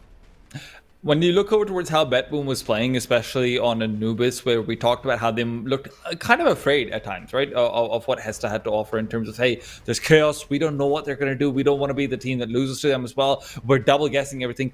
Nuke is the kind of map where that can come back to bite you, right? Like, you're looking over towards things like ramp rotations, you're looking out towards things like heaven routing, outside control, all the outside smokes that really make it a game of, hey, who can find information first and react to it? If BetBoom are going to be that slow to react to info as they were at certain times, then they're going to be in for a tough time. We've clearly seen that this team can shoot from the Hesta side, and this team can be crazy, and sometimes even crazier. If this goes to late round situations, who knows? We could be looking at a 2-0, but that's not to say that BetBoom shouldn't be taking this one home here now. It is interesting to see that on the CT side of that Anubis, though. I mean, Hesta did seem to adopt some of the early Spirit mantra of, you know, there are smokes down on execute, we're just going to push through them. They definitely disrespected a lot of the utility, and it put BetBoom on notice. But I think there's going to be fewer opportunities to do that on a map like Nuke, aside from like trying to traverse a main smoke, or I guess trying to be cheeky with the wall outside, for example. Even on CT or T side, you know, I feel like you've got kind of a 50-50 chance on both ends of the spectrum. So yeah, I'll be curious whether that playstyle carries over, or whether we see a bit more of a benchmark for Hesta that shows that slow methodical style can actually translate into solid side executes on this map as well. I just want to see if Hesta want to go out for more double offs. Well, not until the overtimes. BetBoom start things out with a smoke outside. We've got a flash, a grenade, and a Molotov with that as well. Just trying to isolate out the duels versus Frontalis. Mirage has been taken down a bit lower.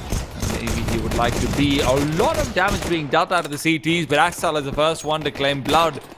And Frontalis will fall. Slacks is just second to go down, and in BetBoom do seem to be in good spirits as they move back to the B bomb site, but it is a B bomb site overly populated. Why not go to A instead? Yeah, I mean, they saw two players trying to guard outside. They had one in main that they were able to deal with, and with all the kills that they find on that outer yard, the reaction from Hesta is read into. So 2-on-5. There's a kit available here for Mukosh, and Ansi's fresh and healthy, but, well, he was healthy until Axel flanks him, so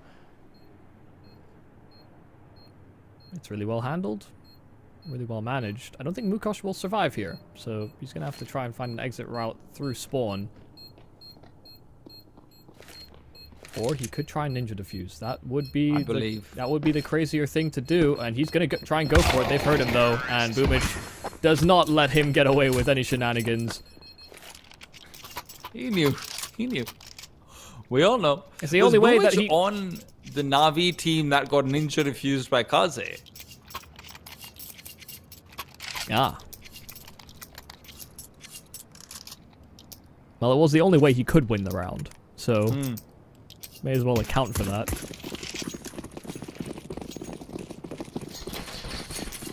A very convincing pistol start for BetBoom on their map pick. We'll jumpstart the engine here on their T side, and it's basically full USPs here for Hesta. Bar Ants, who holds a deagle, stack into the ramp. Exile ready to greet them, and they're trying to swap out for that deagle as much as they can, but no problem sweeping up the pieces. Solid start for BetBoom. Yeah. One death. Controlling. Slaxerjess was one of the players who later on into the game was being picked off quite a bit by Siren while he was trying to anchor out on the A side of Anubis. That's something that I'm curious about, whether that is a problem or maybe it starts going the other way around. Here at the C side of Nuke. Helping out from Dallas is the one who's finding problems. Back to Jess just takes him down, flashed out or not. It is still going to be Ants on the other side who's trying to add assistance. Assistance, however, isn't really there. At most, it's company for the journey with the Ferryman. Now from Slacks to Jess, while Siren will find Mukos in the upper bomb site. It is looking like BetBoom are right back to winning ways. Slacks to Jess, the only one who might be somewhat unexpected, but even then Siren is keeping an eye out for it just in case. Will still be poked apart, but death is inevitable. And in more ways than just the literal sense. That was almost a little awkward. Boomich's head was actually casting a shadow on by his position on the rafters, so actually gave Slacky a chance to do a little bit more damage, but that's all it would have really been. Tall order to clutch back that round. And still, it's, I mean, one death and a full buy. I mean, I'm a bit surprised at how smooth a start this has already gotten off to.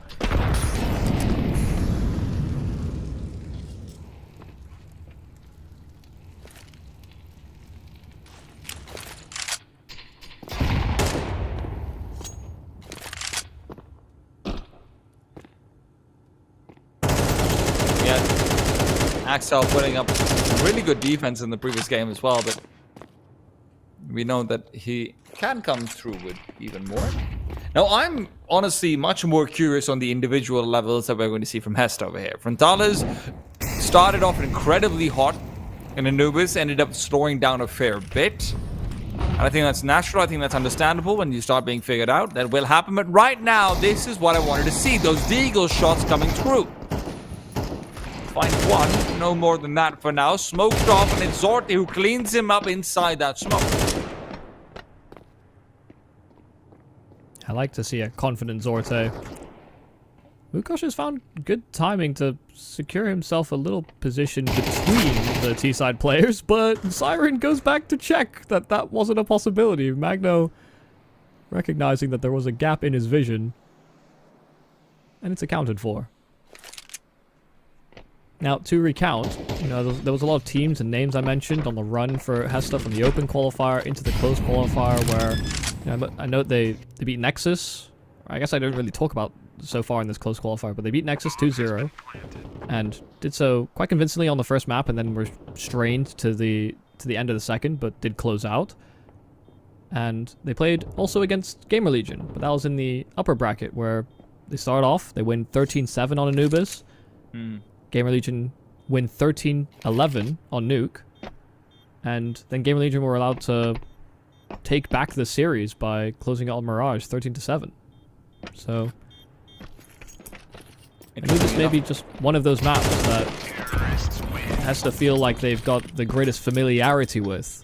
Interestingly enough, even though the Gamer Legion side won on Nuke, Frontales had a 1.41 rating on that map. Yeah, that he did. So you will see why I'm looking forward to seeing what he has to offer over here. So far, not so prevalent, but that's him and the rest of the team. He has 33% of all his team skills right now, I'll have you know. Statistically accurate. Look at this line that the CTs are making of just sort of mid-level aggression into the A sites and into ramp as well to some extent. Abiraju's incendiary keeps Magnuj as honest, but he's still fine. This lower bomb site will not be having anyone coming through to actually help out unless Frontales makes that decision. In fact, no, Abiraju as well decides to rotate down under from that A site. Should have heard that Boomage dropped onto main, so there will be some suspicions raised still that this could be a diversion that Magno's been able to cross.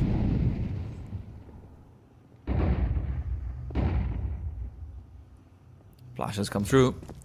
55 seconds. Boomage has gotten full control over the hell area of the map, but the problem is Siren has pushed forward and been pushed into by Ants. Ants shuts him down. Boomage now has to reroute. He no longer feels comfortable going back to hell or heaven. The underside of the map, though, is still really looking quite empty. Abiraju is going to be peeked into. Axel spots him out, but he doesn't get the kill. And Abiraju unscratched by that affair at the very least. Boomage will find Slackstitches on the rotate. Back over to 8, they want to go, but with Boomage dying, this is looking impossible. Frontales can't find any kills, but you know what he can find? A round win delivered to him by his teammates. Yeah, I mean, great job from Ants to have found them an advantage in the first place, but kind of feel a little bad for Magnajez. He took so much damage on his cross. He was, what, 29 HP by the time he goes towards the lower side of the map, and all of his teammates have kind of died around him. And he'll even get taken down after time, if I'm not mistaken. So, where there hasn't been economic strain in the rounds that BetBoom have won, just the fact that Magno doesn't get that little extra as a result of losing the round within time could provide a little bit of economic strain.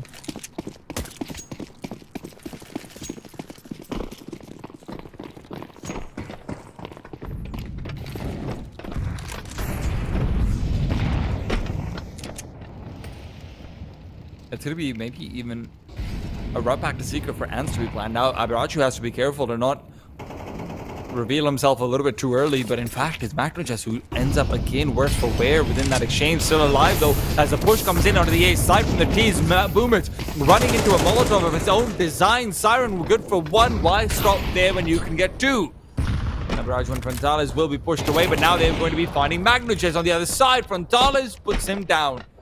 3 versus 4, they still go for it. Frontales is really hoping to be given any sort of information, any sort of chance at one more kill, but BetBoom are playing it passive. I mean, they've got 3 smokes and 3 flashes. This is definitely feasible if they want to eliminate angles, but with a fresh smoke main, yeah, they are calling the save. They will hold on to those resources for a future round. A lovely double kill there from Siren. Good awareness as well to keep eyes on those vents. Mukosh alongside...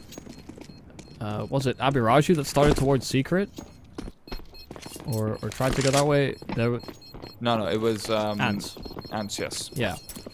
From just those outside smokes, there was that immediate from spawn call for Ants to go towards Secret, and then having Mukosh go into the vents alongside him. Felt like a little bit of an overcommitment given how quickly they decided to snap into that decision, and as BetBoom decides to go for that A-side attack, Siren just keeping an eye out on those vents and catches Mukosh trying to traverse back up as Boomage is making his way through main and putting a lot of pressure on the A defenders.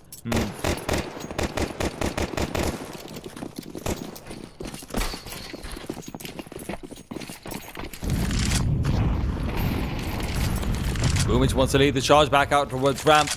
They're double starting to the secret steps. There's no one ramp. That's going to be a problem. If Boomage is able to speedway back out towards hell instead of ramp itself, that would be difficult. But no, they're going to the B bomb site. That means Hesta are in perfect position to actually hold on to this one. But no, Ants is taken down. They know that there should be at least one player here. When they don't find anyone at ramp, do they expect the second or, in fact, the third? At this point, they're thinking about whether or not the CTs are retaking and the positions that they can hold, so they should anticipate everything. Mukosh, deep clear, back lobby, does catch Magnojez on his very late attempt to lurk, but also could have been securing a path to save. And it does seem like Hesta are, once again, going to opt for exactly that. They try to go for a very different look at the start of the CT round, and they get hoodwinked. There's a gap in ramp that's exploited. How is Mukosh finding a path to save when they're 5v5? I mean, that's insane. And they have players with the low bomb side. It's not like they're just a mile away or anything. Yeah. It was a 5 versus 4, but it is kind of mad to think that Magno, I mean, he was going to try and flank them regardless.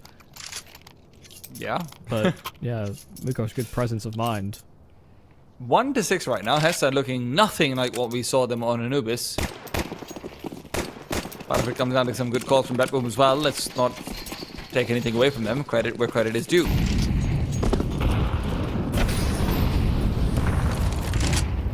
But also so far, the highest sets you have are 3 on anyone. They're on 2 players. Boomich and company are hoping to try and keep that record looking spick and span. 1-for-1 trade initially. Frontalis will be given up no option whatsoever. But Magnojez's quick base is completely unexpected. Mukosh not ready at all. Yeah, I mean, from map to map, I mean, this is incoherent from Hesta. You think about how fast their rotations were on Anubis, how together they played, and we compare this to Nuke now, where they're getting picked apart, and the rotations are slow. They're not ready to make those dives and protect lower bomb sites. A night and day difference, and this was a team that tested Gamer Legion quite thoroughly, and Gamer Legion, they're quite big fans of Nuke. Yeah. So I imagine Betboom have been able to look at that game and recognize some of the weaknesses that Hesta have, some of the lack of protocols or these slower rotates where Gamer Legion were maybe flying far blinder. Betboom are fully exploiting the weaknesses that Hesta have maybe shown from that game.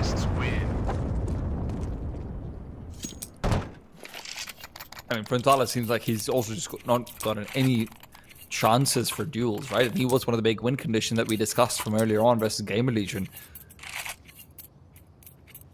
He needs to make a change up in how he's going for these rounds. Maybe in earlier proactivity with assistance from a teammate, anything at all is fine, but need that propellant.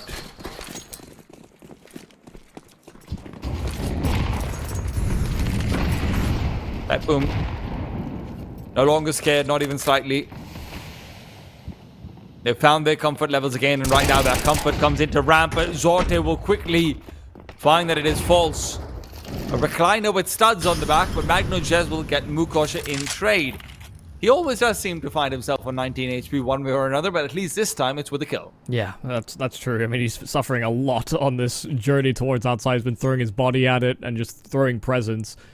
But yeah, getting it back to a 4-on-4 will serve Betboom a lot of good. Salis with the op just went up to the roof, flanked out behind Magnojez and got the kill. Meanwhile, Ants has not been cleared. What is going on? Betboom are completely lost in the sauce of their own design. They stopped and freeze for so long at the ramp, and they knew that one was there. That is a little surprising to see that they don't check those corners close enough, and they're caught with util out. But yeah, that move from Frontalis was kind of outrageous. We didn't get to see it, but I think you're right on the money with its routing. I did say he needed to do something different. I guess he has obliged. Second point of success for Hesta as they creep up, and they're still hoping for maybe 4 rounds on the board. 5 would be a godsend. I mean, this is already a very successful T-side display from Betboom. Their campaign has been rather fruitful, and this time the timing for Slaxujez just works out wonders for Boomage. Gonzalez, what's going on over here? In the meanwhile, fully blinded up by Axel Flashes, doesn't even realize he's burning. No drums from a teammate to tell him. Mirage is inside the smoke. They're all victims of utility right now with knives going on in the smoke. Magno even pulls out a Glock. Back of the head, shot down. Bet Boom cruising. Magno knew he was in there. He spammed his whole magazine. He pulled his knife out, couldn't find him, and by the time he emerges with the Glock, he suddenly finds an open back. So where are the timeouts for Hesta now?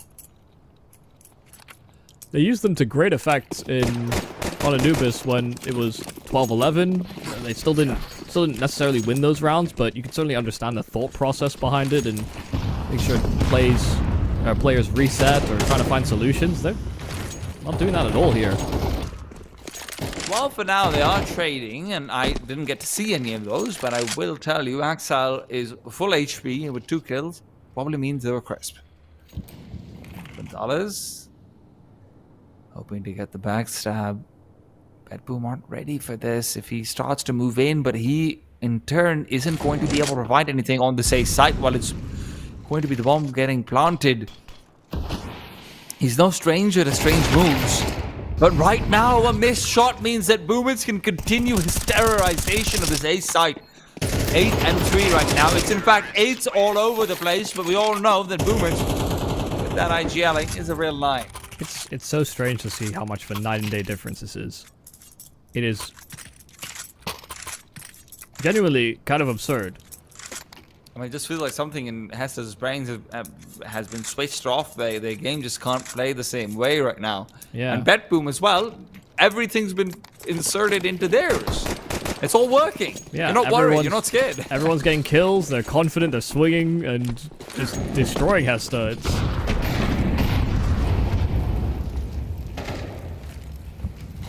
You'd be forgiven to think it's not the same team.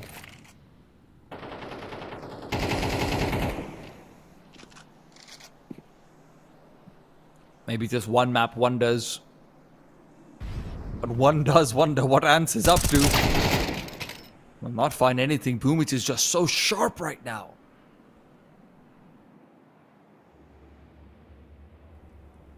They did also 13-3 a Nexus that have been capitulating coming into the new year. So that was still an upset, given that we have limited information on Hesta, but that was on Mirage. And, you know, you're still expecting Nexus to save some face there. So maybe Mirage is also a map that they can add to their wheelhouse. A wheelhouse of 2. And that's all they'll get in the first half, in fact. 10-2 at the half. Bet Boom setting a statement and setting good terms on their map pick in the series.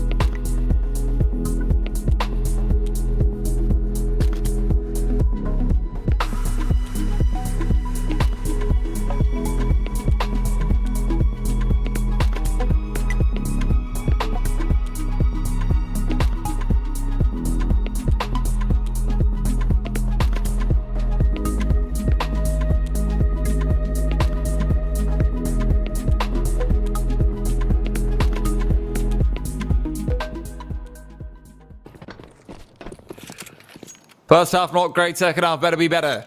That's the call that Hesta have made to each other in the break time. Welcome back to the Intel Extreme Masters Dallas close qualifiers for Europe. BetBoom are hoping to take out their map pick in a breeze. Yeah, we reside in the lower bracket, so it's do or die for a team like BetBoom being that map down. And already setting some very healthy first half.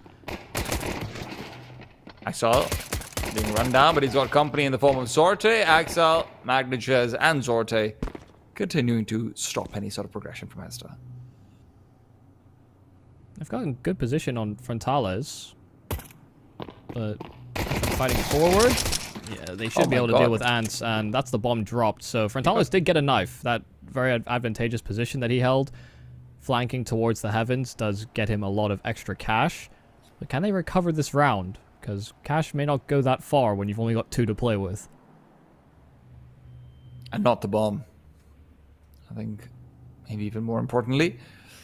The problem is that BetBoom do have their players isolated away from each other, right? Zorta and Siren are nowhere in proximity. Plenty of noise being made.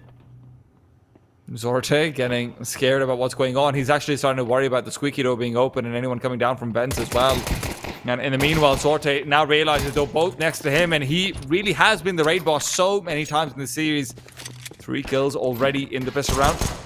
Looks for just a little bit more, the elevation, the verticality, hoping to give himself the advantage, and he didn't need it. Yeah, perfectly done there from Zorte. 4 kills. He was there alongside Magno and Axel to sort of cover that cross. Found a lot of impact from it and didn't overplay his hand or his position, especially when he knew the clock was against Hesta, that bomb was down. And even playing a little bit of ring around the rosy there on the bomb site. So a pistol attained here for BetBoom. It's a little bit more difficult to acquire than it was on that T side. You can imagine, of course, Hesta snapped into a bit of a buy. Some buying full. That Frontales knife going a long way and getting an AK and armor alongside it. But they've still kept some reserve cash as well.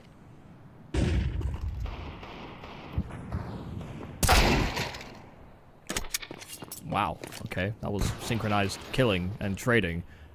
Zorte got it at range, but Ants did get a shot with the Deeg. Oh, bed cross covered, and Mirage, you cannot find the entrance. Oh no, Boomich gets the same fate that he delivered elsewhere, but Siren is at least there to help him out a little bit more. Slax is just left all alone, but he will be able to get the bomb front, and look, you take the small wins, I suppose. Could be more. Siren's low. It'll be very difficult to be able to get that duel safely without anyone being nearby to refrag it, though. Siren's even going to continue forward and just try and fight it out. They have a grenade on Zorte, so they can just blow open this door if they want to, and that's exactly what they'll do. So with that, the round is basically guaranteed to be gone.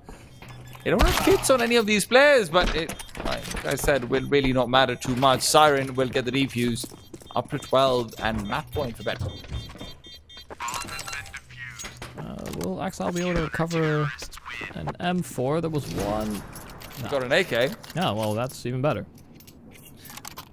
Forgot that was dropped in main.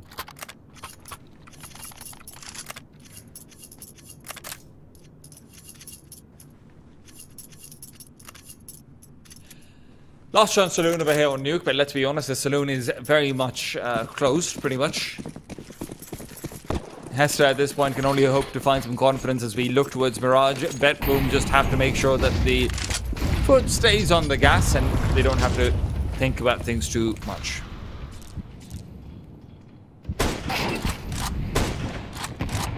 Wow, okay. Second shot. That was incredibly low.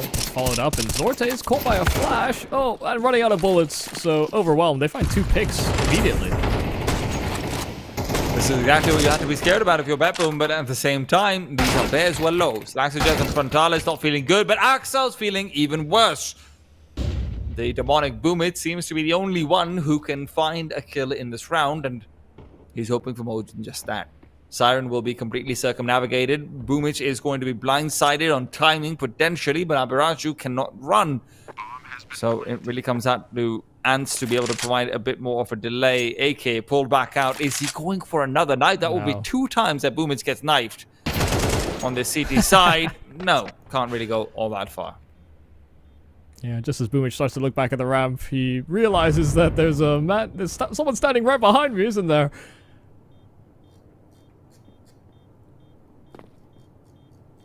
There's always going to be a chance to save. That was what Boomich was angling for. To get a better weapon than the FAMAS.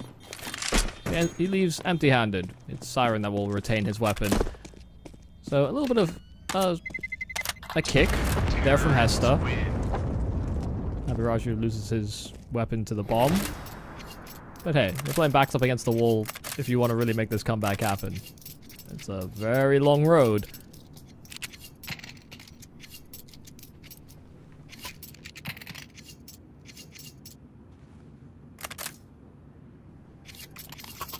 I believe in Siren. That Hero M4. But on a serious note, first up, good round for them to be able to find over there. A couple more like that, and even if you lose, what, 13-7, 13-8, you're very happy going into Mirage. Yeah, it recovers your confidence a bit. And for a team as young as them, it's really desperately needed. Well, you say young. I mean, a lot of players hovering around 22, 24. I think there's one 17-year-old in the mix. There's an 18-year-old as well in there. Oh, yes. Yeah, forget about him as well.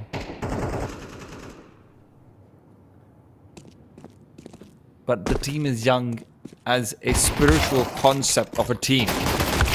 Axile and his dualies will find some success, but that is all they will have in this round. Yeah, it's Mukosh who's 18 and Slaxajez that is 17. Just to make sure we have that accurate. But how old is Frontalis? 22. Okay. And a 22-year-old talent out here. Yep. A talent that hasn't really been able to fully rear its head in Nuke. Yes, of course, we understand, but we will keep an eye out. Again, a little harder to be sporadic and quirky, I suppose, on Nuke. You encounter a few of those difficulties. Mukosh does get himself down the vent, but he's low HP, and it's actually the AWP that looks to greet him. The fact that he's low health may not matter. Well, getting fully blinded up. But Boomich is here to try and relieve some of that strain. Zorte won't miss 3 times in a row. I can't believe that Mukosh keeps it going even after all of those boons being offered. But Frontalis is actually been able to find Zorte as a result of it. How was Abiraju managed to get down the vent as well? Was the glass broken? Surely it wasn't. I don't think he did on the way there. Door. Yeah. If he'd broken the glass as well, that would have been big grain. Abiraju would have been tanking him right now. But for now, it'll still be Frontalis, who is expected to lead the charge. Continues to hard scope forward into ramp. He knows he needs to hit this shot if they want any chance of making this work. Axile is nowhere really nearby. If there's going to be defense on the B-bomb site, it will be delivered by the hands of Boomich, who is thunderfooting, making a fair bit of noise. They're going to know Abiraju has never revealed his position, but he's been here all in the meanwhile. Information given up, but Boomich is still able to find the one. Molotov goes awry. That's not where it needed to be, but Abiraju still makes up for their blunder. Bomb has been planted.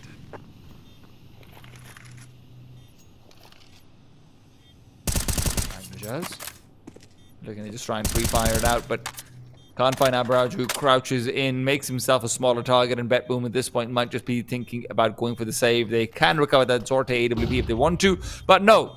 They want to fight instead. In goes Axel, Siren as well, trying to make a beeline for it. Matchmaking the one to find a quick kill. Axel's already hit the deck and that's all alone. There is no kit though, so this is going to be very tough right at the nick of time. They're going to have to back off and save. Yeah, it was planted in an unconventional spot, so it actually takes them just an extra second to realize, and they're too far away from that package. Had they known exactly where the plant position was, they may have made more of a beeline for it while trying to also clear out that final man, but with that realization a little too late. They heard those beeps change tone, and they knew they were out of time. So by the skin of their teeth, hanging on here. You can tell how spun out Boomich was, by the way, with how fast Abiraju was out to greet him. Boomich started looking into the rafters. He heard those metal steps and thought that's the only way that they could try and trade frag me, and it just wasn't the case. mean, he does well to even get one kill over there. But can Bet Boom do anything with the saved weapons? That's a lot of noise. Yeah, very loud drop there from Boomich. And he's just trying to fake it out. Like, I could be here. You don't know that. Zort is found with the AWP, saved up from the previous round. Very nicely done from Ants. Gets an easy shot. And while they're looking for recovery, what a vertical spray. Very nicely done. Yeah, caught the shadow of Zorte, so was ready for that initial kill at red, but yeah, the little vertical transfer is a thing of beauty there from Ants. Bomb has been planted. Now, I love a good ninja attempt on Nuke, but no kit, no smoke, and now broken legs. Have you ever heard of a ninja with broken legs? I imagine it was with great difficulty. Terrorists win. It is a story the Jedi would not have told you. I can see why. Because they were pretty embarrassed about that guy. What Oh my lesson God, would you stop learn? talking about him. How could he even make a career? 6 rounds found for Hesta, and they've done well for themselves so far. This is where if Bet Boom lose one more round and are forced back down onto an eco, maybe they start to have a bead of sweat running down the side of their faces. Back to Jazz. Very fast play attempted. The Rops movement from Mirage will not find success. But you can see Hesta feeling stylish. Might be the round where they put to bed yet, but Mukosh will find 2, brings it back to a 3v3. The Molotov will not be able to prevent Zort from peeking out though. And that's what gives Bet Boom the advantage once again. Ants has to be careful. Axel on the other side. Ready for this duel is Ants 2v2. And Frontalis has been outside for so long, but is not awarded a kill on the back of his efforts. Look at where this bomb is. It is nowhere to be seen. Good awareness here from Frontalis. Are you expecting Zorte to try and shift up his angles? But with so much time on the clock and that bomb out of possession, the fact that Frontalis is staying stoic and staying static doesn't often lead to great results. Goodness, Magno Jazz made so much noise retreating from the garage that Frontalis catches him in further transition, but Zorte is very nearby. If he misses his off shot, it's gone. But no, he won't even be given that chance initially. 20 seconds left. Is he trying to go back down to secret? No chances. Tech 9. Close range could be problematic, but with the hand spotted, Bet Boom will still close it out. 13 is found.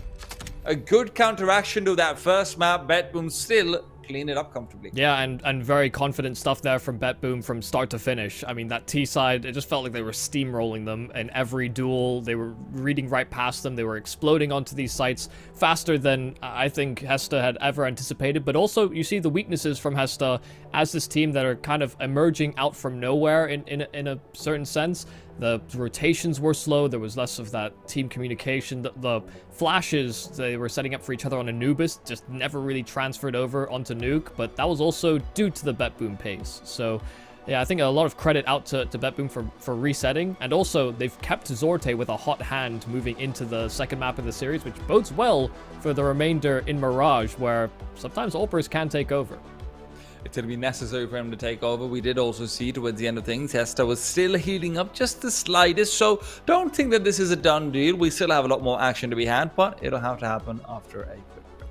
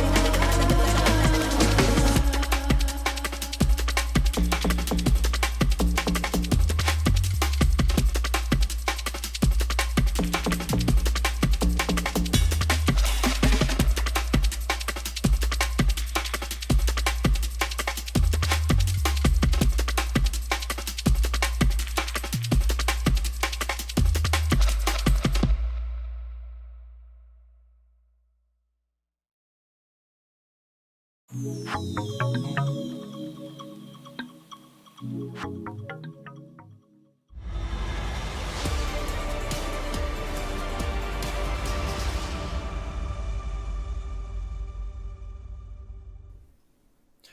back to the Intel Extreme Masters Dallas European Qualifiers. They continue on with the lower bracket. BetBoom are now 1-1 after equalizing very convincingly on their own map pick of Nuke. Now we go out to Mirage, where Hesta hope to finish things out the way they started, with an explosive performance from some of their individuals.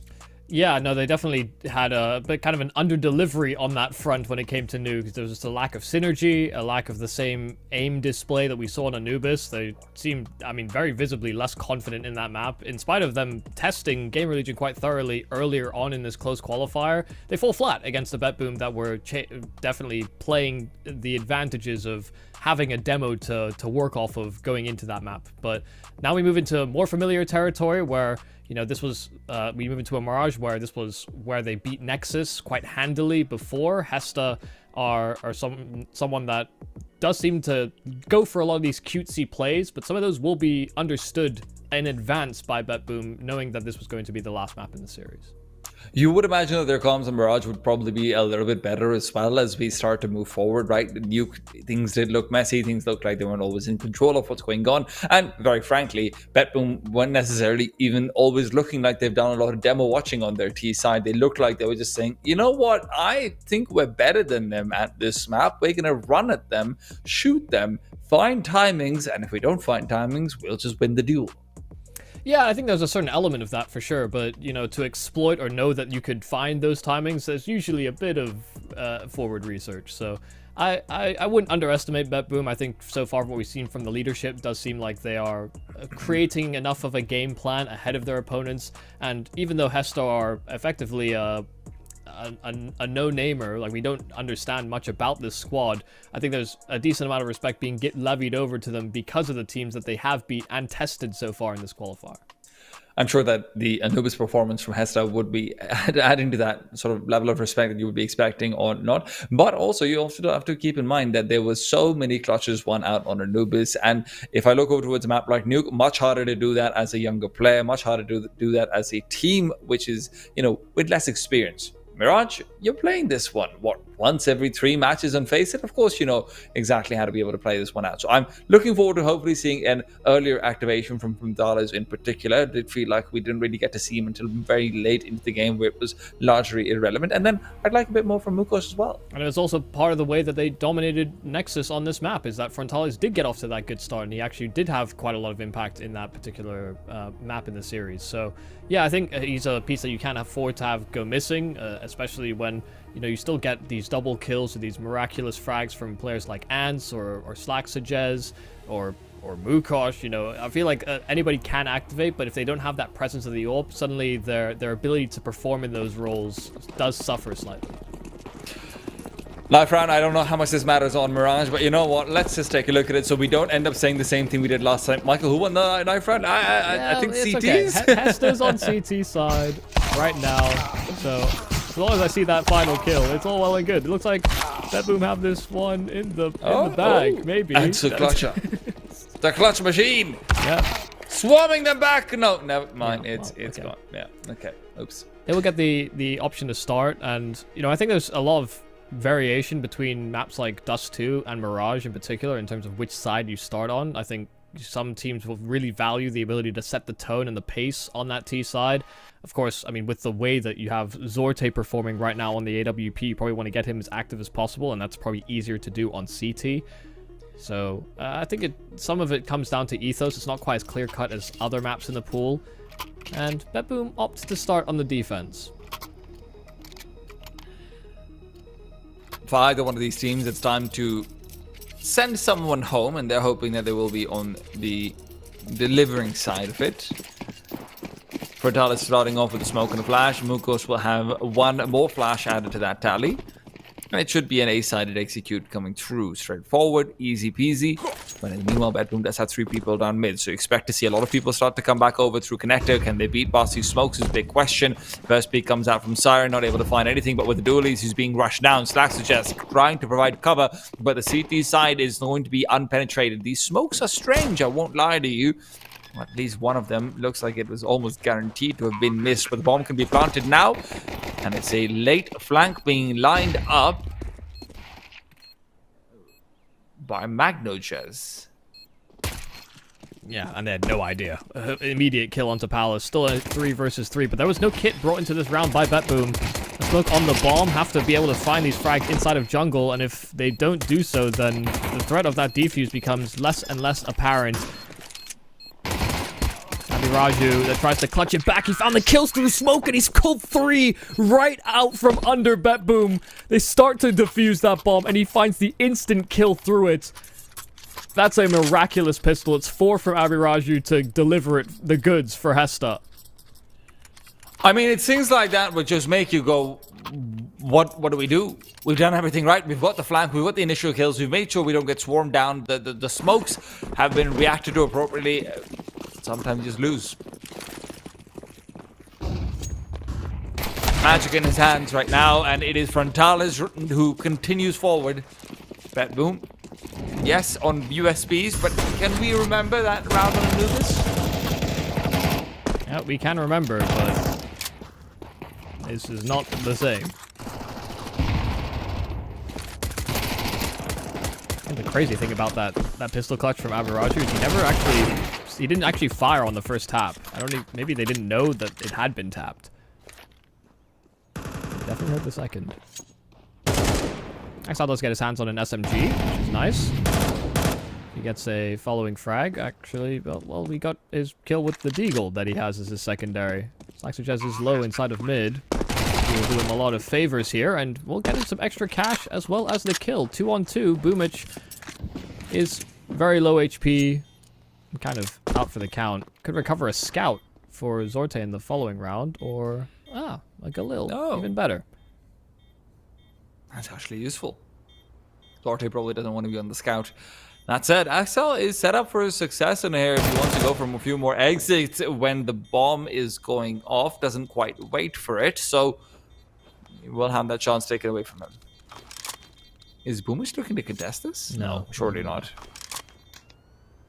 6 HP would be ill-advised. Yeah.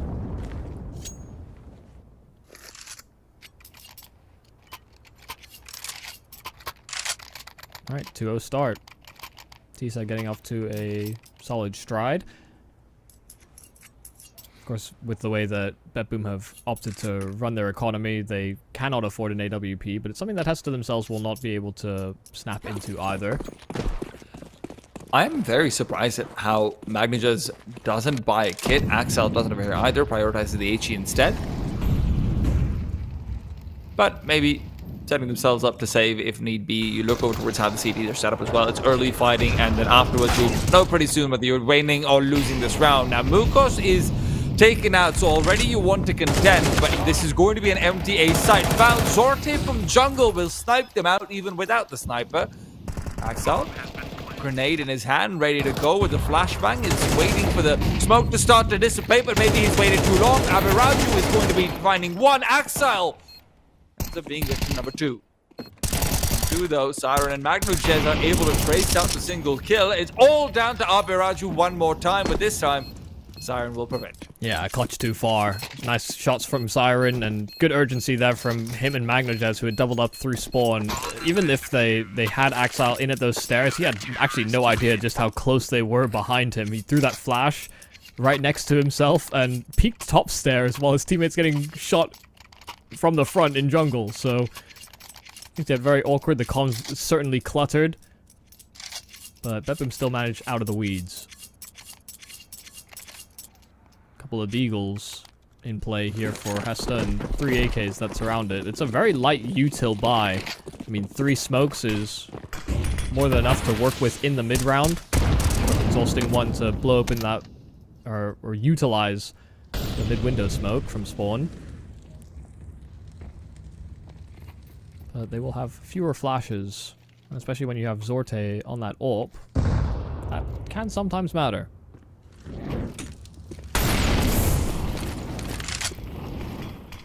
Consider push away move. Nice grenade as well. Don't mind if I do. Remember, they are all 5 players down over here in the middle, so you really don't want to take a peek. It's the grenades that are doing most of the damage. Aberaju taken away, and with Magno just taking information in the middle, he'll find it's more than he wanted. Myself still lies in wait inside jungle. Ans is going to be taken down by him, but the trade is Boomers elsewhere on the A site, and that leaves it completely empty. Frontalis can't find the kill, but Slaxages will. And that one will be forced to save as a result.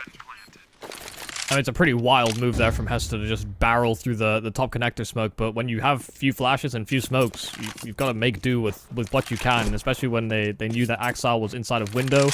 There was a minor gap, and it could have all gone very pear-shaped had Frontalis not been able to get the kill via stairs, but by achieving that frag, it just unlocks the A site.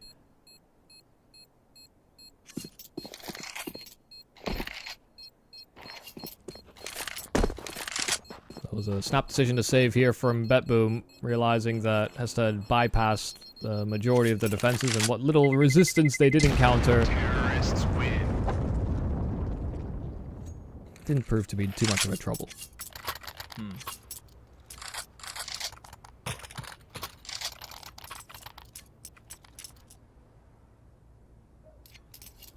Curious to see what Zorte tries to find with his AWP over here. I would be surprised if BetBoom commit to a full buy.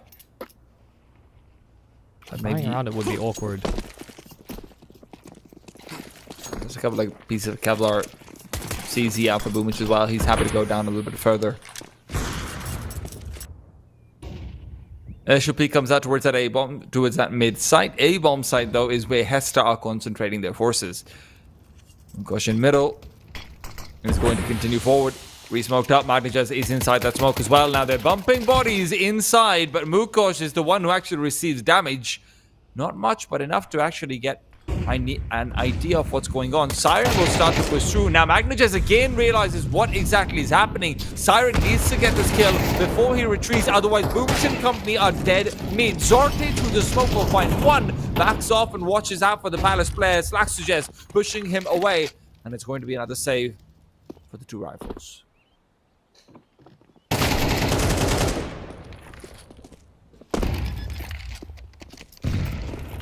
A couple of kisses through smokes in this round. It's part of what puts Mukosh on notice inside of middle. That's why Frontalis as well sort of backed off from his aggressive stairs play until the smoke had faded. Bumping bodies and not being able to move in that smoke is an early warning sign that there's probably someone else in there with you. But they go into this round with an AWP and a rifle, and they should be able to exit with exactly that as well. So nothing lost for the effort. Terrorists win.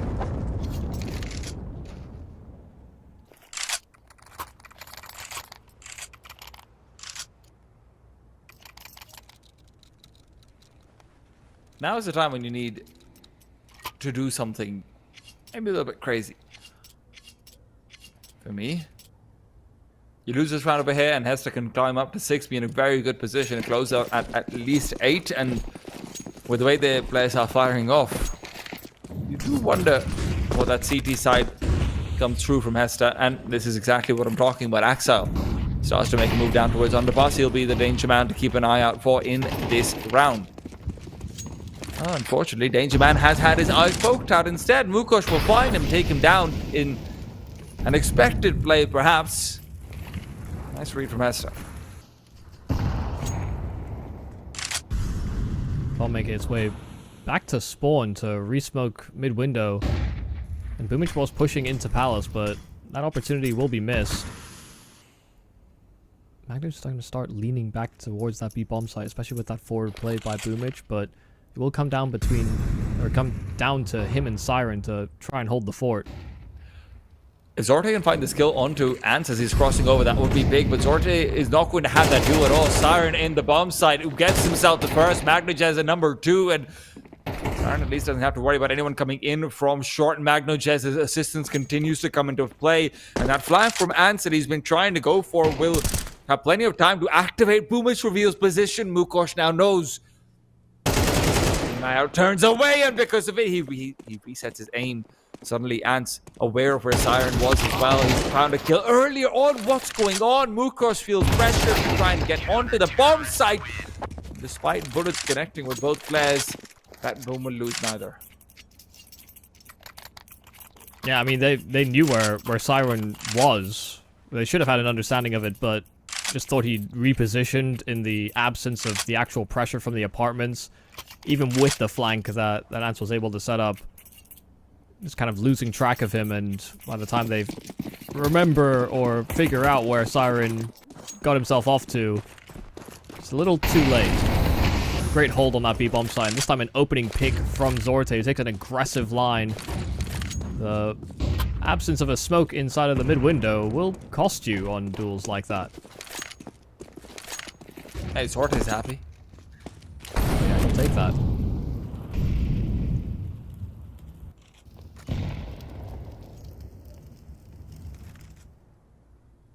They've not been throwing instas continuously. Not sure that everyone on Hesta knows how to throw it. That would be wild. Just in the sense that I can't remember the last time I've casted a game where people have any doubts about that. Well, kind of the perfect type of team to That's true. Put in that pigeonhole. Nice shot from Mirage, and information has been given over. Flashes down in middle as well, but the double jungle setup from Veto looks incredibly potent. Boomich is well in a good position to try and fight out what's coming for them.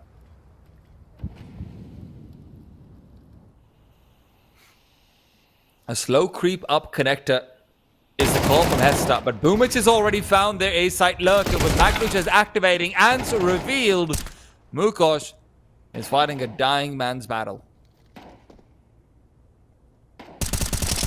Yeah, completely trapped. Axile just didn't give him the fight he was looking for. Little misstep there from Ants. I'm sorry, I'm a movement dweeb. But you cannot sort of walk into that angle and crouch to catch the ledge.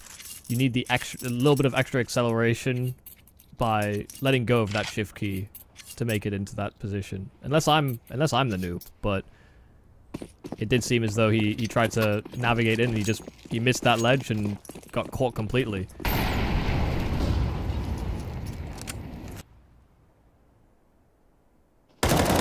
Running through the incendiary is a bold move, but I guess you are on just Glocks if there's ever a time to do it. This would be it. Now, they do receive grenades and more incendiaries. Planting inside the incendiary is a bold derm. It's ambitious. So, you know, someone's pressed Control A, Control B on that entire round.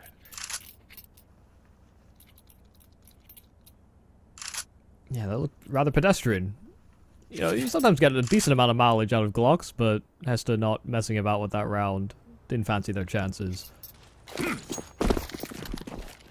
4-4 though, Bet-Boom equalize, and they are going to hope to continue forward. And I found that turning point in the one round, and then Zorte hoping for another chance like 2 rounds ago. Magnuches good for one, but watch out for Ants. He's swarming all over middle. Axel called in. Mr. Exterminator will be able to make quick work of him with the remaining 3 players over in A. Now whittled down to 2. And Cedric's plenty still ready for the CTs, and Zorte's body bang is enough to guarantee in the second as well. Yeah, I mean, a collateral there from Zorte, the fast reactions of Bet-Boom. They wanted to fight for that mid control, and they were on the mid floor already. Axel swinging short. Hesta wanted to play with a little bit of extra pace. Maybe just go for a fast Palace to con split on that A-bomb site. But the first sprung of the attack in connector gets chewed out, and then waterfalling out from Palace, they get thinned even further by Boomich inside a sandwich.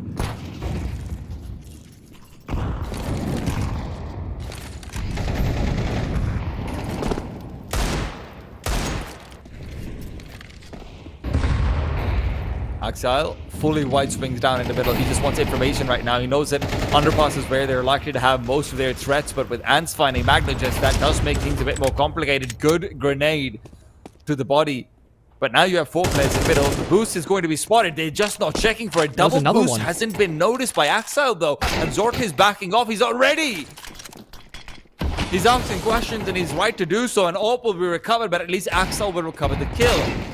Second place spotted. Frontales with the perfect shot, and the bomb is really the only thing stopping Hesta from looking to be in a convincing position. Yeah, it's still outside of those B steps, just outside of the apartments, which is far from ideal. It'll slow down their round, but, I mean, BetBoom are also flying blind, so even with this slowdown, it just, again, sows more uncertainty for BetBoom. Are they waiting for a flank? What's the holdup? We don't have any control of that A bomb site, and we know that they have had some presence there.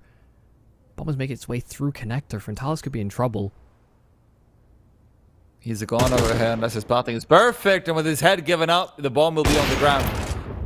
Shot miss from Abiraju. Wouldn't say I blame him too much with him not being the opera and all, but there have been a few so far. Has he managed? Okay. Worried about the op, yes, understandable, but with 8 seconds, Abiraju will be able to get the bomb plant down in, and refacing will prove difficult, if not impossible. Boomage. Looks like he might have lost the plot for the spray on the drop down, but still, that boom will find 6. Yeah, they definitely were just conscious that if they peek into a very hard angle to fight with, from short to con, and that he has the AWP, it's a surefire way to lose the round. So they do give up a lot of those sight lines. And you can see Abiraju was constantly in fear of someone being CT and holding a crossfire or sandwiching him in some way, and it just never was the case. But that was a round where they came in with Deagles and Tech 9s, and it still gets a little nervy there for BetBoom.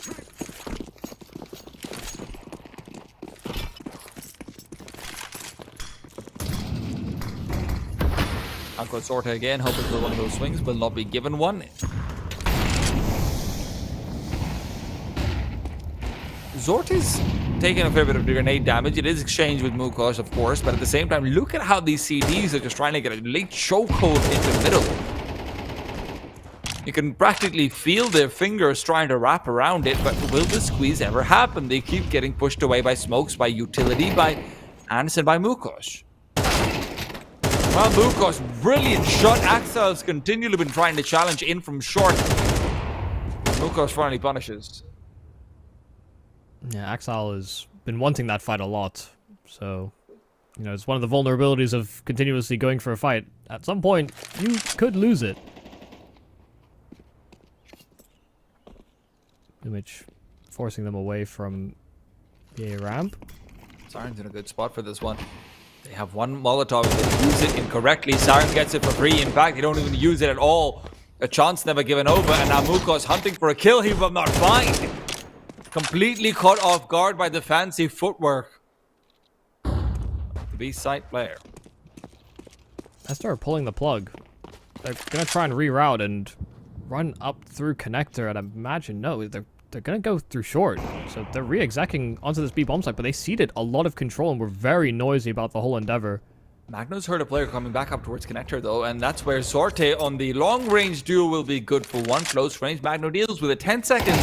Hans cannot win this round. It just isn't possible. He's asking for demise at this stage. just kept wondering where they should go. You know, the initial B attack gets destroyed. Those first two players, the third one doesn't want to travel out by his lonesome, so starts to run away. They start to think about A. They go back to B. They go back to A. And when you're losing members every time you're making a decision, eventually you're just going to run out of teammates. Good CT campaign, though, from BetBoom, given the start that Hesta came into this map with. BetBoom have done well to stabilize and already attain an advantage moving into that second half. A very ambitious play there from Axel. Flashed for himself and peeked top middle, and it just was not the play. It's because of those two smokes on that A bomb site. He thought he had to go in to support in some capacity, but it's all a ruse. Bomb is set up outside of B. Sorte's trying to get an elevation, but it really does all just come down to Siren. Ants is taken away, his only fast rotator. Siren needs to show up in such a big way. His previous round was good, but now we need better. 10 and 2 so far. It's rerouting again. The bomb is going back to the same bomb site. It's somehow working out for BetBoom. Slacks to Jez. I mean, he's forced out a rotation from Zorte, but with Boomage finding one, they still have to push through a smoke of their own design. Time isn't in their favor. Zorte's watching for that bomb as well. I don't think Betboom or Hesta know what's going on right now, and I can't blame them. This bomb is gone unless it drops or Zorte backs off, and the latter will transpire. Mukos, if there's ever a time to go, it is now. But he recedes. He's receded. Siren gives out the call, but Amiraju finding Boomers could be the deal breaker. Somehow, this round still ends up in their favor. They will find 5 as they go to that second half with Hesta.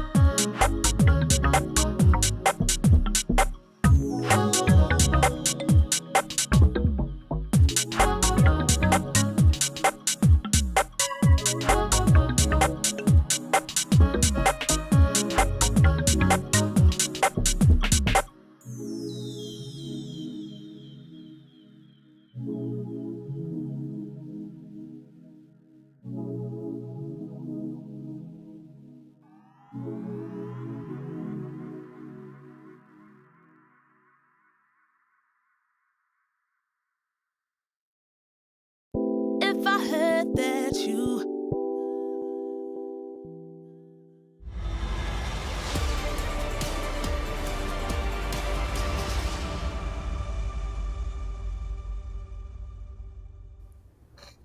If Chaos was a round in Counter-Strike, it would be the last one of the previous half. That being said, it's exactly that Chaos which allows Hesta to break a 6-round spree from Betboom and find themselves at 5 in the lower bracket of the IEM Dallas European Close Qualifiers. Yeah, and listen, if you're any team that's on the come up and you want to be unpredictable, you want to cause upsets, I mean, playing weird, wacky Counter-Strike can be sometimes the way that happens. You know, you pull the wool over their eyes. You know, you look at examples like, I don't know, I feel like Bad News Eagles were always one that caught people off guard for quite some time, and then people started to understand their playstyle as time went on. They also tried to change their playstyle to get ahead of that curve. While you're basically an unknown quantity for quite a lot of these teams, these more sporadic decisions, the lack of decisiveness in general, can sometimes work to your advantage. That last round and a half was certainly one of those instances, because they kept ping-ponging between ideas. They could not make up their minds. but neither could BetBoom because Hesta showed no intentions basically anywhere on the map. We'll see if that's something that they can make use of in some capacity on CT side. I imagine it will be harder to do, but getting the pistol would be a good way to apply some pressure to BetBoom as this team that are expected to be able to beat past a Hesta that have been rather surprising this qualifier. BetBoom are going to be meeting a 3-man stack outward shot. They will have heard one of those players, not more than that. Answer's going all the way deep early on. The smoke's going out now for BetBoom as they hope to block off and short. It's really just Mukosh to try and prevent anything from taking place on this bomb side. Mukosh good for that first one. Jumping through the smoke. Magnu just found Frontalis and 3 early kills. USB picked up as well. What? Just somehow creeps through, gets 1, gets 2, and 3 around the corner are up for grabs, but he's just not able to grasp them. Is the one who pushed up early on into middle, but he will still falter. 8th round found by BetBoom. Yeah, I mean, they just did not have any idea about what the setup was there from Hesta. A very aggressive opening line there from Ants, but there were 2 players on short as well that were going to try and play that B-bomb side, I imagine, for some kind of a retake. And even still, BetBoom get 3 kills breaking into that B-bomb site. They maybe expect a moment of safety or sanctuary as they get that bomb planted, and then Slaxajez almost throws a massive spanner in the works. And almost don't cut it. Pistol taken here by BetBoom is a chance to build a bit more of a lead.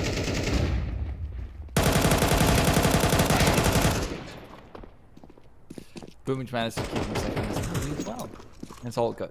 I'm hoping to see BetBoom just go for what we saw on T-side of Nuke as well, which is bulldoze, steamroll, and rely on your abilities. Those were things that were never really called to question even in Anubis, which they ended up losing.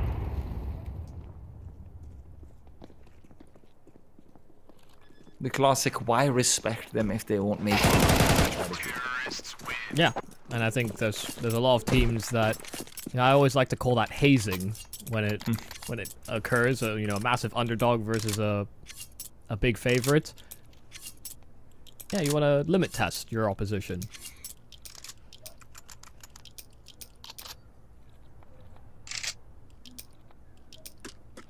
But now 4 rifles out here for Hesta. Mukosh, the only one that doesn't opt for, I guess, premium rifle. The SMG in the MP9 has received nerfs, but everyone's talking about how they may not be enough, but may not even be necessary. Ants just fighting off a short, finds Boomich, trying to slide out to Delpan. Oh, wow. A lot of damage to Mukosh. Took the dink on the jump spot. So already a weakened B-bomb site. He's lucky Magnum didn't have the AK. That's all I'll say. 2 players are quite low on the CT side, but you still see Abiraju being very willing to start exploring forward into A main. The bomb will be recovered, but if Abiraju keeps going forward, there's definitely a chance for him to ask for the rest of his team to start rotating back towards the B-bomb site, which so far still does seem to be the likely avenue of attack from BetBoom, given Siren's rotation.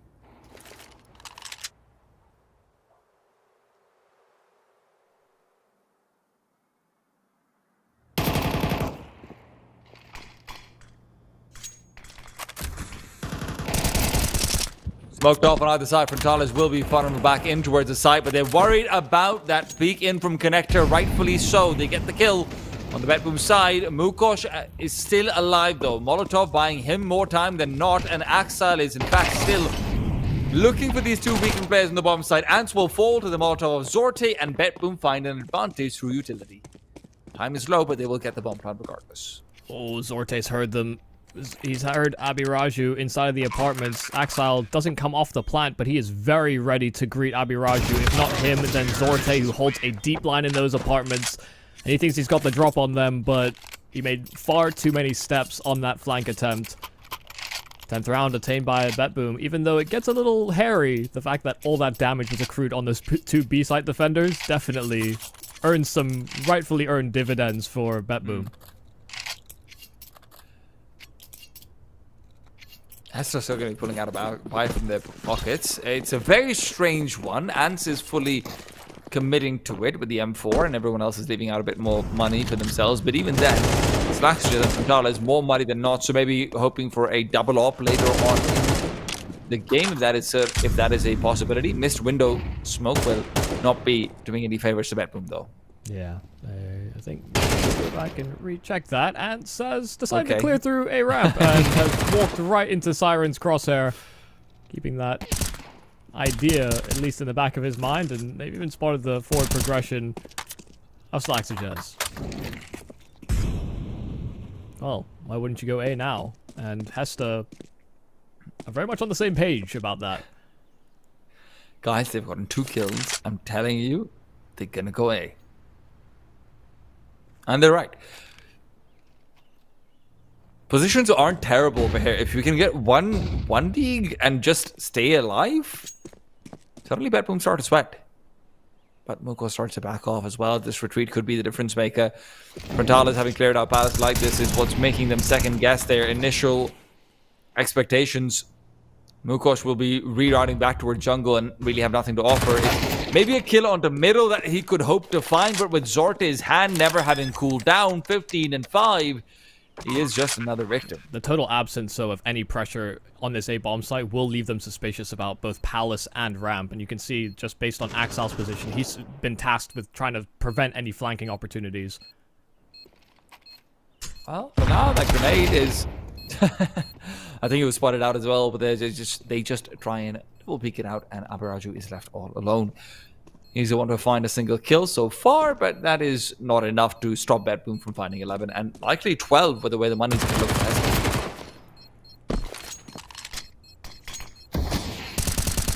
If he saves this AK, actually they can buy the next round. Yeah, it's not bad. Oh, never mind. Aberaju.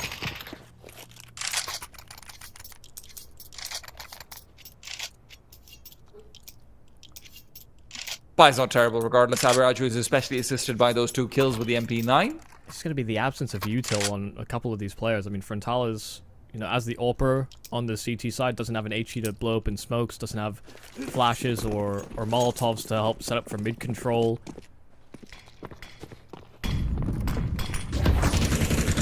Missed his movement. He's asked for a teammate to quickly boost him into short, and so that'll be the way that he tries to activate with this AWP. Betboom have put a lot of pressure out towards that A-bomb site, but I am curious to what Axel is going to be up to over here on B as well. There's room for him to be able to explore out and find that there's no real anchor. It's just a player inside the ladder room, but that might not be something they discover until it's too late. 4 players in the A site from Hesta. Will come down to the feeling here for Axel. So at one point, one of the best players at defaulting on that B side of the map, but with the absence of Boomich, suddenly they have to be really cognizant of the idea of a push through mid. They go back to try and reacquire that position, but Magno has a smoke pulled out. He has nades in his hands, and it will cost him dearly. Axile losing his fight in towards the underpass as well, and with Zorte low HP, suddenly a lot of responsibilities fall on Siren if they want a way out of this round. It's likely just a save call, though. 4 on 2, and you've got several rounds to play with.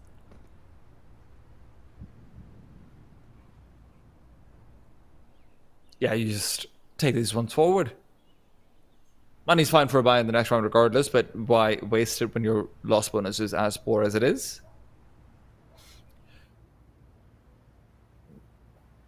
It didn't feel like the round should have fallen apart that way when Boomich died, but afterwards they never considered that Hesta could have reclaimed out towards the upper side of middle. And that just felt like the difference maker.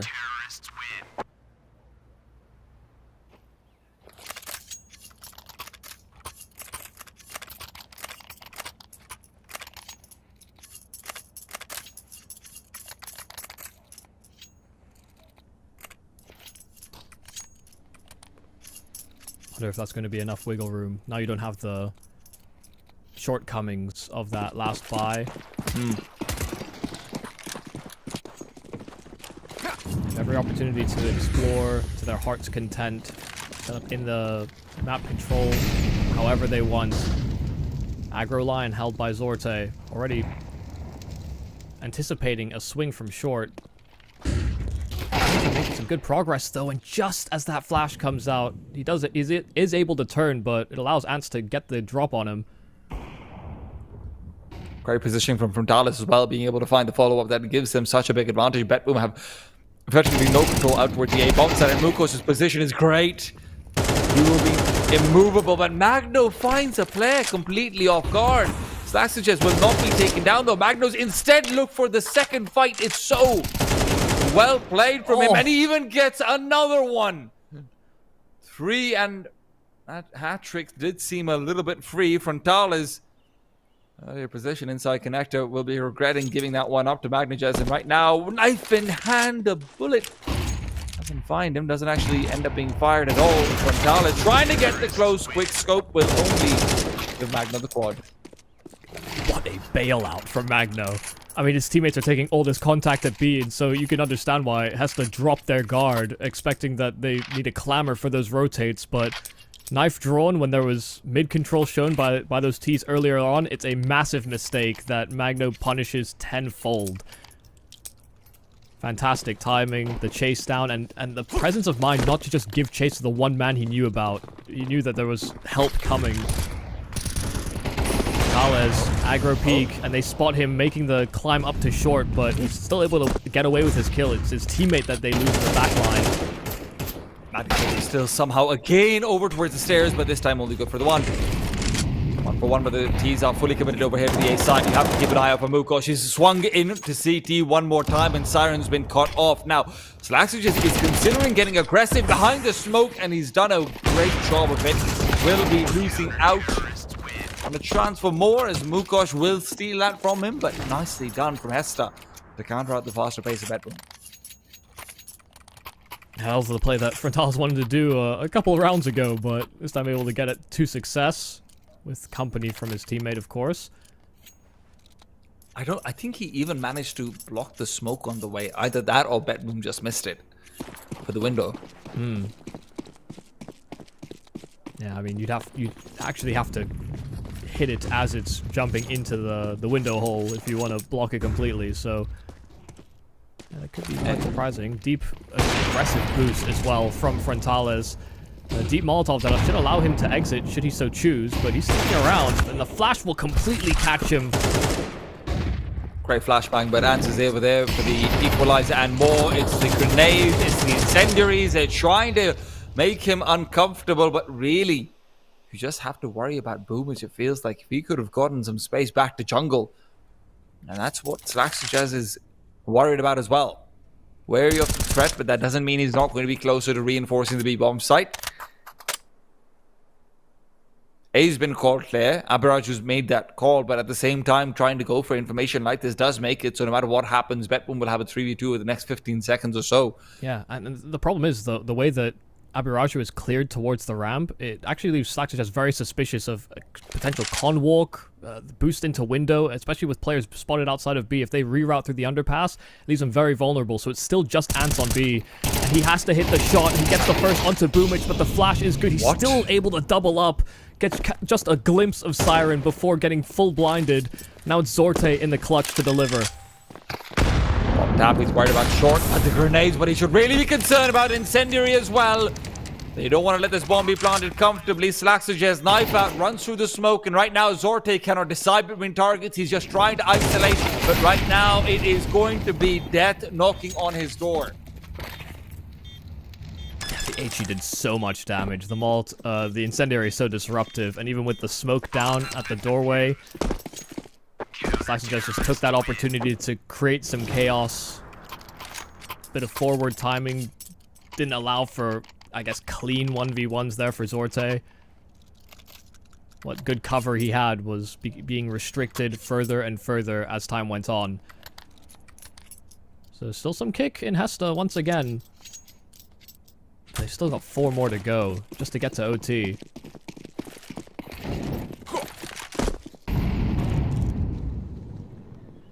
Tech 9 by. Have to be worried. Siren trying to bait like there's some presence inside of Palace. Made one step just within earshot of Underbalk. He's hoping that will keep players busy here on A. Mukosh, 1 kill. Won't quite cut it. Ants has to compensate somehow. Last time over, he was able to do so, but this time again, Spray is sloppy. Nade Finds it, but the grenade will find him instead. Mirage will be able to keep things in favor of the CT side as he continues to try and defend, but Axel's angle is perfection. A reminder of days past as he will look for more. Will spot out the head. Repeaks is understandable. Axel just putting them to bed over here. Mirage all alone. 1 versus 2. Elbows spotted out. Siren just looking to get the jump on him. Pre-fire lined up. Head found. 13 for Betboom. They're going to knock Hesta out of this qualifier. Yeah, and I mean, fantastic work. Some fantastic plays being made so continuously by just a full flurry of different players here on the side of Betboom, whether it was Magna with some of these massive multi-kills, whether it's Boomich and some of the calls that he was able to deliver, hell, the frags as well were substantial on multiple maps, and there was just so many details, I guess, thrown in the mix there for Betboom to make it as unpredictable for Hesta as possible. I mean, they're an unpredictable team to read, so focus on adding small little details, small little steps, and confusing our opponent as much as they could. I mean, I have to say, kind of hats off to Betboom for overcoming a team that have proven to be quite a difficulty within this qualifier.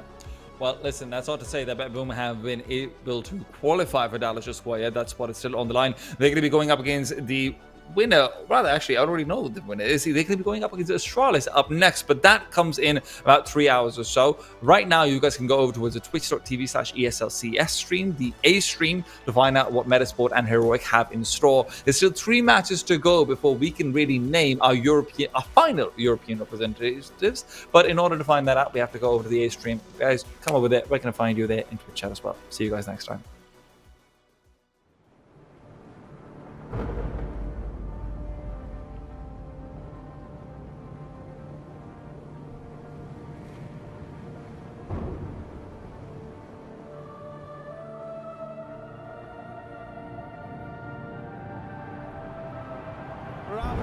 Really making history. Absolutely phenomenal. And Ace is the champion of the Intel Extreme Masters World Finals. Storm's still not quite done. MC is going to take this fight, though. 3 seconds left. Last 2 rounds of action's got to start it well for ESC. And this is a massive move for Zez, but he's not content with just a Nexus kill. He wants to win out. And it's all done. Astralis winning. Unbelievable Rogue with a 4-0 victory over Classic. And they did it again in the grand finals. It's no Give it up for your Intel Extreme Masters World Champion.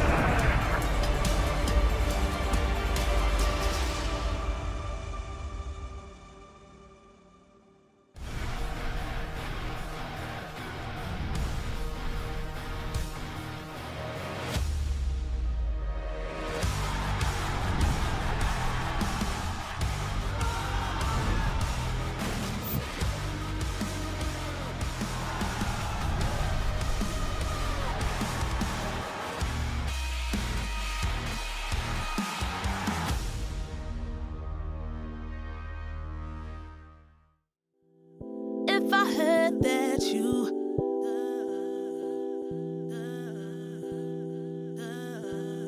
If I heard that you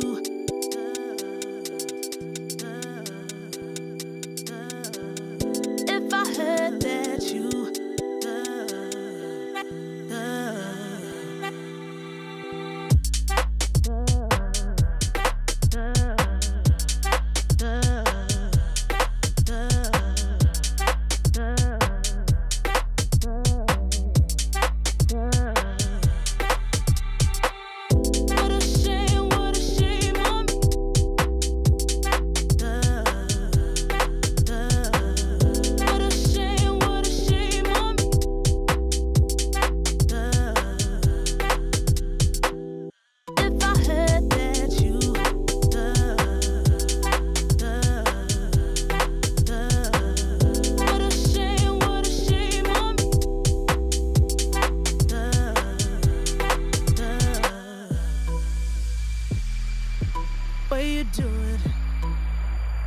The way I live life. What you doing? The way I live life. The way I live life. What you doing? What you doing? The way I live life. What you doing? The way I live life. The way I live life. What you doing? What you doing? The way I live life. What you doing? The way I live life. The way I live life. What you doing?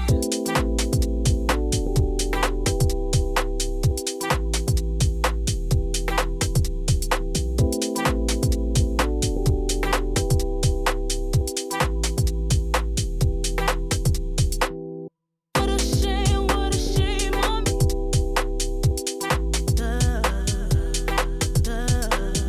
What a shame on me.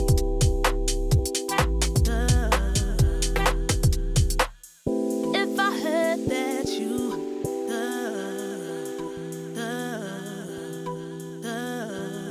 if I heard that you